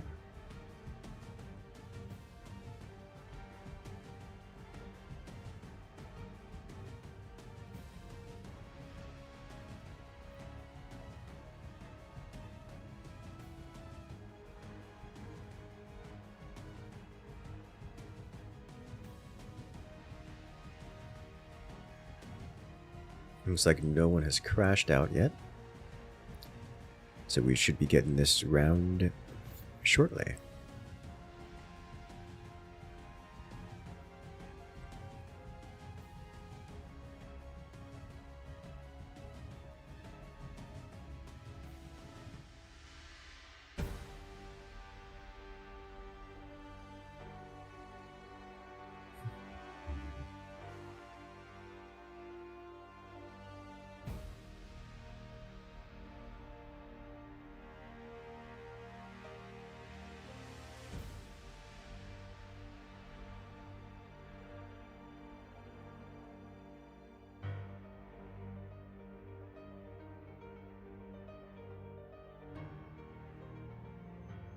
You don't have to read the whole file.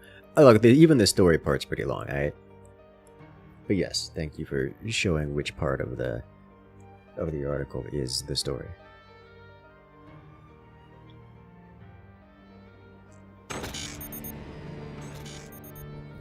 Alright, and we're off. So this is a co-op style map. So we have 2 players, but 4 bases. There's gonna be a lot going on here. Like, a lot going on here.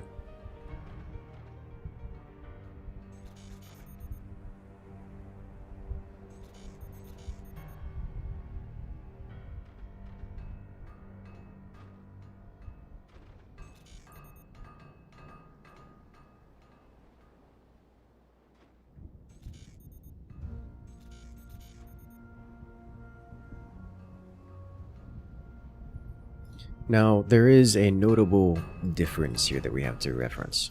This. Fronts does in fact work with high seas and boats. But here's the thing.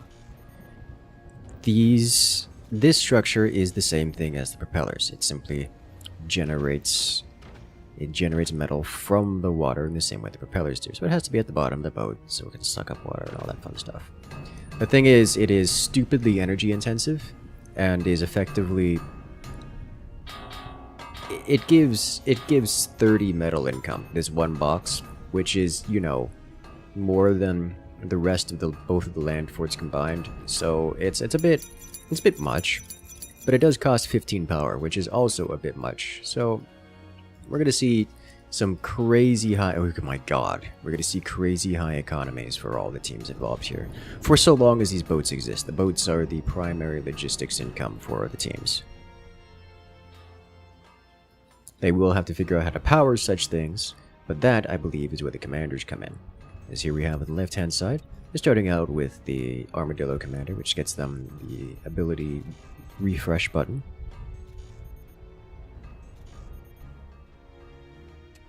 And on the right-hand side, they get overdrive. Which also comes with the passive that they have cheaper goods.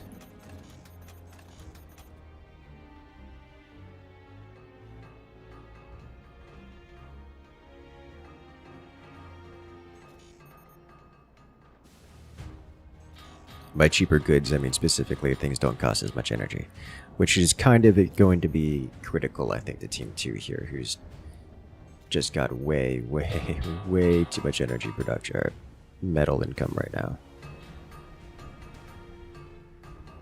Like, there's no way. They're up at 144 metal income per second, compared to their opponents on the left-hand side, who's up at 186 metal income per second. Owing to them doing basically the same thing. Like, it's just kind of a lot. It really is a lot.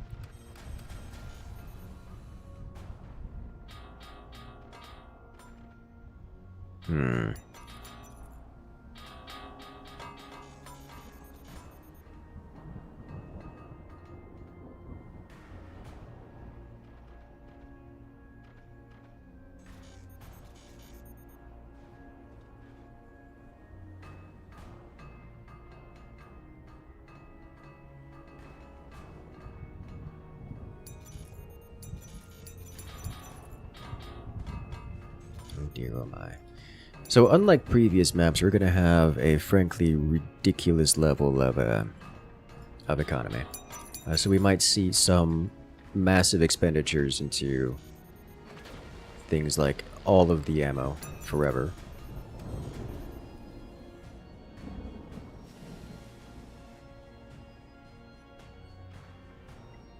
I mean, look at this. Look at this. This is just an explosive battery box waiting to happen.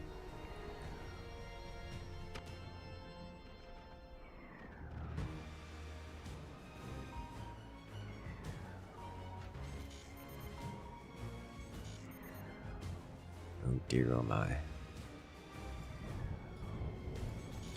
Yes, just by the way, oil derricks do in fact work on water. We don't have to worry. Don't ask questions.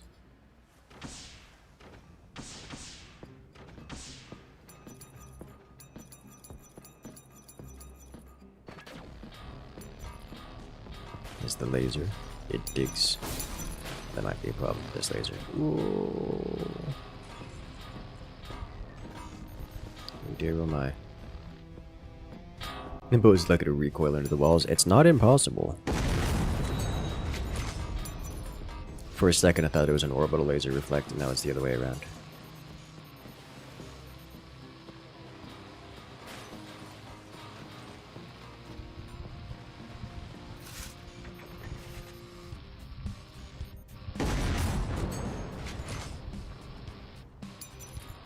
Oh dear, oh my. Yeah, those shotguns are continuing to make an appearance. I think rightfully so, given their current strength.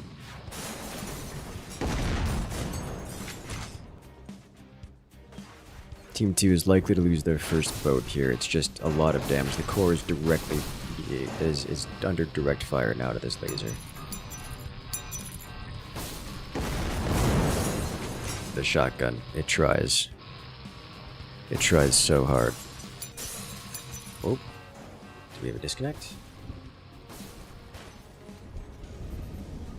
There is a disconnect, yes. Unfortunate.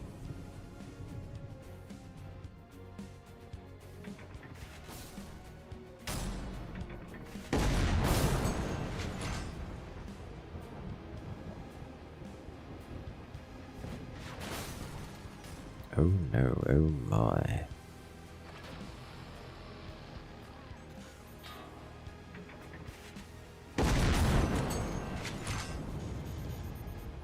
Yeah, that first forwardmost boat here is struggling. I'm surprised that cannon shell didn't take it out.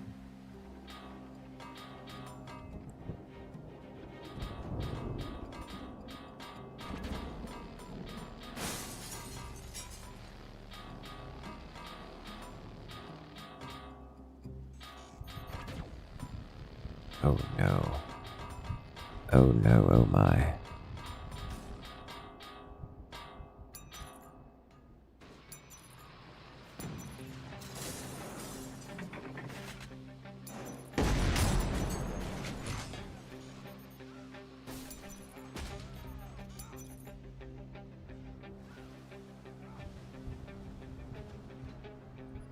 So I'm kind of surprised that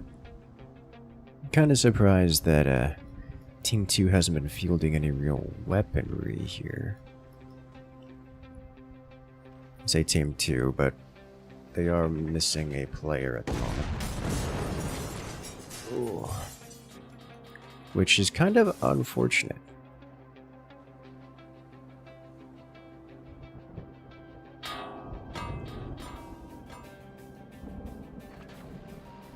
Kind of really very unfortunate.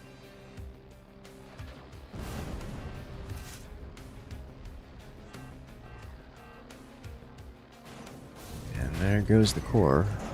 Looks like it's going to take out the eco boat with it. That said, there's no more energy production, so I think Team 2 is just kind of letting it happen.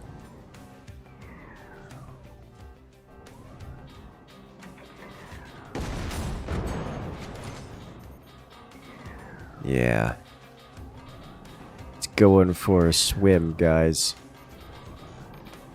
Oh, that's funny. Kaboom.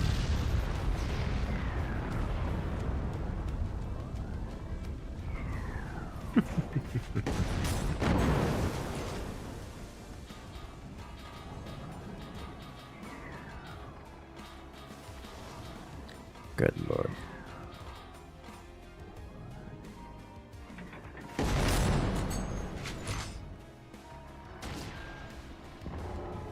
Going on an adventure, laser-powered adventure.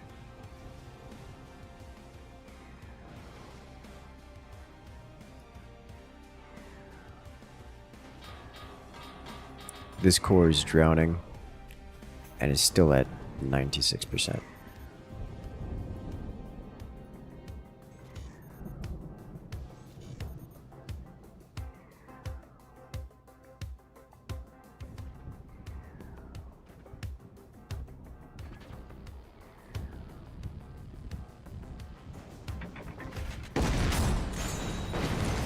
There's one down, only one boat remains before we go to the next matchup.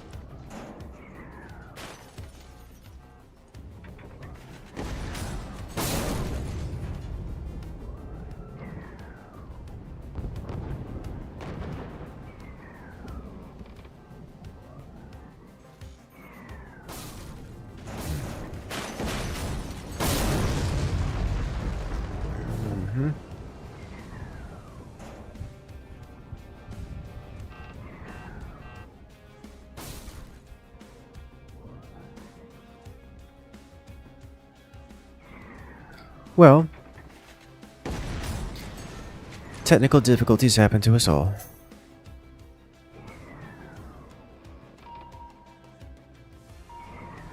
Alas, what can you do?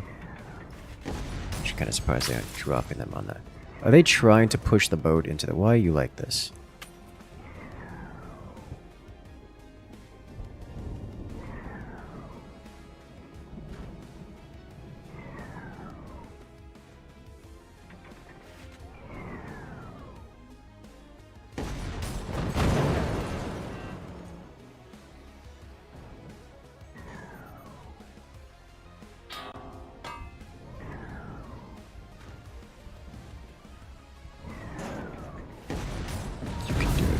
Now there's the fire shotgun. There we go. Americanized deep sea oil rigs. Yes, yes. Offshore oil rigs. Yes.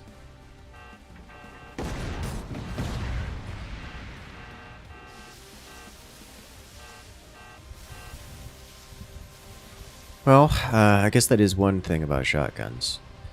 Or weapons in general. Like, you gotta do more damage than that.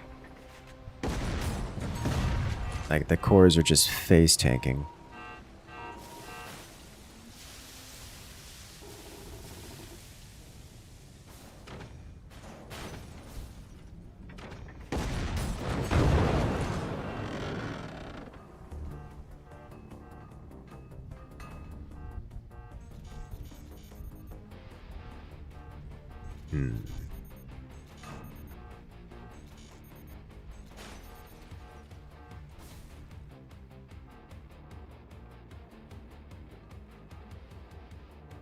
I hear core. It looks like they've ejected a core in an effort to get a new boat, and so they've done it.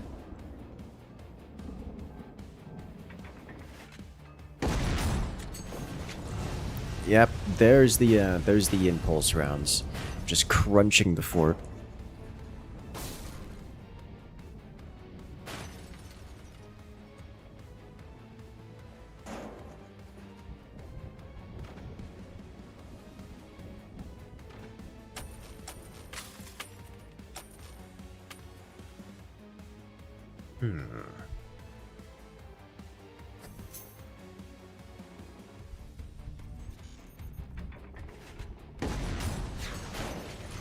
Oh. Yeah, the kinetic rounds are doing a bit of fun, but I think the impact of them is somewhat reduced by the, boat being adjustable. Looks like the boat here is being reconstructed. Yeah, look at it. It just bounces around and is held down by the chain. If it works, it works.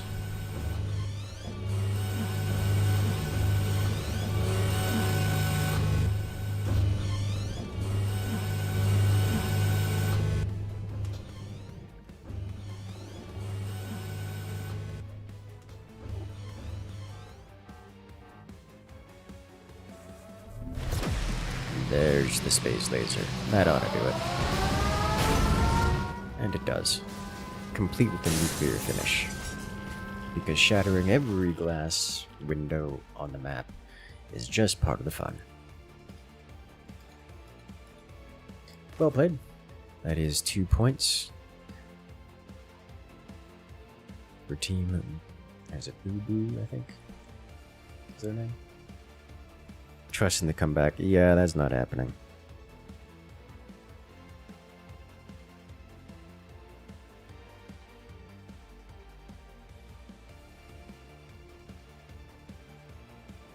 That's not happening at all.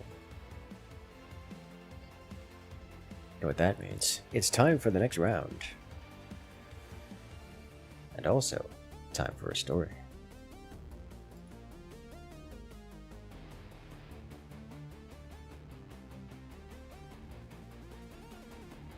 Thank you to Core for redeeming and gifting us this wonderful opportunity to read a short story.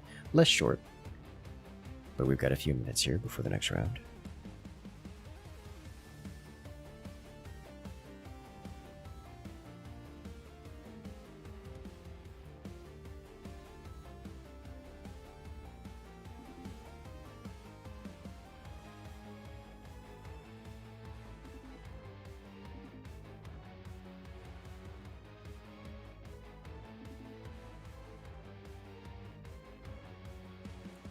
All right. Lobotomy Corporation. An anomaly whose appearance resembles a human, but cannot and should not be human. It periodically devours employees and wears their shell. The skeleton and organs are misplaced during the process, so it takes a bizarre form. The abnormality does have a tongue. However, it has no knowledge of speech, and as such, it cannot talk. It can only make meaningless sounds. There is no telling what is inside its shell, but its skin continuously wears down, so that it needs to change and maintain the outer layer. It is insensible to pain. It may break its own bones or cut itself up to escape through a small crevice. Bit by bit, we discover that this abnormality may be evolving. It demonstrates behaviors similar to the character of a person who used to be in its shell. It even makes attempts to equate itself with human beings. When it escapes, it wears the skin of the person it killed and mimics them. Then, without any sign or forewarning, it reveals its true or second form. Its true or second form, its resemblance, is much similar to that of humanity in comparison to its earlier form. The new form is confirmed to possess bipedalism, properly aligned organs, and the addition of greater physical strength. All the employees are afraid of this form. It has been confirmed that it has escaped and stood on 2 feet. There's only one thing you can do. Straighten up your posture, gather your hands neatly, and pray to whatever you believe in and observe the situation as it unfolds. An excerpt from a counseling log. Just like how we observe abnormalities as employees, nothing there observes us. Then it puts on the shell of an employee and thinks of itself as the employee that had just died. The sight of that thing eating one of us is horrifying beyond words. Just trying to think about it might drive me mad. Heading to its containment to check the state of the shell is a toil on your mind, too. Imagine that a colleague of yours you chatted with just a few days ago is now sitting in that room. Neck snapped, guts exposed, walking on all fours, drooling like a beast. That's not all. When I was still a new employee, no one else was willing to enter its containment unit, so I was forced to work with it. It looked even worse than it does now. It was in the shape of a horribly deformed human. What's worse, it tried to mimic humans, doing stuff like looking into a mirror, mumbling to itself, or trying to fix its skeletal structure, as if it was trying to mimic us. Who knows, might get good enough to casually walk among us one day. Warning, only employees level 3 or higher are permitted to read this document. That's not me.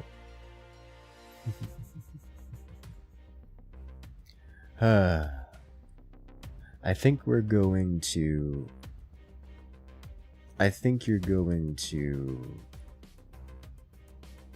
call it here for reading that, as it does get into theater-like back and forth. But for now, we are off to the loading screen as we head into the next match.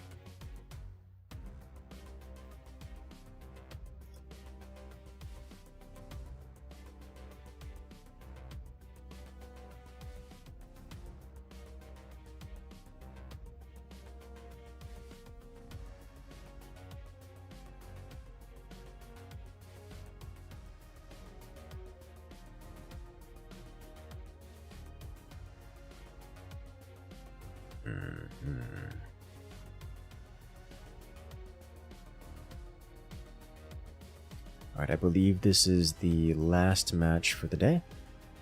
Last matchup, it's the last best 2 of 3. As you try to play Lobotomy Corporation, it does seem like an interesting game, I must say.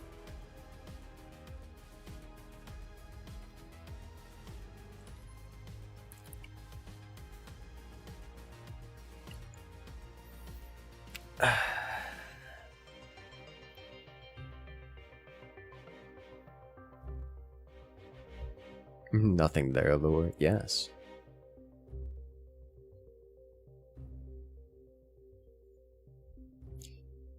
It is a fascinating idea.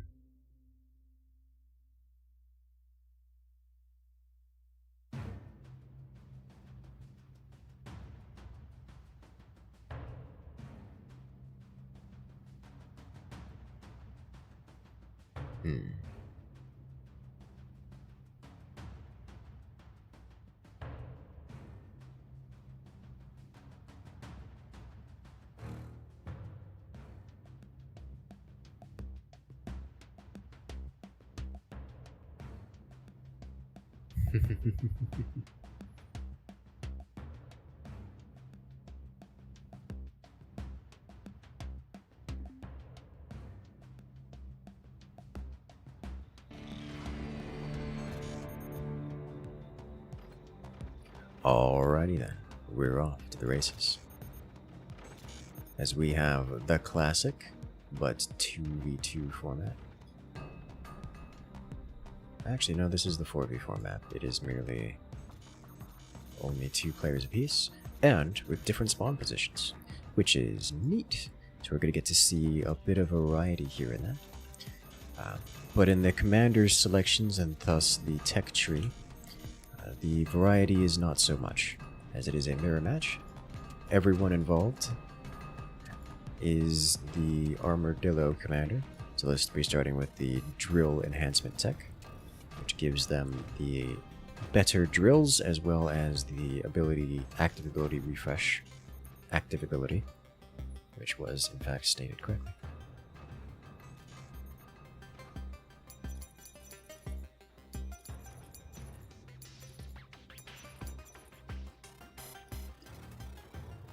Excellent.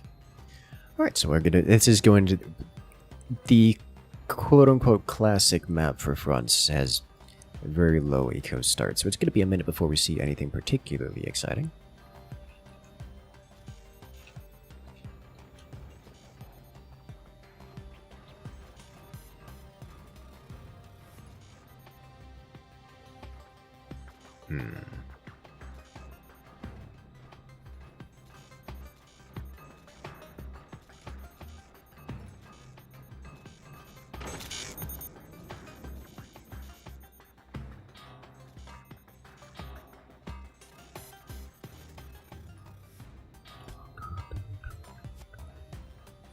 These SCP stories, they are lobotomy corporation stories, so yesn't.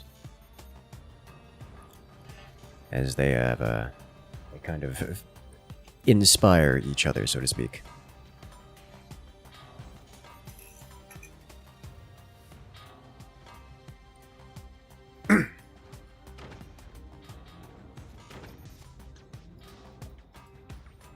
So it's worth noting that this is a 4v4 map. There's a lot of expansion nodes when playing it as a 2v2.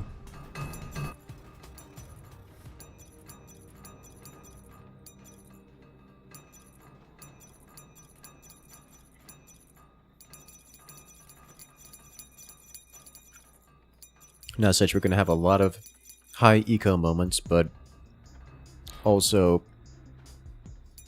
it's going to be a minute before anything happens.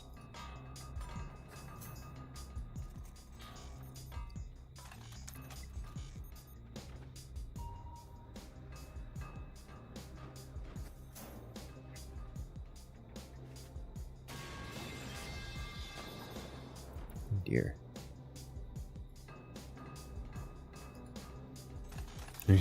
Actually, like an info hazard trying to spread the information. Oh no. Nuclear meltdown and Voodoo are very strong players. Yeah. I'm not surprised. I mean, realistically, France is a mod that's incredibly complicated. Those who know the ins and the outs and have practiced them are those who are going to win. It's just... knowing the right things to do is simply the difference in power to win the game. It's not regular forts that players have spent years playing and practicing that knows what's going on. It's everything is new, so those who actually know how to play are going to win. The interesting bit is seeing the players who know what's going on face off against each other.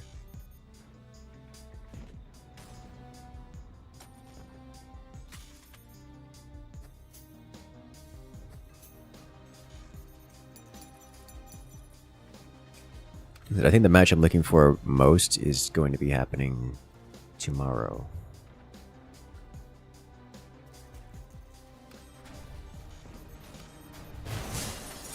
Core, don't you remember? There is no anti-memetics division.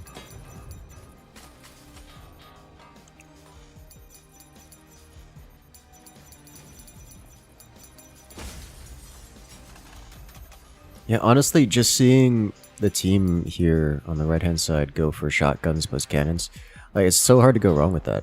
Like, all you have to do is just apply pressure. Shotguns apply a lot of pressure, cannons apply a lot of pressure, but slightly differently.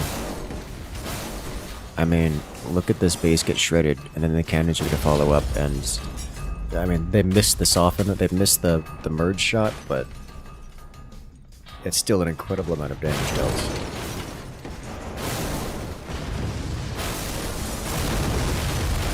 There it is. Just apply the pressure, it works. It just works.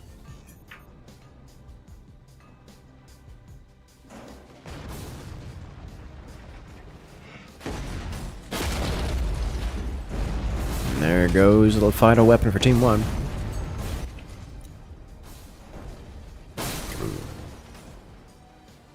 It's, I think, despite all the economy and all the options to defend themselves, I think Team 1 here is not long for this world.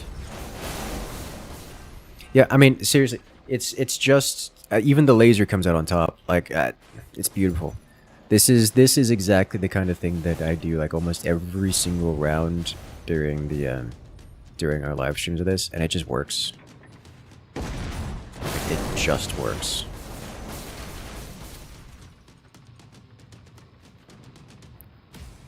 That laser doesn't even need to hit anything, it's just existence there prevents reconstruction. Though I would probably retask it.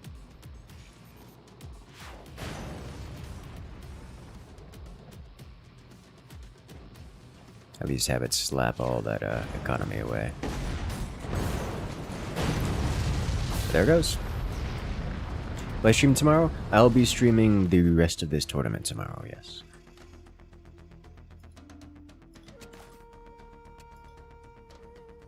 Beautiful. Well, that was quite a clean wipe.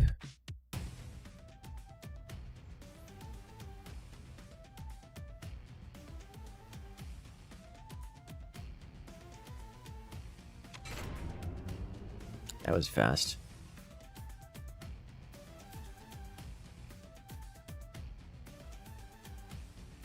Good lord.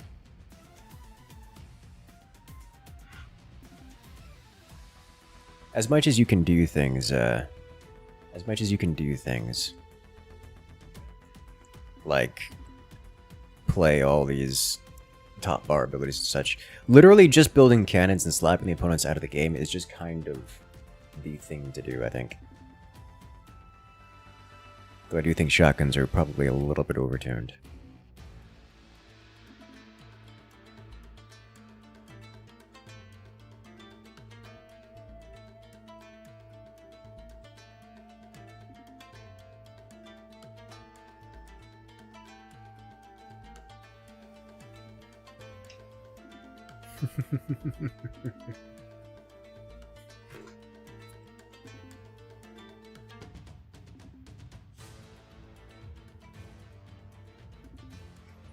Folded like an omelet, yes. A delicious omelet.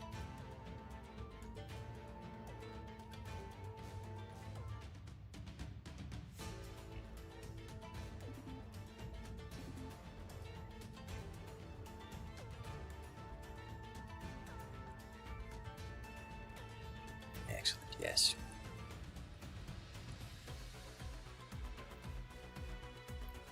Honestly, does the Botany Corporation have? Is that something that exists for Android phone? Because that'd be a little bit more interesting to me. I mean, I'm sure I could play it on like a Steam Deck or something, but I don't currently possess one of those.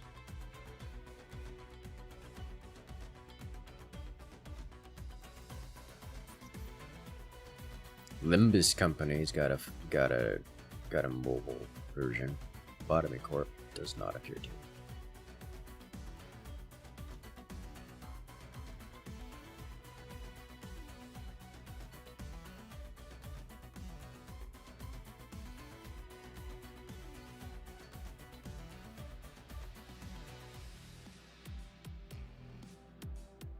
Unfortunate.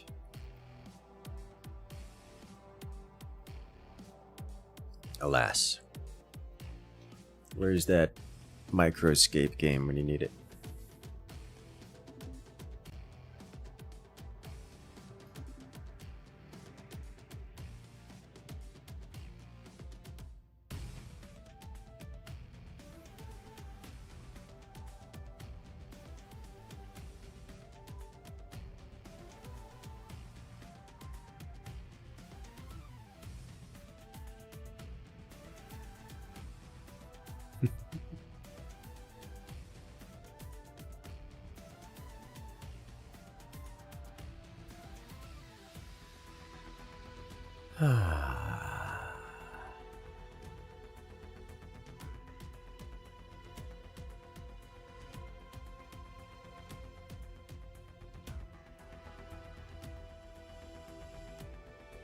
Shotgun while a ballista seems impressive. It is. I'm not actually sure how to deal with that like as a concept. It is incredibly strong. It doesn't penetrate armor particularly well. It doesn't deal an incredible amount of damage. It just kind of shreds structure overall, which is very difficult to deal with. Very difficult to handle. The biggest problem I have with the shotguns is that it costs a ridiculous amount to defend against the opening volleys. You know, just the basic shells just kind of break things. Like in that last match you saw, the basic shells didn't really directly break the armor, but it didn't have to, because all it did is break the foundations. It's like, oh no, you have mines, therefore you have background bracing, therefore the shotguns just destroy them. So the whole fort collapses. But the places where there's proper armor tend to not break. Compare this to later ammo for the shotgun, where you get like, oh, now here's an AP explosive incendiary ammo. It penetrates 2 layers of armor, destroys all bracing along the way, ignites everything around it, and good luck. Covers, because there's so much of it that it covers the entire fort. So, good luck. But now we're off to the second round in this best of 3. You proud of the Russian guys? Yes. What's my favorite kind of omelet? I'm a big fan of the everything omelet. What is it? There's a First Watch near me, which really doesn't mean much, to be honest. The First Watch is everywhere. But they have something called the Works omelet, which is an omelet with everything. And it's very delicious. It makes me happy. I'm a big fan of the more the merrier approach to food and flavor in general, like as a concept.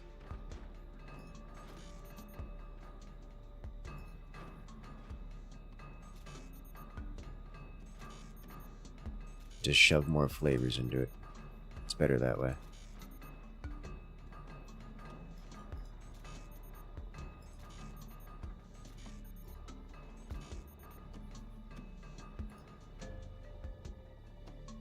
Alright, now this match, once again on the classic map, the classic 2v2, so less eco option, but otherwise low eco starts. We have started out with, on this right hand side, it's Armadillo team, once again. They've chosen the Armadillo commander, which will get them access to the advanced drills, as well as the active ability cooldown refresh. Not actually sure why they've gone with this. Is it just because they want the double? Maybe it's because the drills gives them a better start. Honestly, cannons, like if you're going cannon, like they don't need oil, at least not for a long while, to get pressure, serious pressure. So maybe just starting with the drills is enough to do it. And then go double shot up to treat a nuke, and then double nuke with the reboost to end it if the game threatens to go long. But on the left hand side they're playing the Fulminator, which gives them the ability to start anywhere. We have a variety of choices selected. One with the extra drills, just like their opponents, and the other with the advanced defense, giving them energy shields and camouflage, which is not currently being used by anyone. It is worth noting that because this round is in co-op, both players control both forts, so there's really not much benefit to you picking the same tech, because the tech applies to the entire fort and therefore both players. This makes Fulminator particularly a good pick because they can choose 2 of anything, whereas on the right hand side, because they've chosen Armadillo, they are forced to start here. And they'll probably split up, one goes nuke, one goes eco. Or they'll both go nuke, because double nuke is just disgusting. Especially when you have double refresh for quadruple nuke opportunity.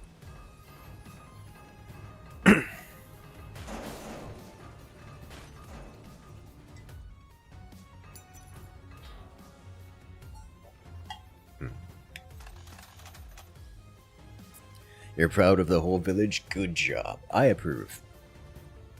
You know, this is a wonderful mod. It does. Tell you, I got some gripes, but I approve, and it is really cool. Oh look, shotguns. You could have seen that one coming. Team 1 bringing out the shotguns to bear. They have a sniper, which is interesting. Alright, next tech level has occurred. Let's see what each team picks. Yeah, one goes for double shot for the double shot cannons, and the other goes for the eco for the extra economy. That'll get them some extra goodies. Team 1, same kind of thing. I actually really like what I'm seeing here. Going with the chrono tech. I could do like a double shot sniper with chrono tech. Would be absolutely disgusting, actually. Double shot sniper with chrono tech would be incredible. Like, all of this metal just stops working very quickly. The problem is, Team 1's gonna have to survive the combo of shotgun plus cannon. And, they are not prepared. You see, the metal survived fine, but the wood just breaks. The problem is, this right here is wood. So when those shotguns hit the bottom layer, this whole fort's gonna go. We did, in fact, see some chrono rounds which broke 2 of those metal struts up there, but we don't see more of that just yet, and they definitely need more of that coming out quickly here, because their time is running out. These chains will go a long way to defending against the shotguns, but that's not really enough generalized stuff.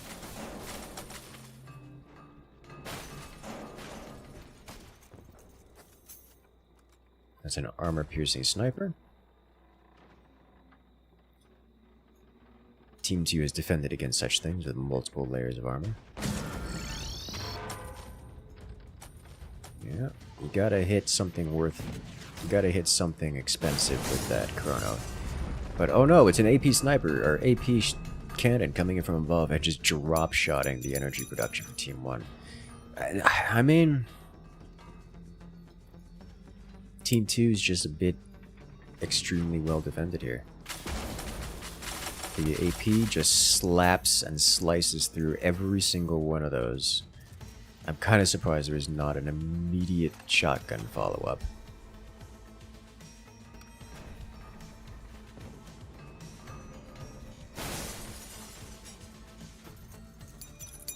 I do like what I'm seeing here with the miniguns.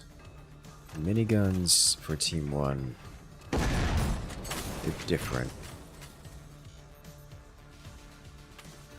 That's for sure.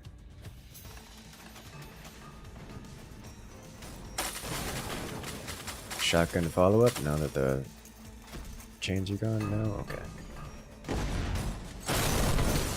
Yep, there it goes. Not nearly enough metal across the front of this fort. It's all gonna go. Like, the moment you see shotguns, you gotta be wielding metal and, like, nothing but metal.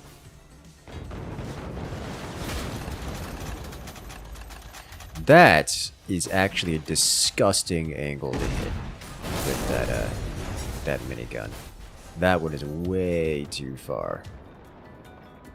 That first shot was gross.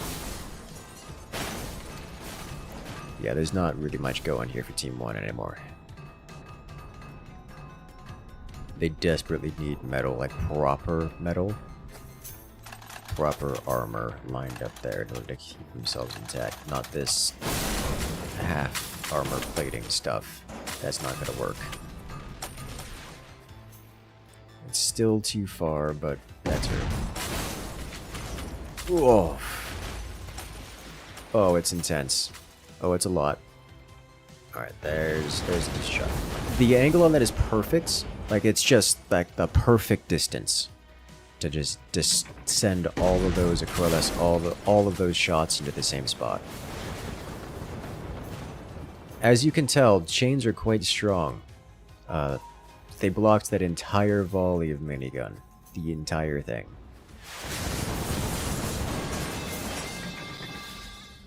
Looks like Team 2 is starting to invest into some oil, which means that we're going to see some high X rounds coming up here soon. High explosive goes a long way to breaking everything. Yep, there's the oil plate. There's the oil selected.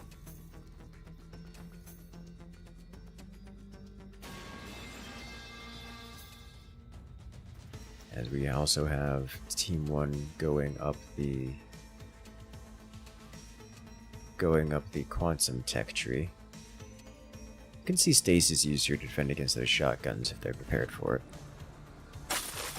Honestly, I'd have stasis to that. No shotgun follow. I'm surprised there's no shotgun follow up there, but you know, I guess I didn't really need to.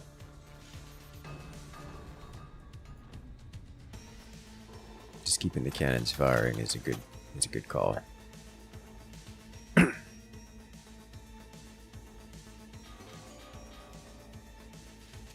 Team 2, on the other hand, is one player going for maximum eco, one player going for, well, now has kinetic arsenal stuff, which would be funny. They're still using AP, which, I mean, it's incredibly effective. Ooh. You can tell they're used... Oh dear. Yeah, that's pretty fast. The fast doors are strong. Uh-oh. That's even more cannons. And they penetrated. Well, remember what I was saying, you know, that bottom layer is vulnerable to the shotguns because it didn't have armor on it? Well, the bottom layer fell apart because there's no armor on it. And now there's nothing stopping the shotguns from going through. And through they will go.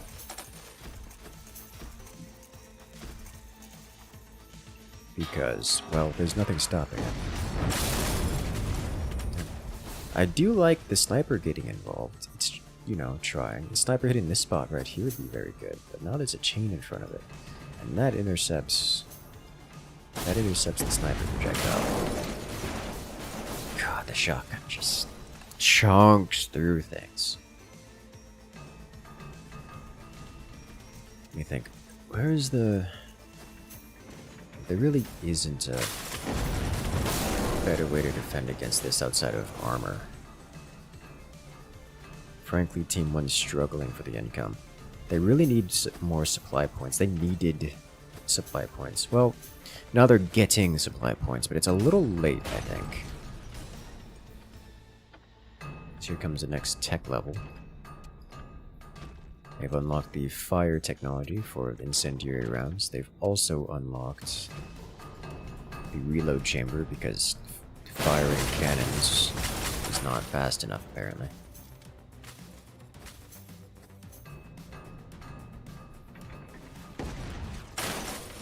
And there's the kinetic shotguns.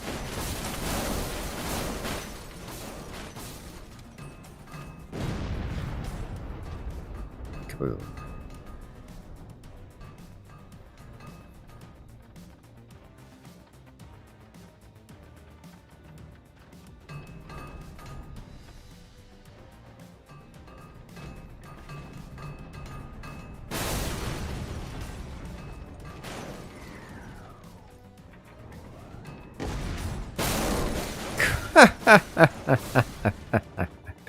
It just popped like the whole front of the fort out of existence by crunching it.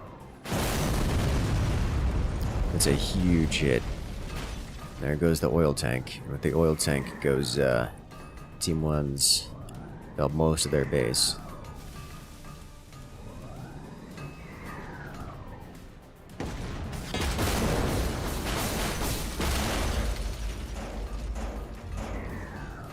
A little bit of early pressure spirals things into what is seeming like an inevitable victory.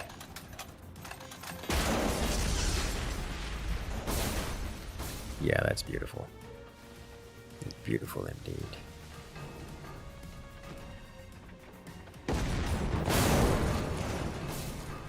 It's so much damage. It's just so much damage. Yeah, these 2 supply points just generated 5,000 metal, which is a lot of metal. They needed those a lot earlier. It's probably a bit late for them to be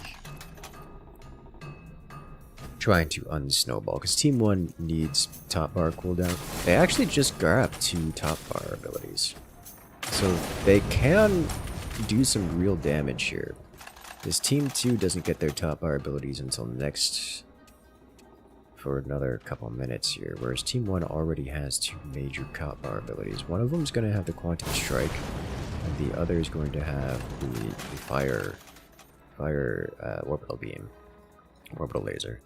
Now, both players for Team 2 are currently immune to the Orbital Laser, but the Quantum Strike is always a threat. Well, there goes the shotgun.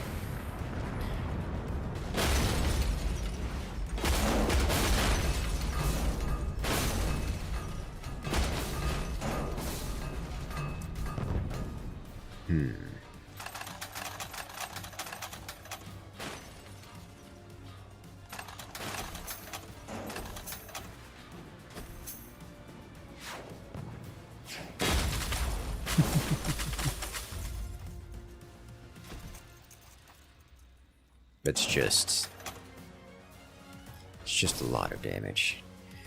We're gonna see the shotguns coming through here in a moment.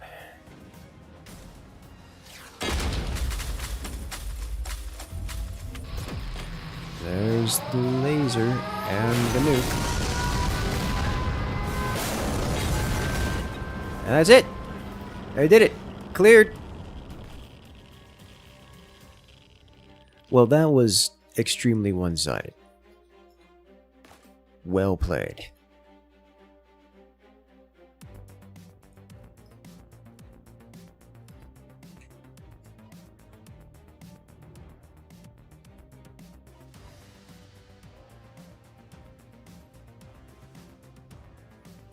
Alrighty then.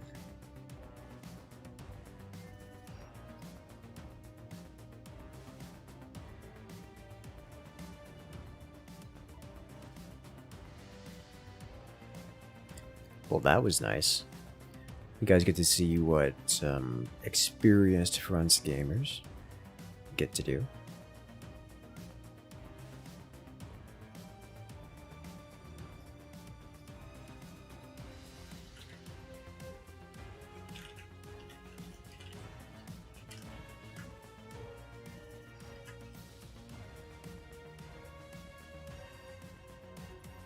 I'm excited to see the next round.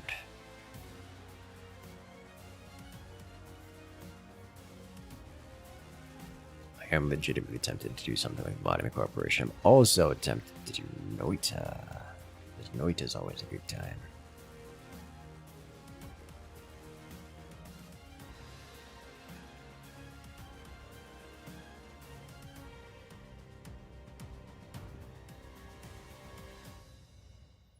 It's always I mean, always a good time is not an accurate description, I don't think, but it is a description of all time.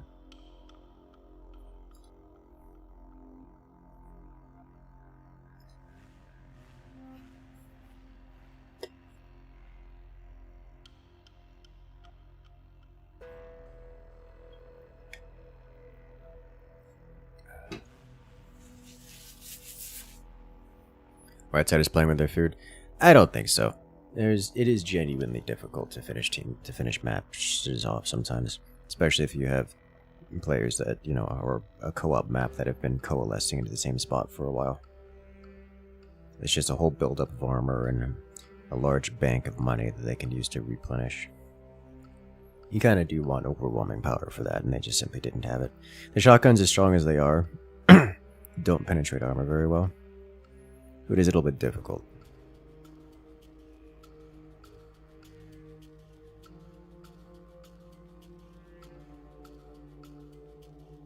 It is a little bit difficult to finish things off.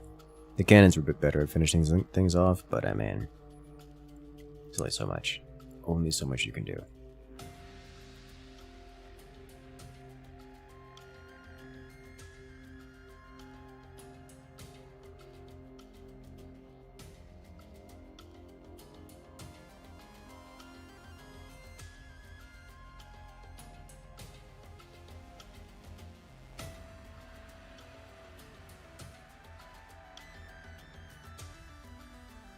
Hmm.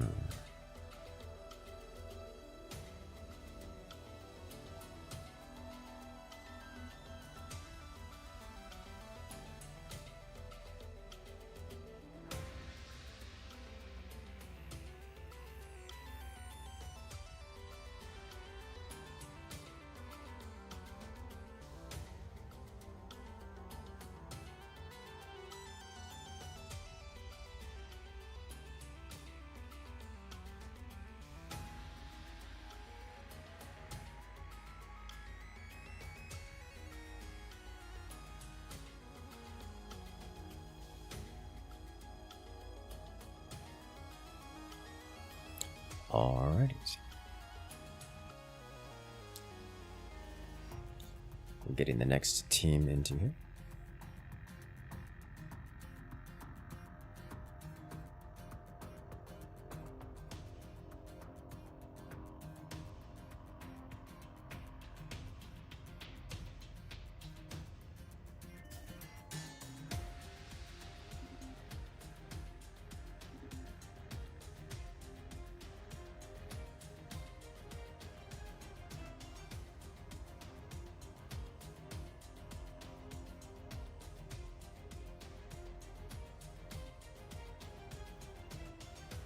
This one will be, I think, similar to last round, though maybe less of a stomp.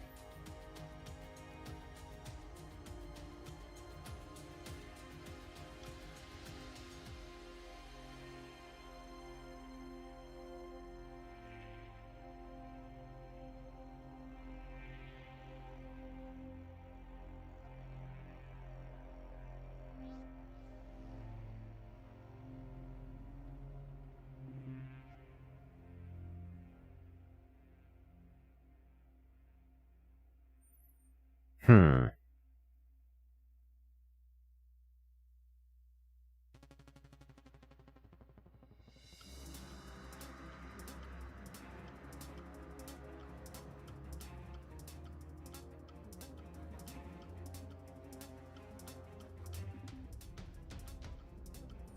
Alright, we're just about ready for the next round. Does anyone have any requests for what we'll be streaming later today, after the current tournament?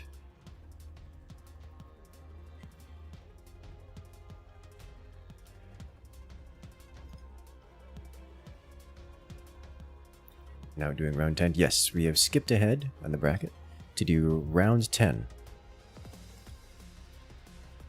which is the bottom right round. Is this not... is it cut off? 7, 8? It is cut off. Well, that's weird. Because use the bracket command, you'll see round 10 in there. This is the round I think that is the most exciting. Assuming that we don't have a... we don't have a disconnect, which we do. So we're going to have to restart this one. Unfortunate. So we'll be jumping into the action here after a brief delay.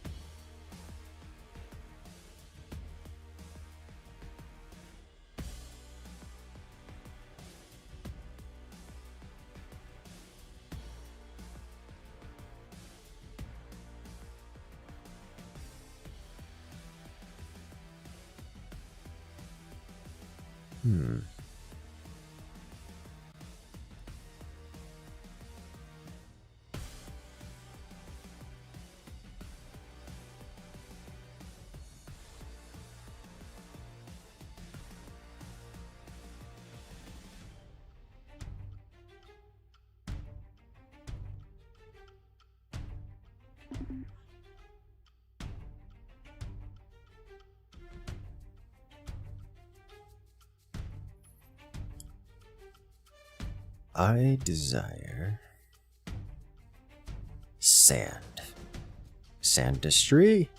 Though I have already done everything there is to do in sandistry, which is unfortunate.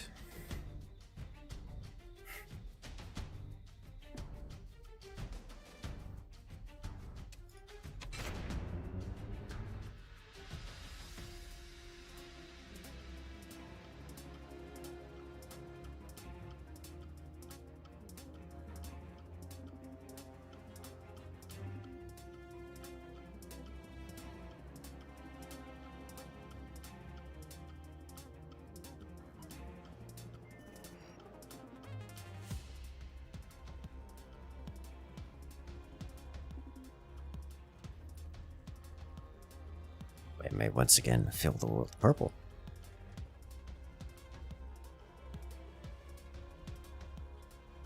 Or just, find as much purple as possible.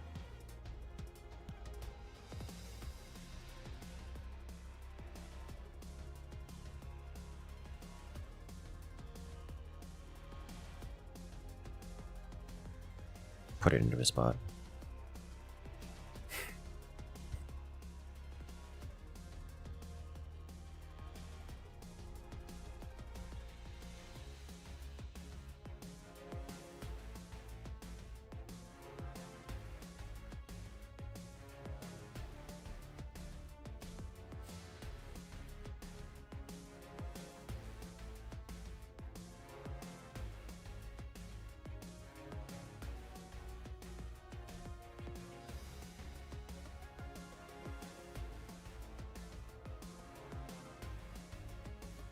Excellent.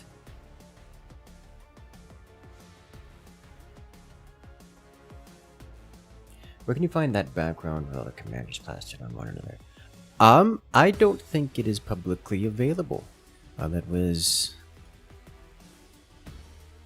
put there by the developers of Forts for an official tournament. I've simply been using it ever since. I don't know if I should post that publicly somewhere. I probably shouldn't. Not without permission, at least.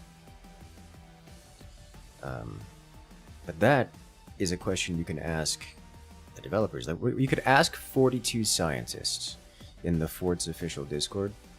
He will know or be able to find out. Like, hey, I saw this background on Incursus' stream. Where can I get it? He'll be able to answer that question for you.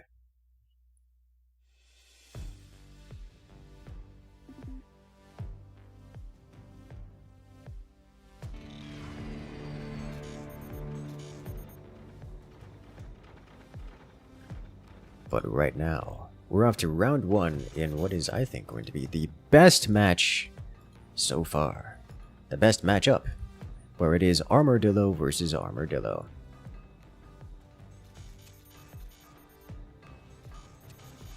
So everyone starts with the same tech, on a 2v2 map with a low eco start. In Sandistry, we're in the process of deleting the entire map with a laser to fill up the 1 million gold bucket. Understandable? I don't know that you have to delete everything, but it's pretty interesting. You're about to boot up Captive of Industry on the other monitor. Interesting. You see, that's what I was thinking about doing with Microscape, because it's a perfect second monitor activity for your to distract you from your second monitor activity, or should I say your background noise. It's like you've got the stream open on a tab to listen to, and then you've got your second monitor activity, and then whatever it is you're doing on the main monitor. It is a perfect combination of entertainment.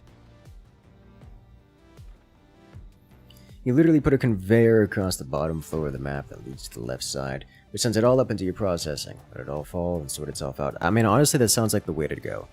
It really does. I would question where you're getting your water, because with that kind of throughput, I can only imagine water is a problem. Unless, of course, you're only using a single conveyor belt worth of input, at which point, I mean, I guess. If you're to go through all that trouble and only have one conveyor belt is, I mean, probably still better than doing it all by hand, but now I'm curious. Now I want to know the logistics of sand. As the first shot's fired, actually, from Team 1, from POI and Fun Game here on the left side, going with the shotgun option. Looks like they're going to have multiple shotguns going through here.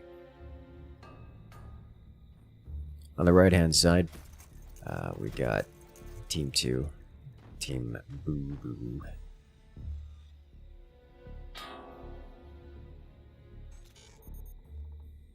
Lots of chains everywhere to defend against the shotguns.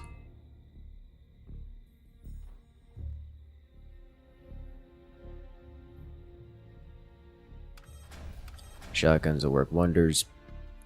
Chains will work exquisitely against the shotguns, but only one team has cannons. Only one team has AP capabilities. So I suspect the chains and the armor are going to defend against the shotguns, and the cannon is just going to rip through it all. At which point, the shotguns will tear through everything else.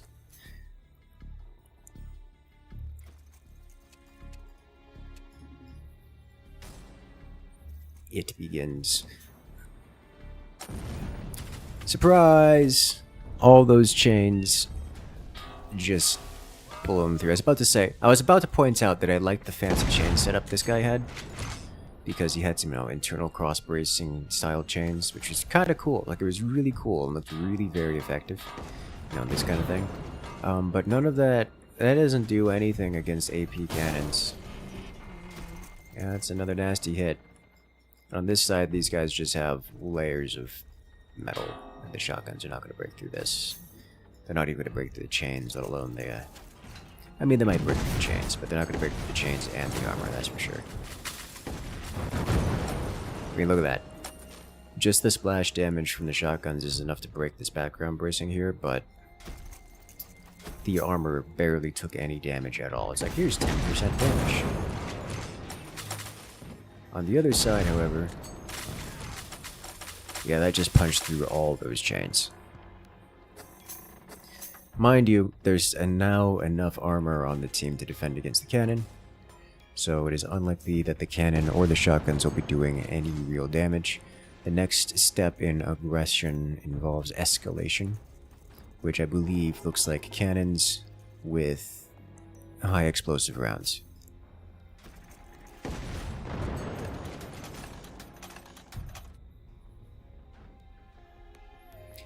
You have to use a Stratocore at least a little bit. Interesting.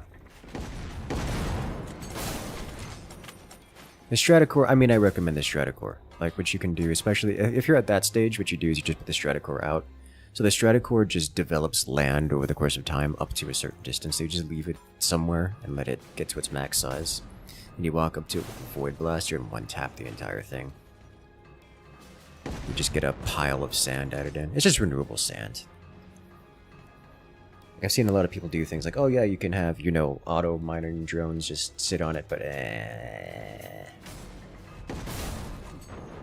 I'm gonna be honest, the auto mining drones are terrible. I just walk by every now and again with the Void Blaster and just juice it.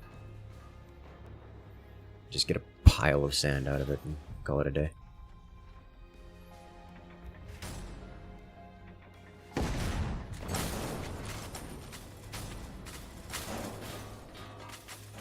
I mean, still, the shotguns are a threat, but unlike the previous opponents, these guys are defending with metal, so it's not the shotguns are a threat, but they're not a real threat. The cannons, on the other hand, are still threatening. They're not going to deal critical damage here. They might snipe out a weapon. Door snipes are always a possibility. But I'm not expecting any real outcome here. Not from these cannons. At least not with players that have defended this sufficiently well. Now, the shrapnel shotguns, the fragmentation shotguns, those have a bit more potential because they can hit from behind, as we see here. Those could do some more work. Both teams have unlocked the double shot. Although one player for team 2 here has gone full economy. I believe it's actually this one. Because this player has the double shot, I think.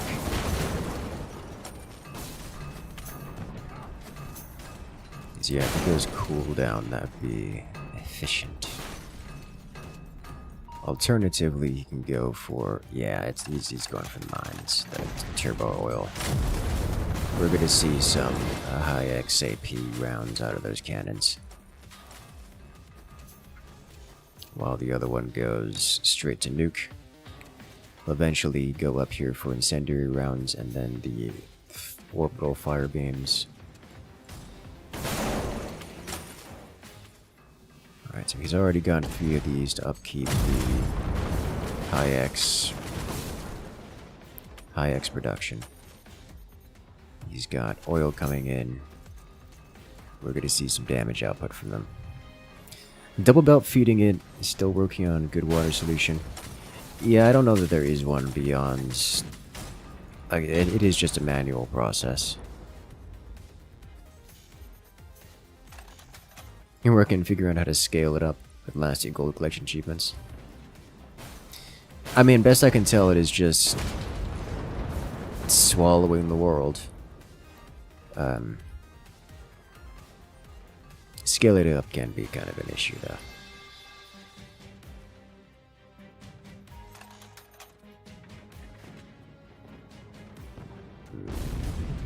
There's our first high X shells. I don't think it. That wasn't a high AP high X, I think. That's just explosive. Ooh, yeah, well, the shotgun does chunk through the wooden structure pretty well. Okay, now I think we're seeing explosive high X, or explosive AP.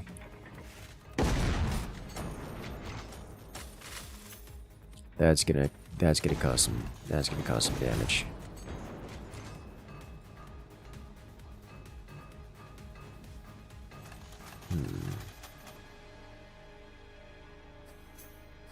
Using it as a bumper to automate your red sand void plume production. The drones, you know, honestly, the drones might be a bit more reasonable for the void bloom automation stuff, but then again, the void bloom automation doesn't need to be automated. It's kind of a one-time thing.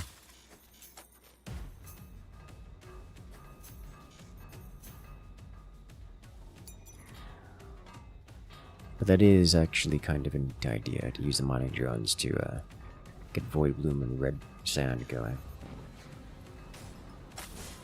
I like that idea.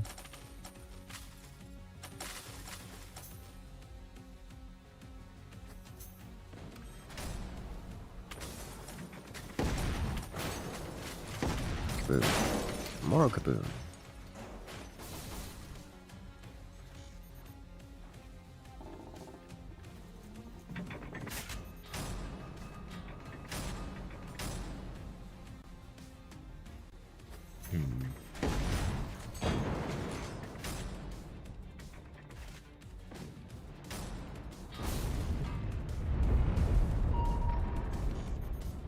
Solid hits.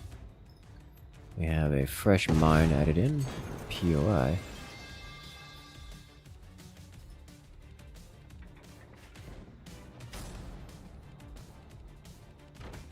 Swing and a miss. Oh, but kinetic shotgun rounds. Team 2 is breached. That'll do it.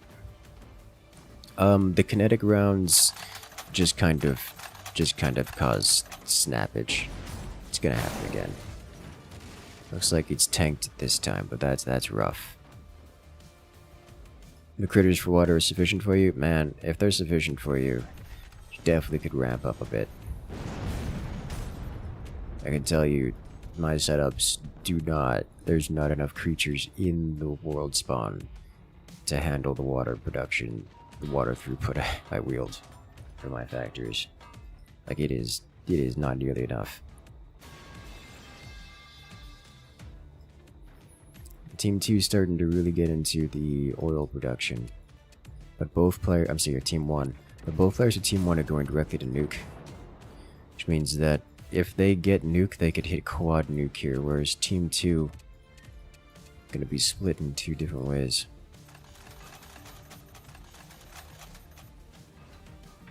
It really is at this point, I think, just a waiting game for the top bar abilities.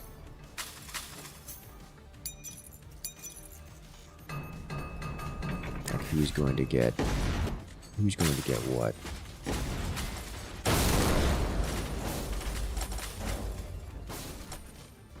Oh dear, oh my.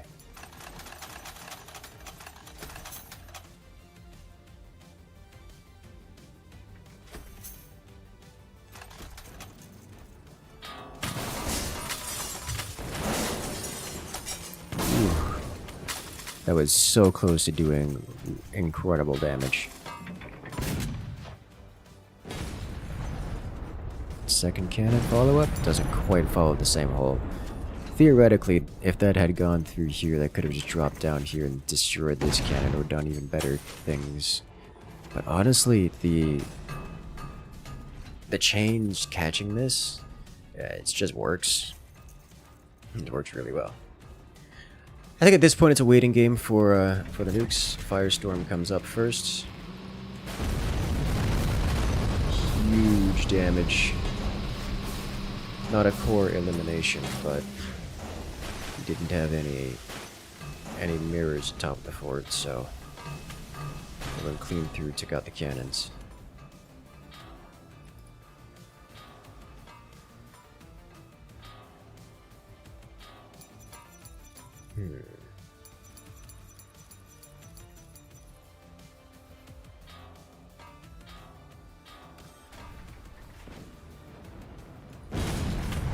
Off we go.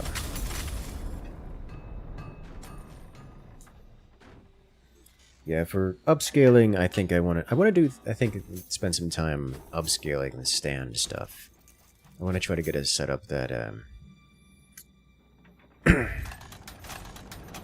kind of spills out and increases throughput based on... Oh, here comes the nuke!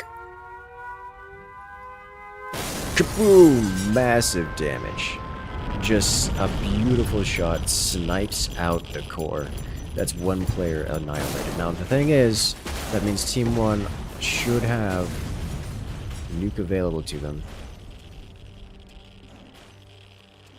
Which... Yeah, now they go. Can do it. Now they both have nuke. Problem is, they only just picked it up, I think. Nope, oh, there it is. Alright. Double nuke. Team 2 should be suffering here. Oh no! They fired both nukes at the same spot. The lack of coordination. They could have won right then and there. One nuke here would have ended the game in blue team's favor. Oh no.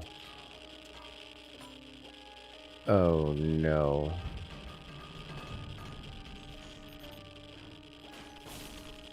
Well.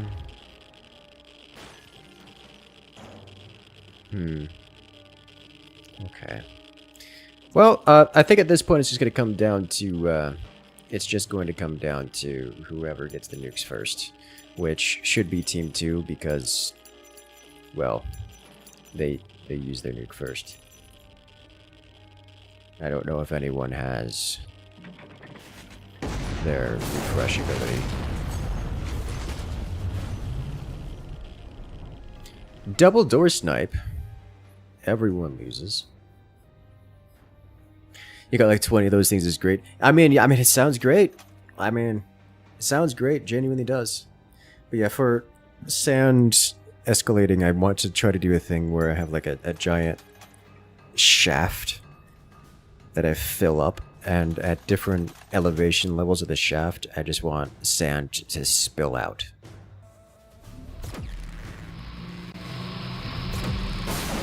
There's the double laser. I'm gonna be honest, I think that was strictly to break the oil. Wasn't actually trying to break anything else there.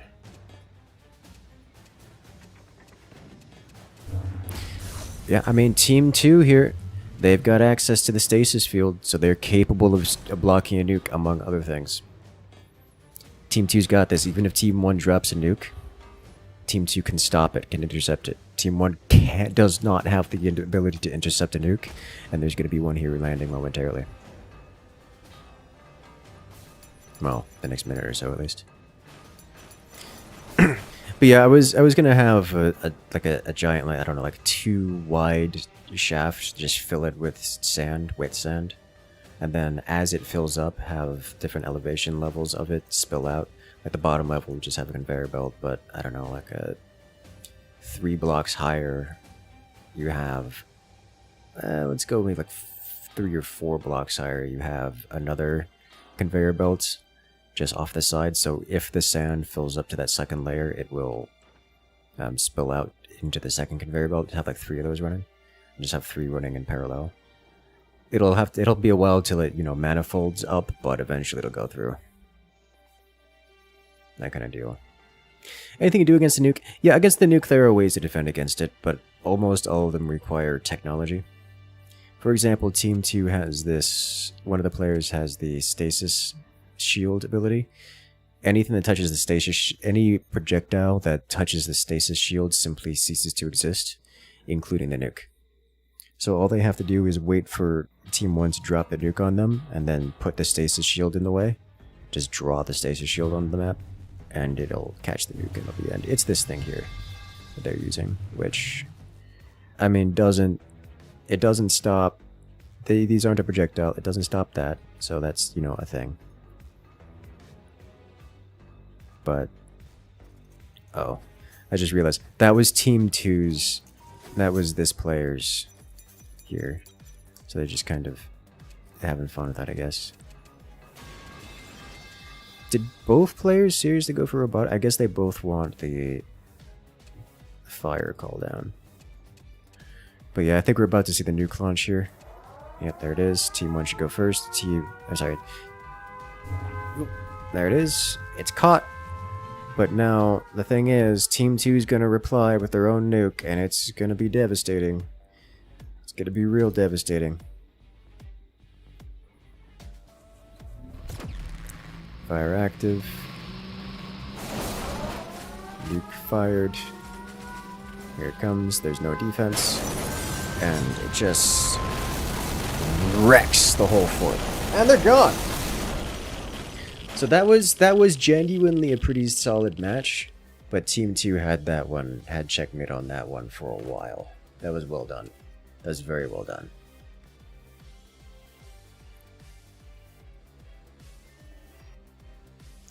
I don't know. I would have to do some optimization. I haven't actually implemented such a manifold sand manifold, so I don't know all the details of things it would need. I would think I might actually want to take advantage of, like, crimping the bottom layer. So instead of having, you know, multiple spaces, you have a single line, like a single grid space of space to filter the sand out from the bottom layer. That way it does actually stack up and can't all go through it. It doesn't create giant piles or something. What's the sand game? You should check out the latest short on the channel. It's sand. Or the last live stream we did it. We've only done one live stream of it. It is a simple little automation game, 2D automation game. Could coax it in with a clearing frame. I mean, I mean, yes, you could. That is the idea. I wouldn't want to use a clearing frame just because that's a bit slow. I don't want to hurt throughput that much. I mean, a small line of shakers can handle a lot of wet sand.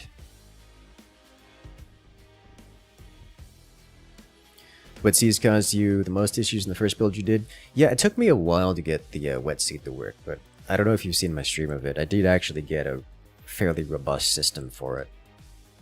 It actually worked out pretty well. And I can just dump as much seed into the system and it just goes. And frankly, the setup I have the throughput on the thing is ridiculous. Like, it can just handle mountains of dry seeds at the same time.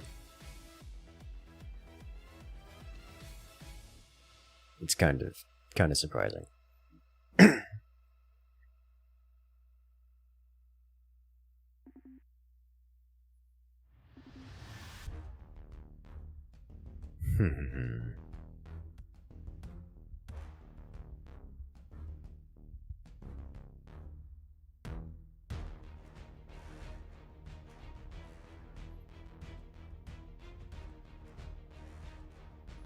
But yeah, it is pretty interesting. It really is.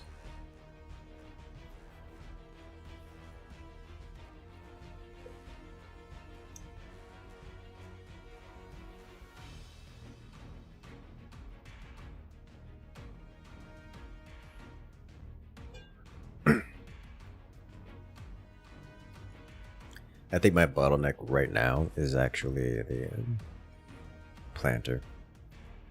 I just need a bigger burning box to let the wet seeds get through faster.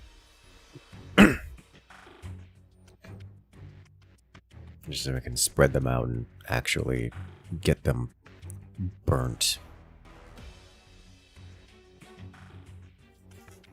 Incinerated.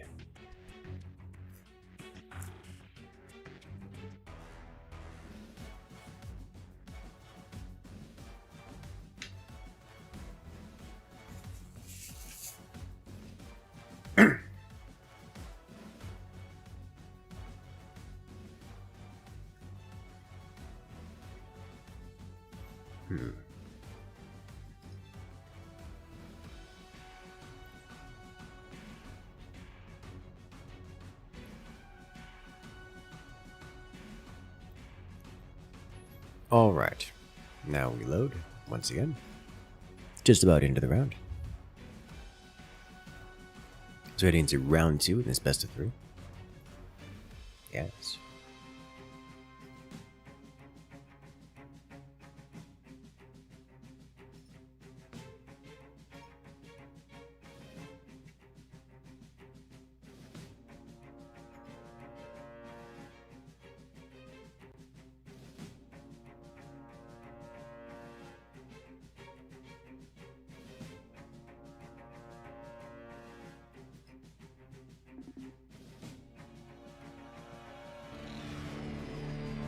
Alright, let's see what we got here. I think I had to leave. You think you had to leave before you got that part optimized? Yeah. I ended up getting it optimized and it just works. And I made it really deep. So it just has parallel processing and it just kind of goes. Like, I have 2 lines of sand constantly being produced. Like, quickly with a giant sand production facility. And the seed producer from the seed wetter system just handles that with like barely at a third of its potential throughput. It's kind of ridiculous as to how well it works. When I was creating this short, I went through and manually created a bunch of seed, and then just like, all right, let me just run it through my seed wetter system, and the seed wetter system just handled it. When I say a giant mountain, I mean, like, this sucker was huge, like taking up most of the screen of just dry seeds, and it just shoved the whole thing into the seed wetter, and it just worked. Like, it just worked. It ran out of water a couple times, but nothing a little rain couldn't handle.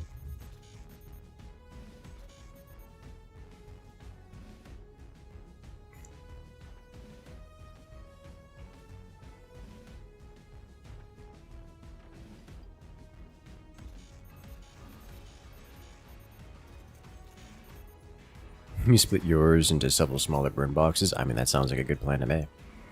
I like that idea. Is this man rushing shotguns? Like previously, like so this is once you get an armadillo play. But previously, they at least got eco and such before shotguns. I'm not convinced they're doing that. I think they're just taking advantage of co-op as a concept to get shotguns out as quickly as possible and are going to blast the opponents before the opponents even have a fort. Like, these are so early that there's not even good targets. Like, there's nothing here to shoot. Worthy players? Yes, worthy players.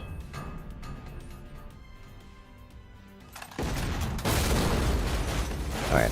What you do is you just build out of background bracing, and then you put actual metal there so it doesn't get destroyed when the shotgun arrives next round.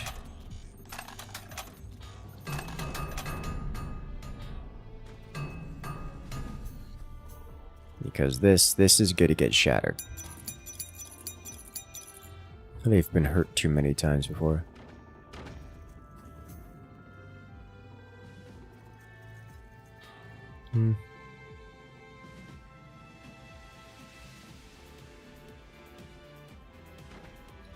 So those shotguns aren't going to do anything anymore.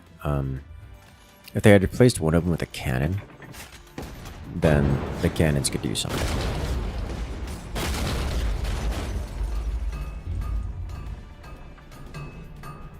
Why are you making sand? We're not making sand.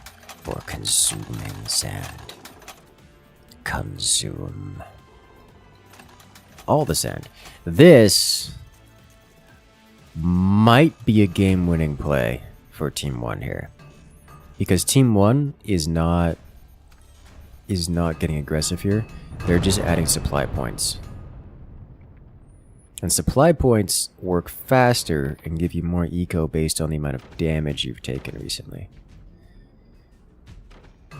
And this may come as a surprise, but Team 1 here's taken a lot of damage. So they're going to be getting a lot of money out of that. Whether that's net positive or not, it might just be net positive. At this point, with this many supply points, it might just be net positive. I'm gonna be honest here. It really just might be. I'm not sure why they connected this up. They are playing co-op, so they are connected for so long as the cores exist. So I'm not sure whether there's a physical connection here. By the way, Team 1 has one player going double shot, one player going eco. It is the same for Team 2.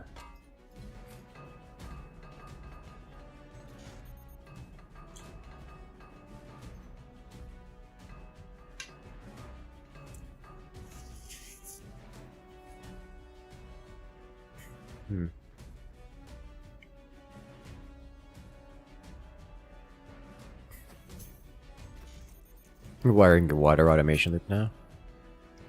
A nice design that works on keeping a set reservoir size in each node.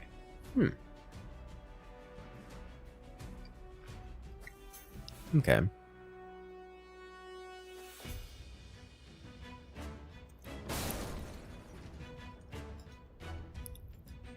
We are seeing artillery this time. Now, artillery is a different play.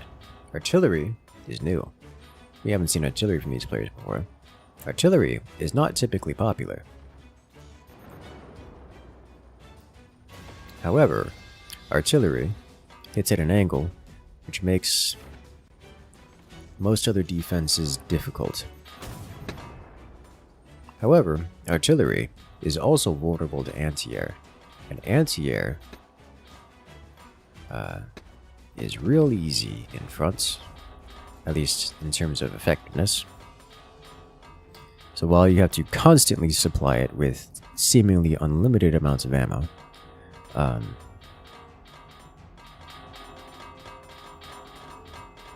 it is very effective.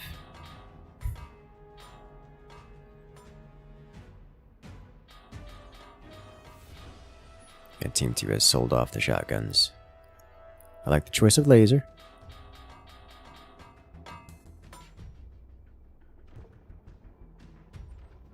I see what's happening here. They're just basically... This is a near conceding amount of money expenditure here on this much armor. That's them saying that we're not going to be playing this. They're not even going to pretend to participate in the early game here. They're going straight for ability cooldowns and not even participating in having weapons. Laser from below gets a solid hit. Team 1 is just not going to participate again. They just sell off and ignore it. Which is fair.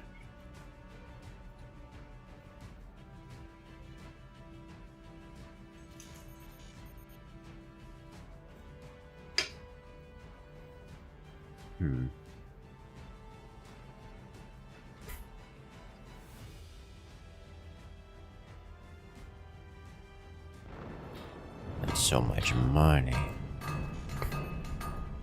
I'm gonna get super plastic bit of core in the middle. Maybe. Well, no one is near super plastic. And no one's really... I guess anyone can go for it, but... Everyone is far away from the super plastic tactic. Everyone. When I say far away, I mean... like 20 minutes away from it. So that's not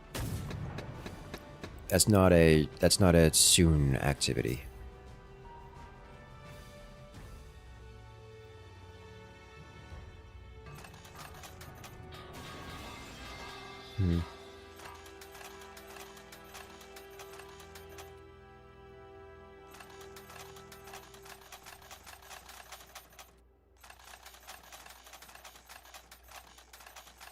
Yeah, they sold off that artillery, which is probably for the best.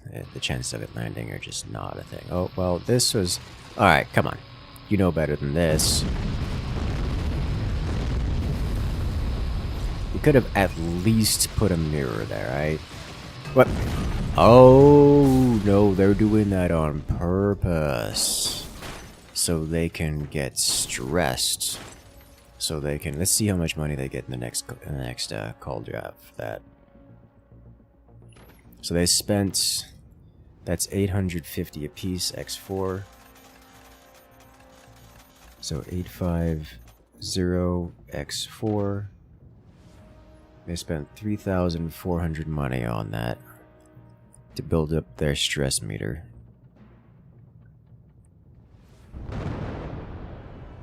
And they got about 6,000 out of that. So they basically doubled their investment. That's not true. Did not take into account what they would have gotten without this. So we have to take 6,000 and minus some amount, and I don't know what that amount would be. But either way, I'm reasonably certain that's a net positive. Like, very net positive. So this is simply something that Team 1 is willing to experience.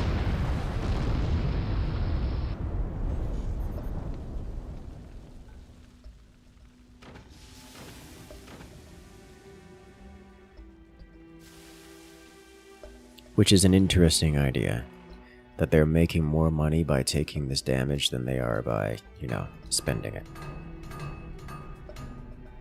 Team 1 up to 13,000 money, compared to Team 2 with 4,000.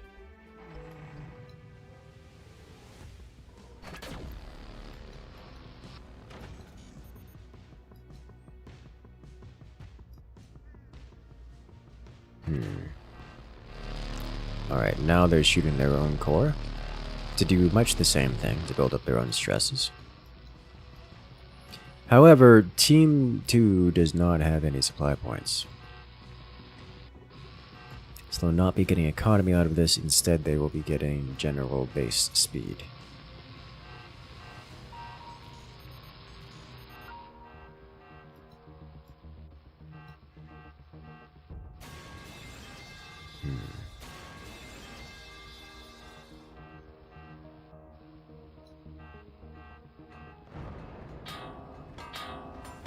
21,000 money.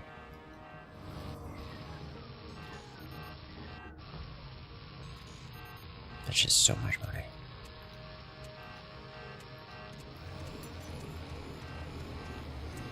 Interesting that Team 2 has gone full Tier 1 tech here. I'm not sure what the plan is for Team 2. They've got nuke, but lacking the orbital laser beam. That's going to hurt them substantially.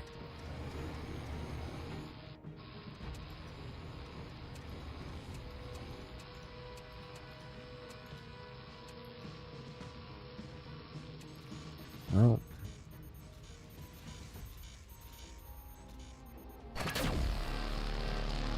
this no longer receiving assistance from the enemy and taking damage.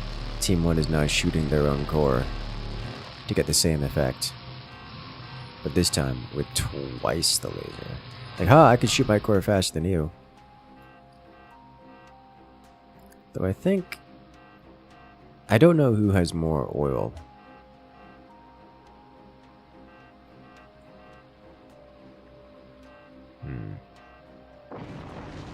Also helps get upgrades quicker. It does. Yes, it basically helps the being stressed, taking damage basically time scales your everything.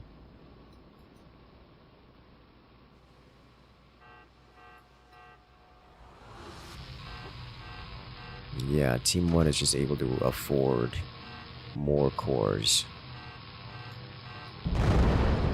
which gets them a stupid amount of money.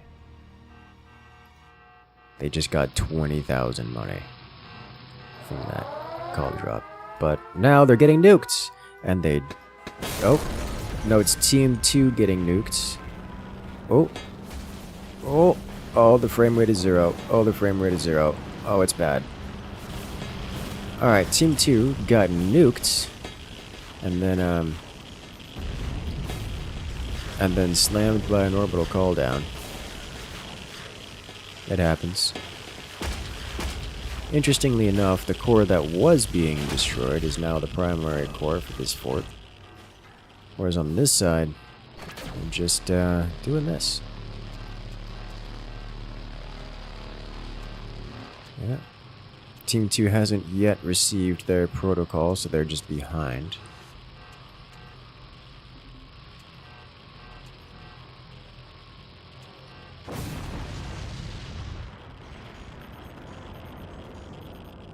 Because they're just behind. Team 1 gets the nuke strike first. We'd love to see it. Oh, Team 1 lost a player. It is now a 1v1. Unfortunate for everyone involved. The difference is that the Team 1 players have a ridiculous amount of economy by comparison. They have more than double the fuel income, and at this point 22 times the metal. So that's not an exaggeration. That's just they're that rich.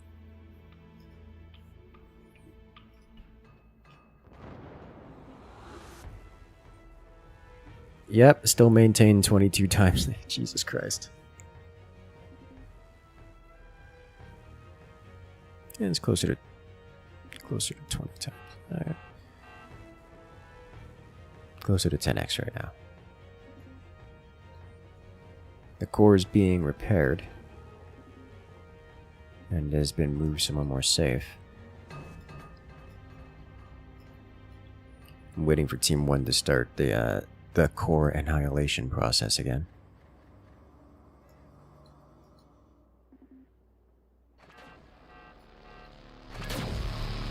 There it is. Now with triple laser beam for triple the core detonation speed. At this point, blue team does not have enough oil production to fund this.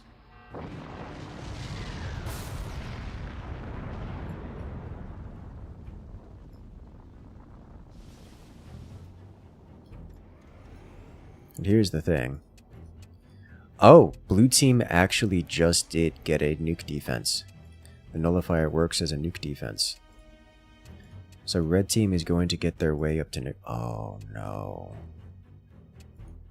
The red team player with the nuke access is the one who DC'd.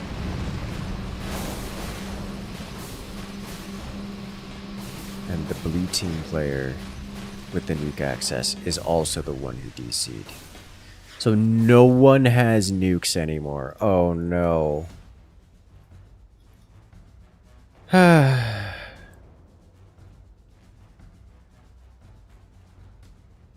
Wild. Absolute wild.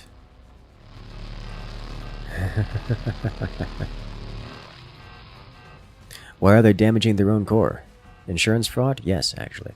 So in fronts there is a new mechanic called stress. The more damage you take, the more stress your fort accrues. It's a meter, like a little number you get on the side of your fort. The meter fills with the stress that you obtain. Now, your base and basically everything in it will time scale by a percent based on how full your stress meter has become. So the more damage you take, the faster your base is time scaled. This is incredibly valuable for things such as the supply points. The supply points simply generate money over time, and like everything else, they time scale off of your stress meter. This player has 67,000 metal banked just because they've been constantly damaging their own core, building up their stress meter, and just pumping out economy from this block of supply points. At this stage of the game, everyone has gotten defensive to the point where attempting to break their forts conventionally is just not a thing. So they're trying to rely on their orbital cooldowns and abilities in order to get the job done.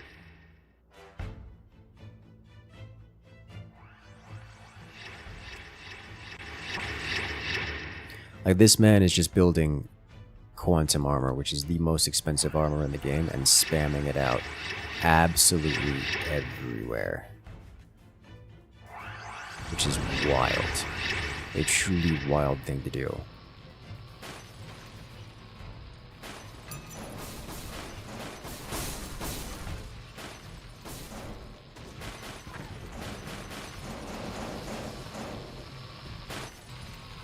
Well, the laser infected laser things.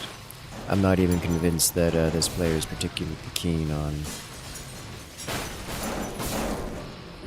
Oh, if those laser had detonated inside of this block, that would have been hilarious. I am actually kind of surprised that the player didn't go up one more level to superplastic, and then into quantum tech, and instead went this way first. Because I don't think... Like, I think superplastic is definitely the way to go here. Like, 100% the way to go here. Like, the blue team player has a nuke defense. The quantum armor definitely is a better defensive tool, but I mean, I think they don't need help on the defensive front of things. I think starting the tug of war option is the superior tactic. Whereas the red team player is over here, which is kind of far away from everything. I'm guessing they're gonna go thunderstorm. We have laser on laser violence. Pretty sure this will be a stalemate. I really hope not. I well and truly hope not.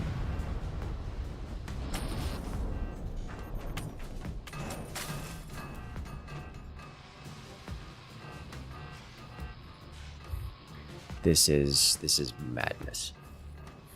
You blame the map? Honestly, it's at least relevant.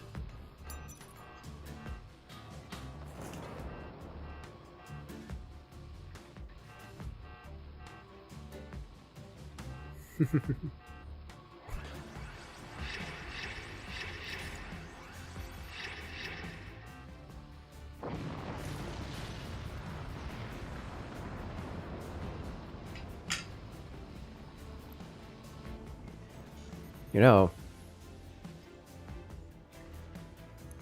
if you surround the opponent in a shell of quantum armor,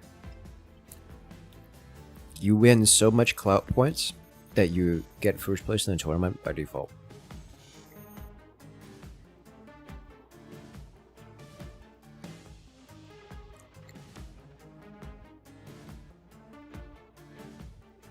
And guys, think of the cheese you can do. Your opponent is trying to play using game mechanics. Why do you permit this? Think of the cheese! There's even super plastic down here waiting for you.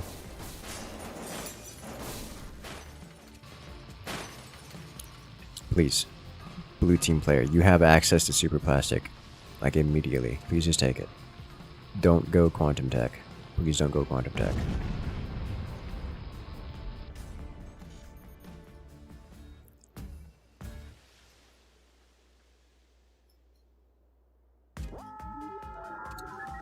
With Thunderstorm, of all things! Honestly, Thunderstorm's probably better than Quantum. Oh, I don't know. With that much money, you can get like 3 snipers and actually just fund the production of Quantum snipers. Another Thunderstorm, but this is gonna do nothing. Well, it might hit this. This would do some damage. But this has done literally nothing so far and is unlikely to do more.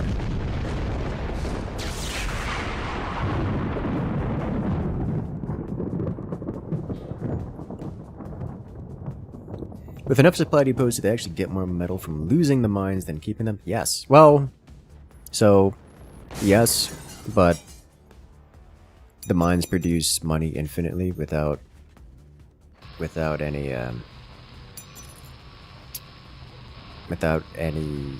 input, where the supply points require loss in order to get real money income. So, yes, they would get a boost of money. They would get more money than the cost of the mine for losing a single mine. However, the mine just produces money forever, so it is always worthwhile to have mines.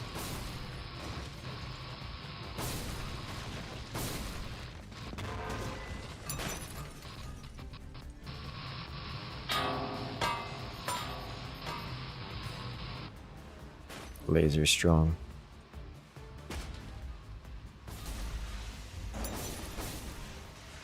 I just realized that's 2 lasers over here. You know, that is one thing. Getting a swinging beam set up, like a variable beam. I'm afraid if they plan on spending 60k plus metal for. Honestly, the only thing I could think of is more energy production and more oil production, so that they can then afford enough super plastic to just take over the map. Brick of quantum armor. Yeah, a brick of quantum armor is probably the only thing that they can realistically spend that on.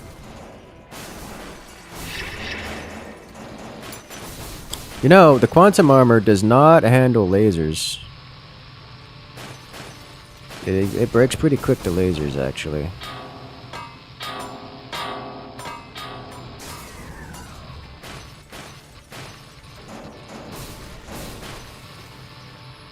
So we are, I think, gonna see the breach of the quantum armor here.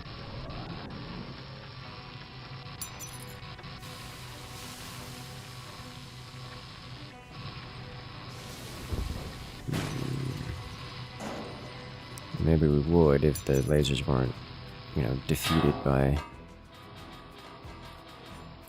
a constant production of stuff and also mirrors.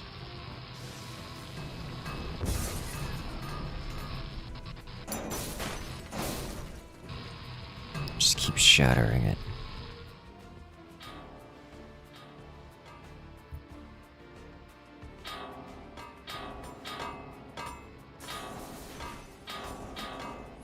Alright, someone's gotta go super plastic.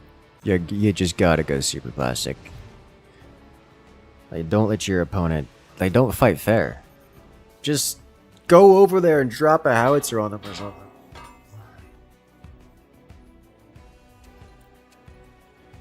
You can do it, I believe in you. tug of war them. And he gets Quantum Strike, which is not the worst.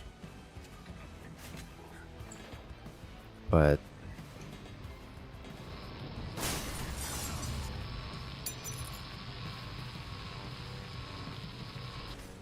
it's fine. It really is fine.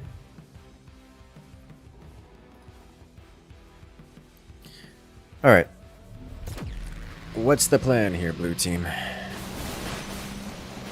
You have... I mean, red is trying.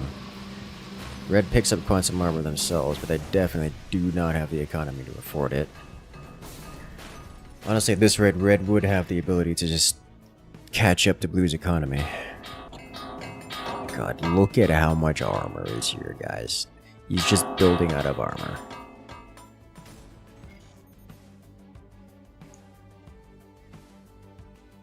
Mines can't be blown up if they don't get replaced. Correct.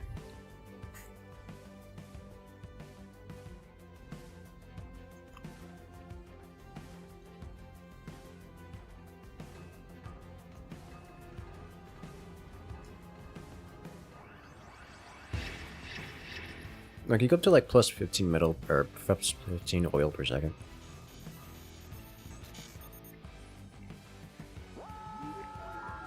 Then you just mass produce super plastic. Lightning Strike is actually breaking things. Blue team here. Because it hit while blue team was trying to expand. That orbital strike doing the same thing on the right hand side. Red team was expanding while it happened. So it just kind of goes through and hits stuff. No one lost anything that can't be replaced with some alacrity, so...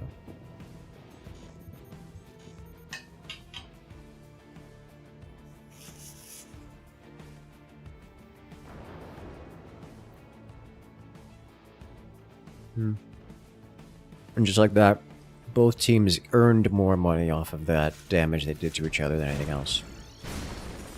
Huh. Look at that. A chrono round just went through and broke this. Neat. But I mean, this man's got quantum doors, so... Wow. That's a lot of damage. Those chrono rounds still do a lot of work. Like, a lot of work. Now, Team 1 is going to be dumping out the Quantum Strike rounds, so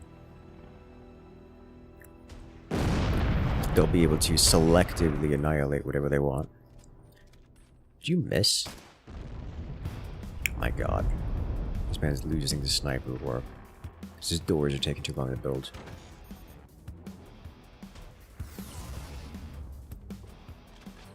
But here, that's the thing. The quantum armor just does not care about taking damage. It just doesn't. It's basically adamantium. Familiar with the adamantium of old.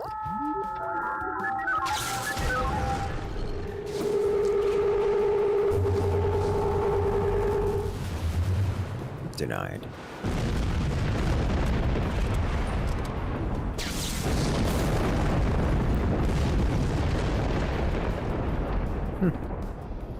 A Thunderstrike actually managed to sneak past here and grab this, which is an interesting idea. Didn't expect that. Almost feels like a protest match. Alright, who's grabbing Super Plastic? Surely someone's gonna grab Super Plastic. It's Quantum Strike for both sides. The red player is another 20 minutes away from Super Plastic, so...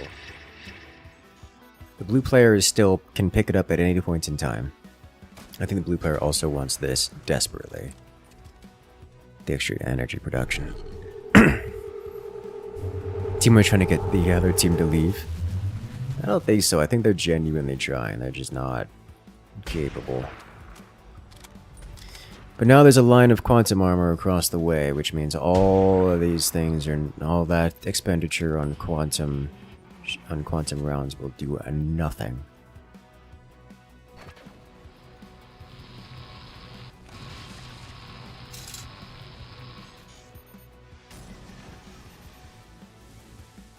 Oh dear.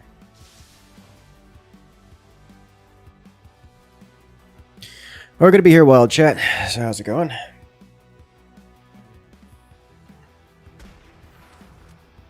Looking forward to seeing other things. Want to use your resources to win the game. Realistically, both teams have invested so much in their defensive tech that they can't hurt each other. Not in any practical sense.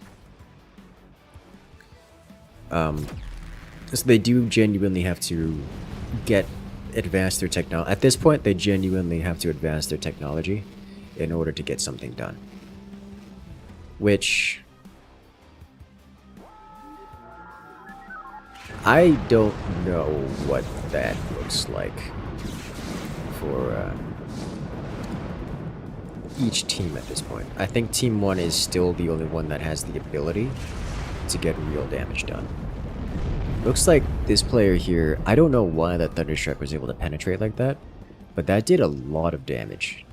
Like, that actually just did a lot of damage, and I think he's complaining about that right now. Because that's not how that's supposed to work. But realistically, he's got so much money.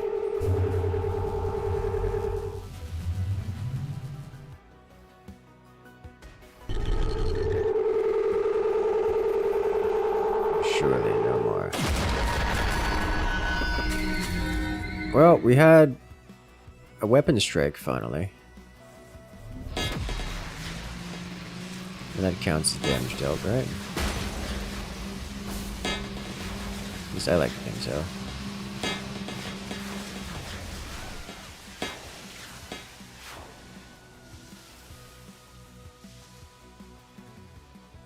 Well, quantum strike, but a swing and a miss.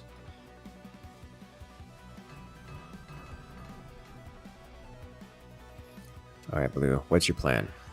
More defensive tech, I swear. Why are you like this? Oh, that actually hit over here.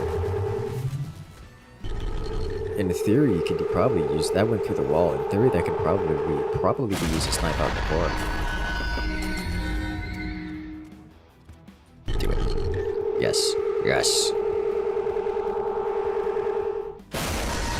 Solid hit. Team 2's core had to be moved outside of its bunker in order to survive. Its bunker has been penetrated.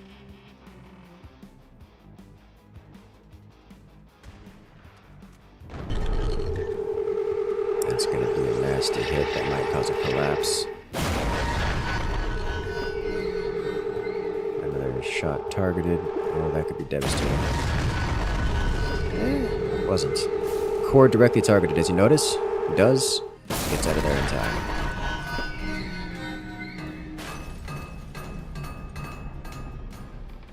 Okay.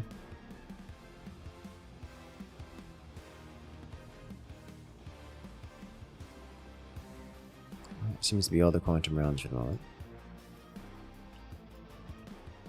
Team 1 might need some more ammunition production. It's another quantum strike. Swing and a miss.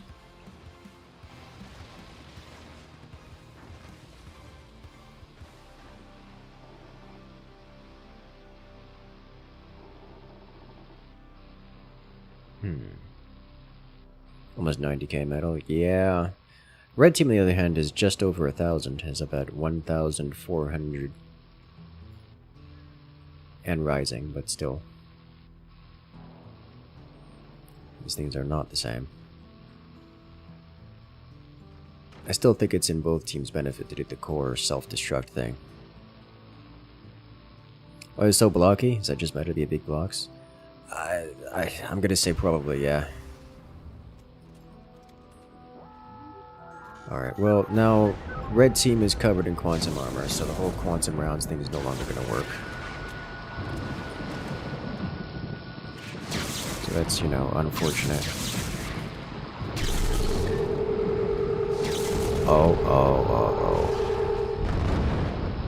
Oh, the nullifier got rid of it. That's close. He needs to do something about that. that can't be allowed to happen. Because that red team found a weak spot where they could just straight up destroy blue team here.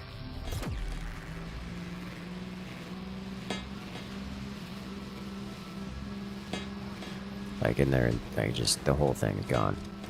Whereas blue team seems to be completely covered in such a way that I suspect they won't be taking damage in the foreseeable future.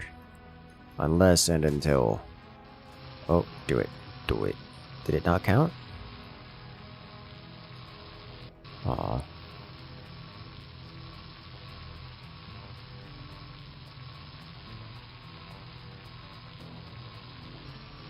Okay.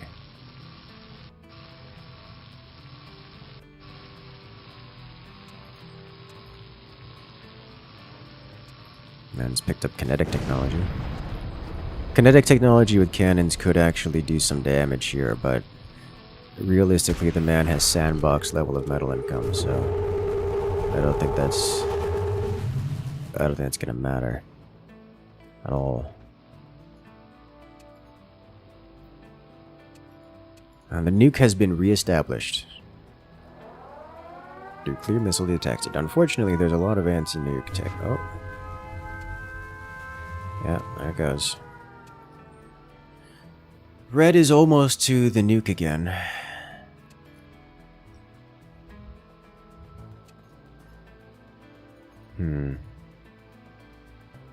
Does he go up to max money? Yep. Blue team has officially hit the maximum amount of metal that forts can display. Which is kind of a lot of metal. Kind of a whole lot of metal.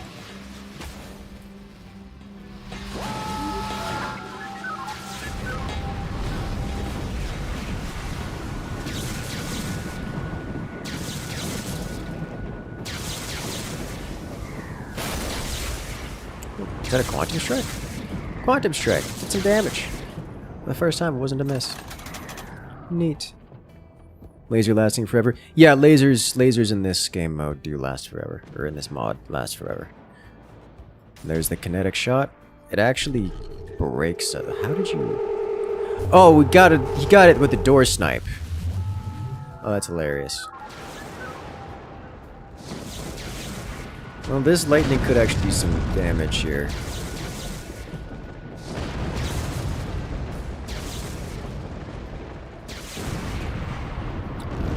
It does actually unpower Team 1, just like as a concept. Oh. That could have been way worse.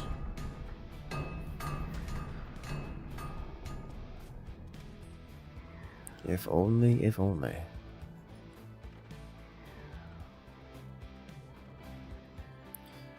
I think Team 1, instead of going nuke, needed to go for this technology, or just, you know, super plastic, and actually spend their money on playing the tug of war game.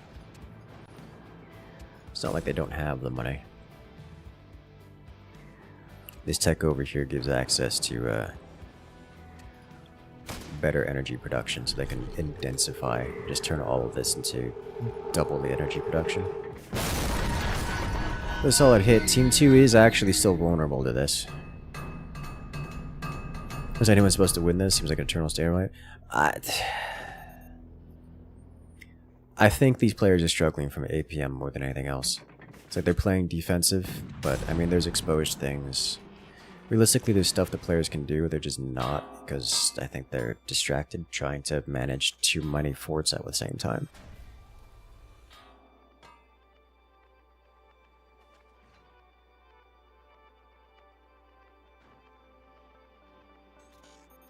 Remember that fronts is difficult. It's got a lot going on at all points in time.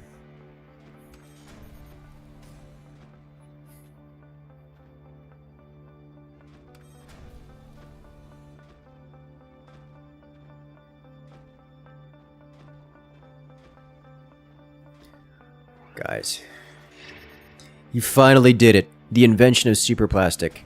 It has occurred.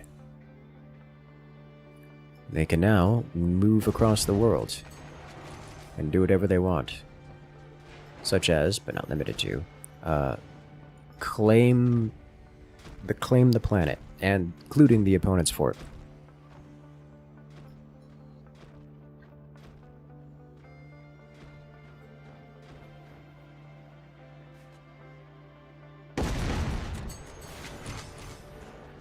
Oh! Yeah, the kinetic rounds are doing work. The blue player is actually going to need to re-armor all of this up with some better armor, namely the quantum armor instead of just standard metal. You can move over to here. Yes, yes, yes. Exactly. So those kinetic rounds are breaking through everything, including the quantum armor. Well, the quantum armor is better at handling it. Gah! You ran out of power right there, sir.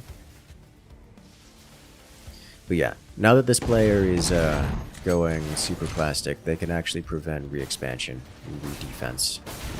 So any and all progress made, this player can just force them back until he's completely bottlenecked.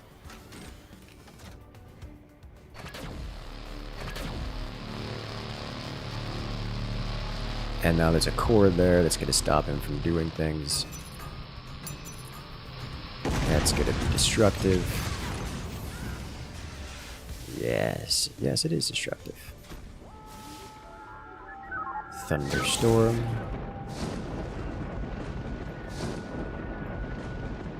Quantum strike. Looks like a swing and a miss at that.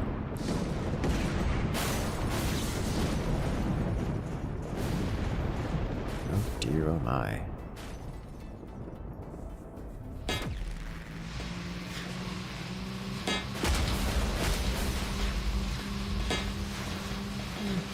Little diggy, but not by much.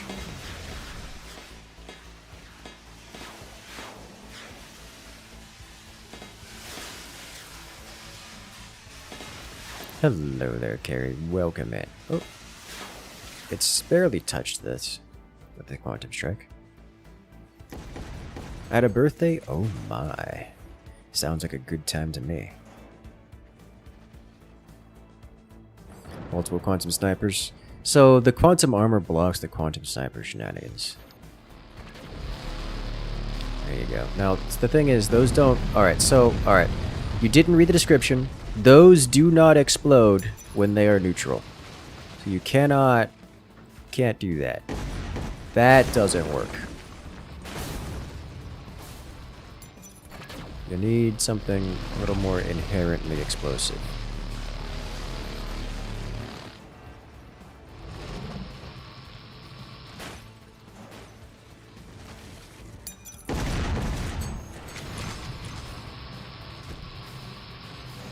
You attack from below? Yes! Yes. Honestly, him getting a laser here and shooting up would be great. I mean, he's got options. He needs actual weapons, however. As the tug of war has begun.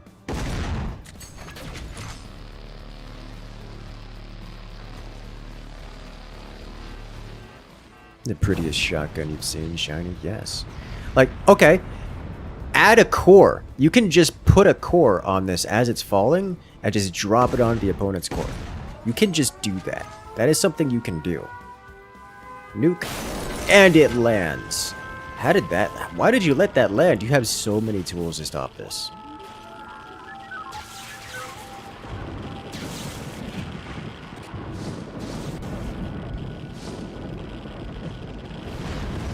Well, don't do that. I guess that works.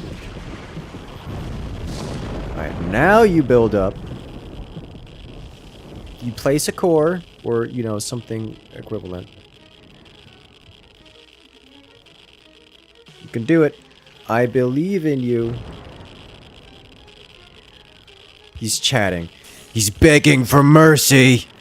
But mercy is not here. Misses the shot. Wasn't there something like a kinetic armor defending against kinetic rounds? Yes. I don't know if any player, I don't know if Blue Team has that. They do. Wait, no, that's the wrong player. They do not. Though they can get it pretty quick here. Oh, Jesus Christ. Those kinetic rounds are so hard that they ripped this thing off of its foundations. And now red player has claimed this, which is terribly inconvenient for the blue player. He's losing the tug of war to a player who doesn't have access to super. Oh! The blue... Wait. Nope. Red player still doesn't have access to super plastic. He's losing the super plastic tug of war to someone who doesn't have super plastic.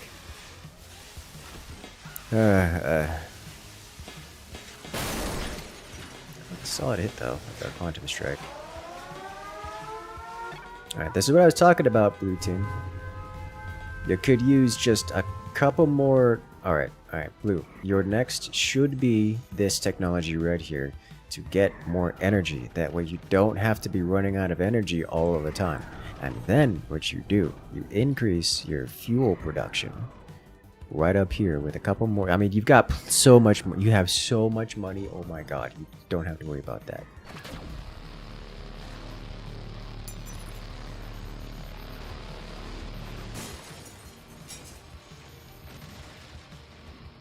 I don't think he can get over there. Could actually. It just has to connect rope here, rope bridge this way, and then connect it. He's not going to get that before.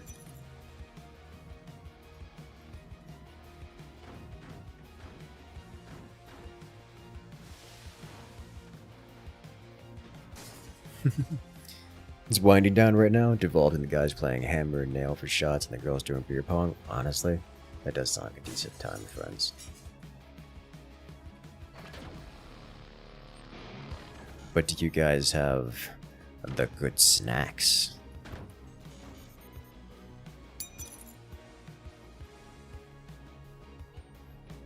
Gotta have those party snacks.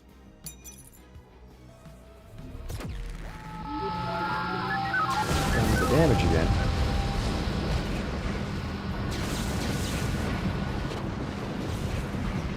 Oh! Got him with the quantum strike. Nice. Massive damage. It actually penetrated through and took out all of the energy production here. I'm surprised the core survived. But that's... Oh. Oh no. That's it.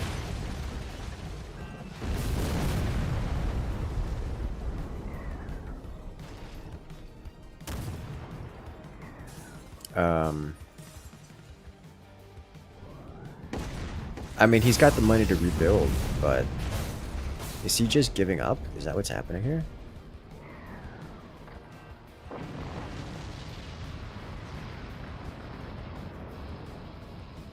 Has his mental been broken? Has Team 2 won it by... Oh, we're still casting top bars.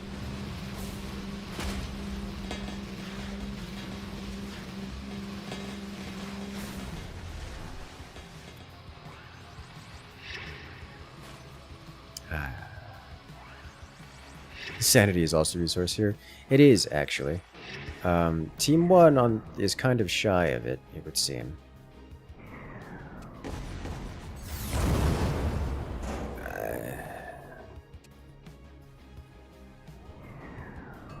There's no energy, does not have a single energy production structure on the map. Oh, that's not going to complete in time, is it? Didn't. But the cannon was also not upgraded enough to deal enough damage to break it. So...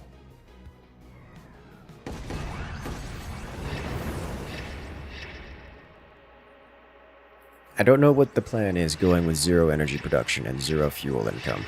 Because that means you cannot build more super plastic.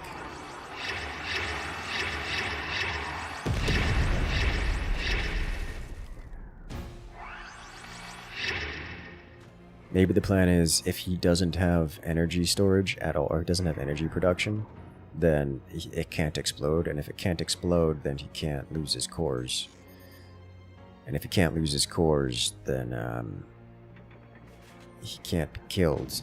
If he can't be killed, then the game is guaranteed to draw. It's not going to try to win anymore. That might be a thing.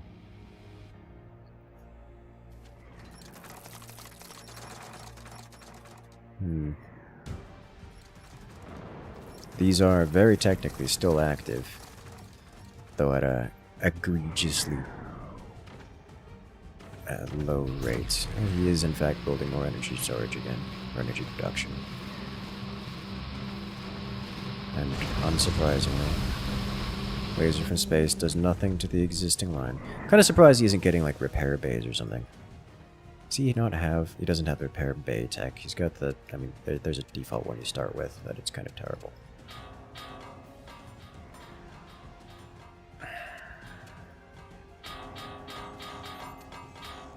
Well, who's gonna lose with 99,000 metal in stockpile? Yeah.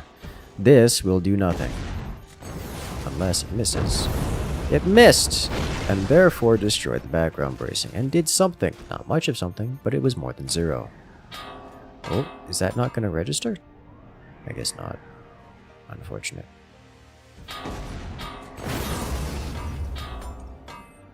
And roasted piglet for the main course. Loads of chips and nuts and salt sticks for snacks. 2 full fridges of soda. And alcohols for drinks. 2 full fridges. Sounds like you guys had a wild time with delicious, delicious food. It just does nothing. It just does nothing. But was complaining about lag? I mean, yeah. The game is so laggy at this point that 2 players have disconnected, alright? Like, 2 players have full-on crashed out. And I mean, like, literally they're no longer in the game. Because their forts died.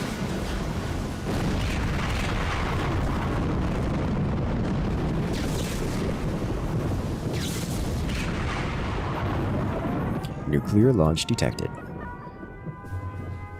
Yeah, there's no way that lands without consent. Is this a tournament? It is, yes. Round robin, and this is the... This is the second or the third match in the best of 3. It's one of the 2.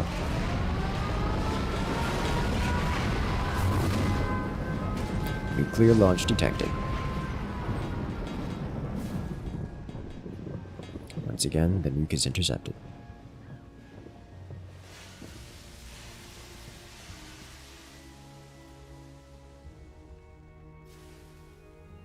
Oh dear.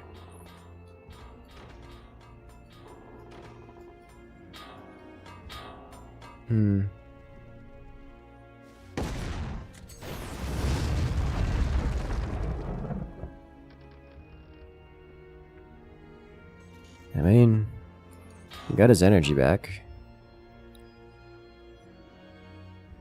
Those kinetic rounds have done some... well and truly done some damage.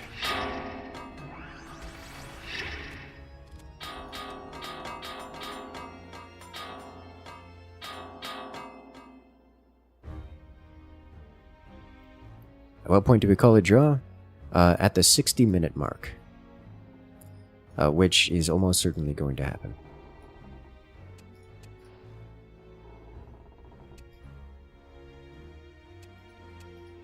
Still convinced Blue desperately needed this energy technology so they could get double energy. And then just have infinite material to expand across the world. Nuclear launch detected. Massive impact.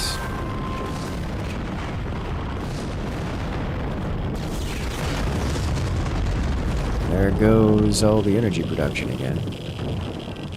Core survives, still remains at 98%. But the radiation's gonna cost... The man finally gets energy production tech. After, with less than 4 minutes left, he finally gets the eco tech he needs to actually sustain. But this does double his energy production, so he went from being at woefully underpowered to being at exactly the same power he had prior to the loss of this energy node.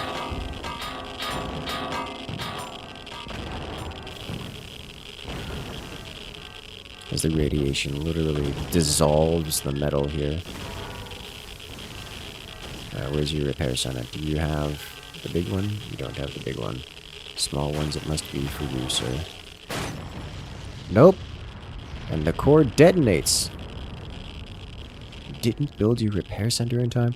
Well, that also means that he no longer has economic production. Or fuel storage. Or anything else, so he's actually kind of broke. He just lost all of his banked up oil. But he does have enough energy to re-enable his existing oil derrick, so he'll be able to re-obtain that with plastic. He's going via the overground, which means it can be targeted directly by things like a laser. So that's likely to be denied, as opposed to going underground, where it's not likely to be targeted. Oh! The crunching! The kinetic rounds did just enough impact to wobble and crunch everything inside. Including all of the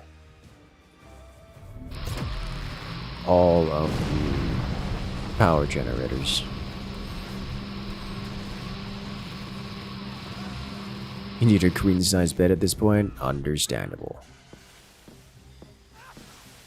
You know, the red player is not going to have enough time to get into super plastic. But there might be a world here where he does manage to destroy this core. He's got a little bit of time. The dude is still... I'm sorry, the dude is still sitting on... Alright, he gets it. It crunches. The kinetic arsenal just punches through things. Holy smokes.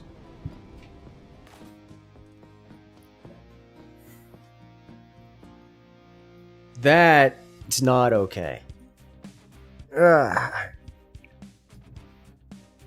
They finally figured out how to get through it. That is Team 2 winning it. And with that, Team 2 wins this best of 3 against their opponents.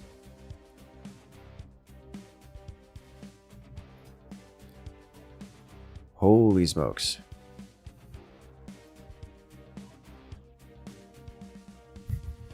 I think everyone there is exhausted beyond recovery.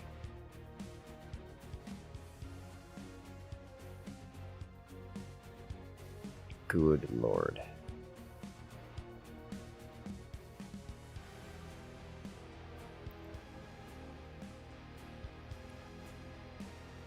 Absolute nonsense.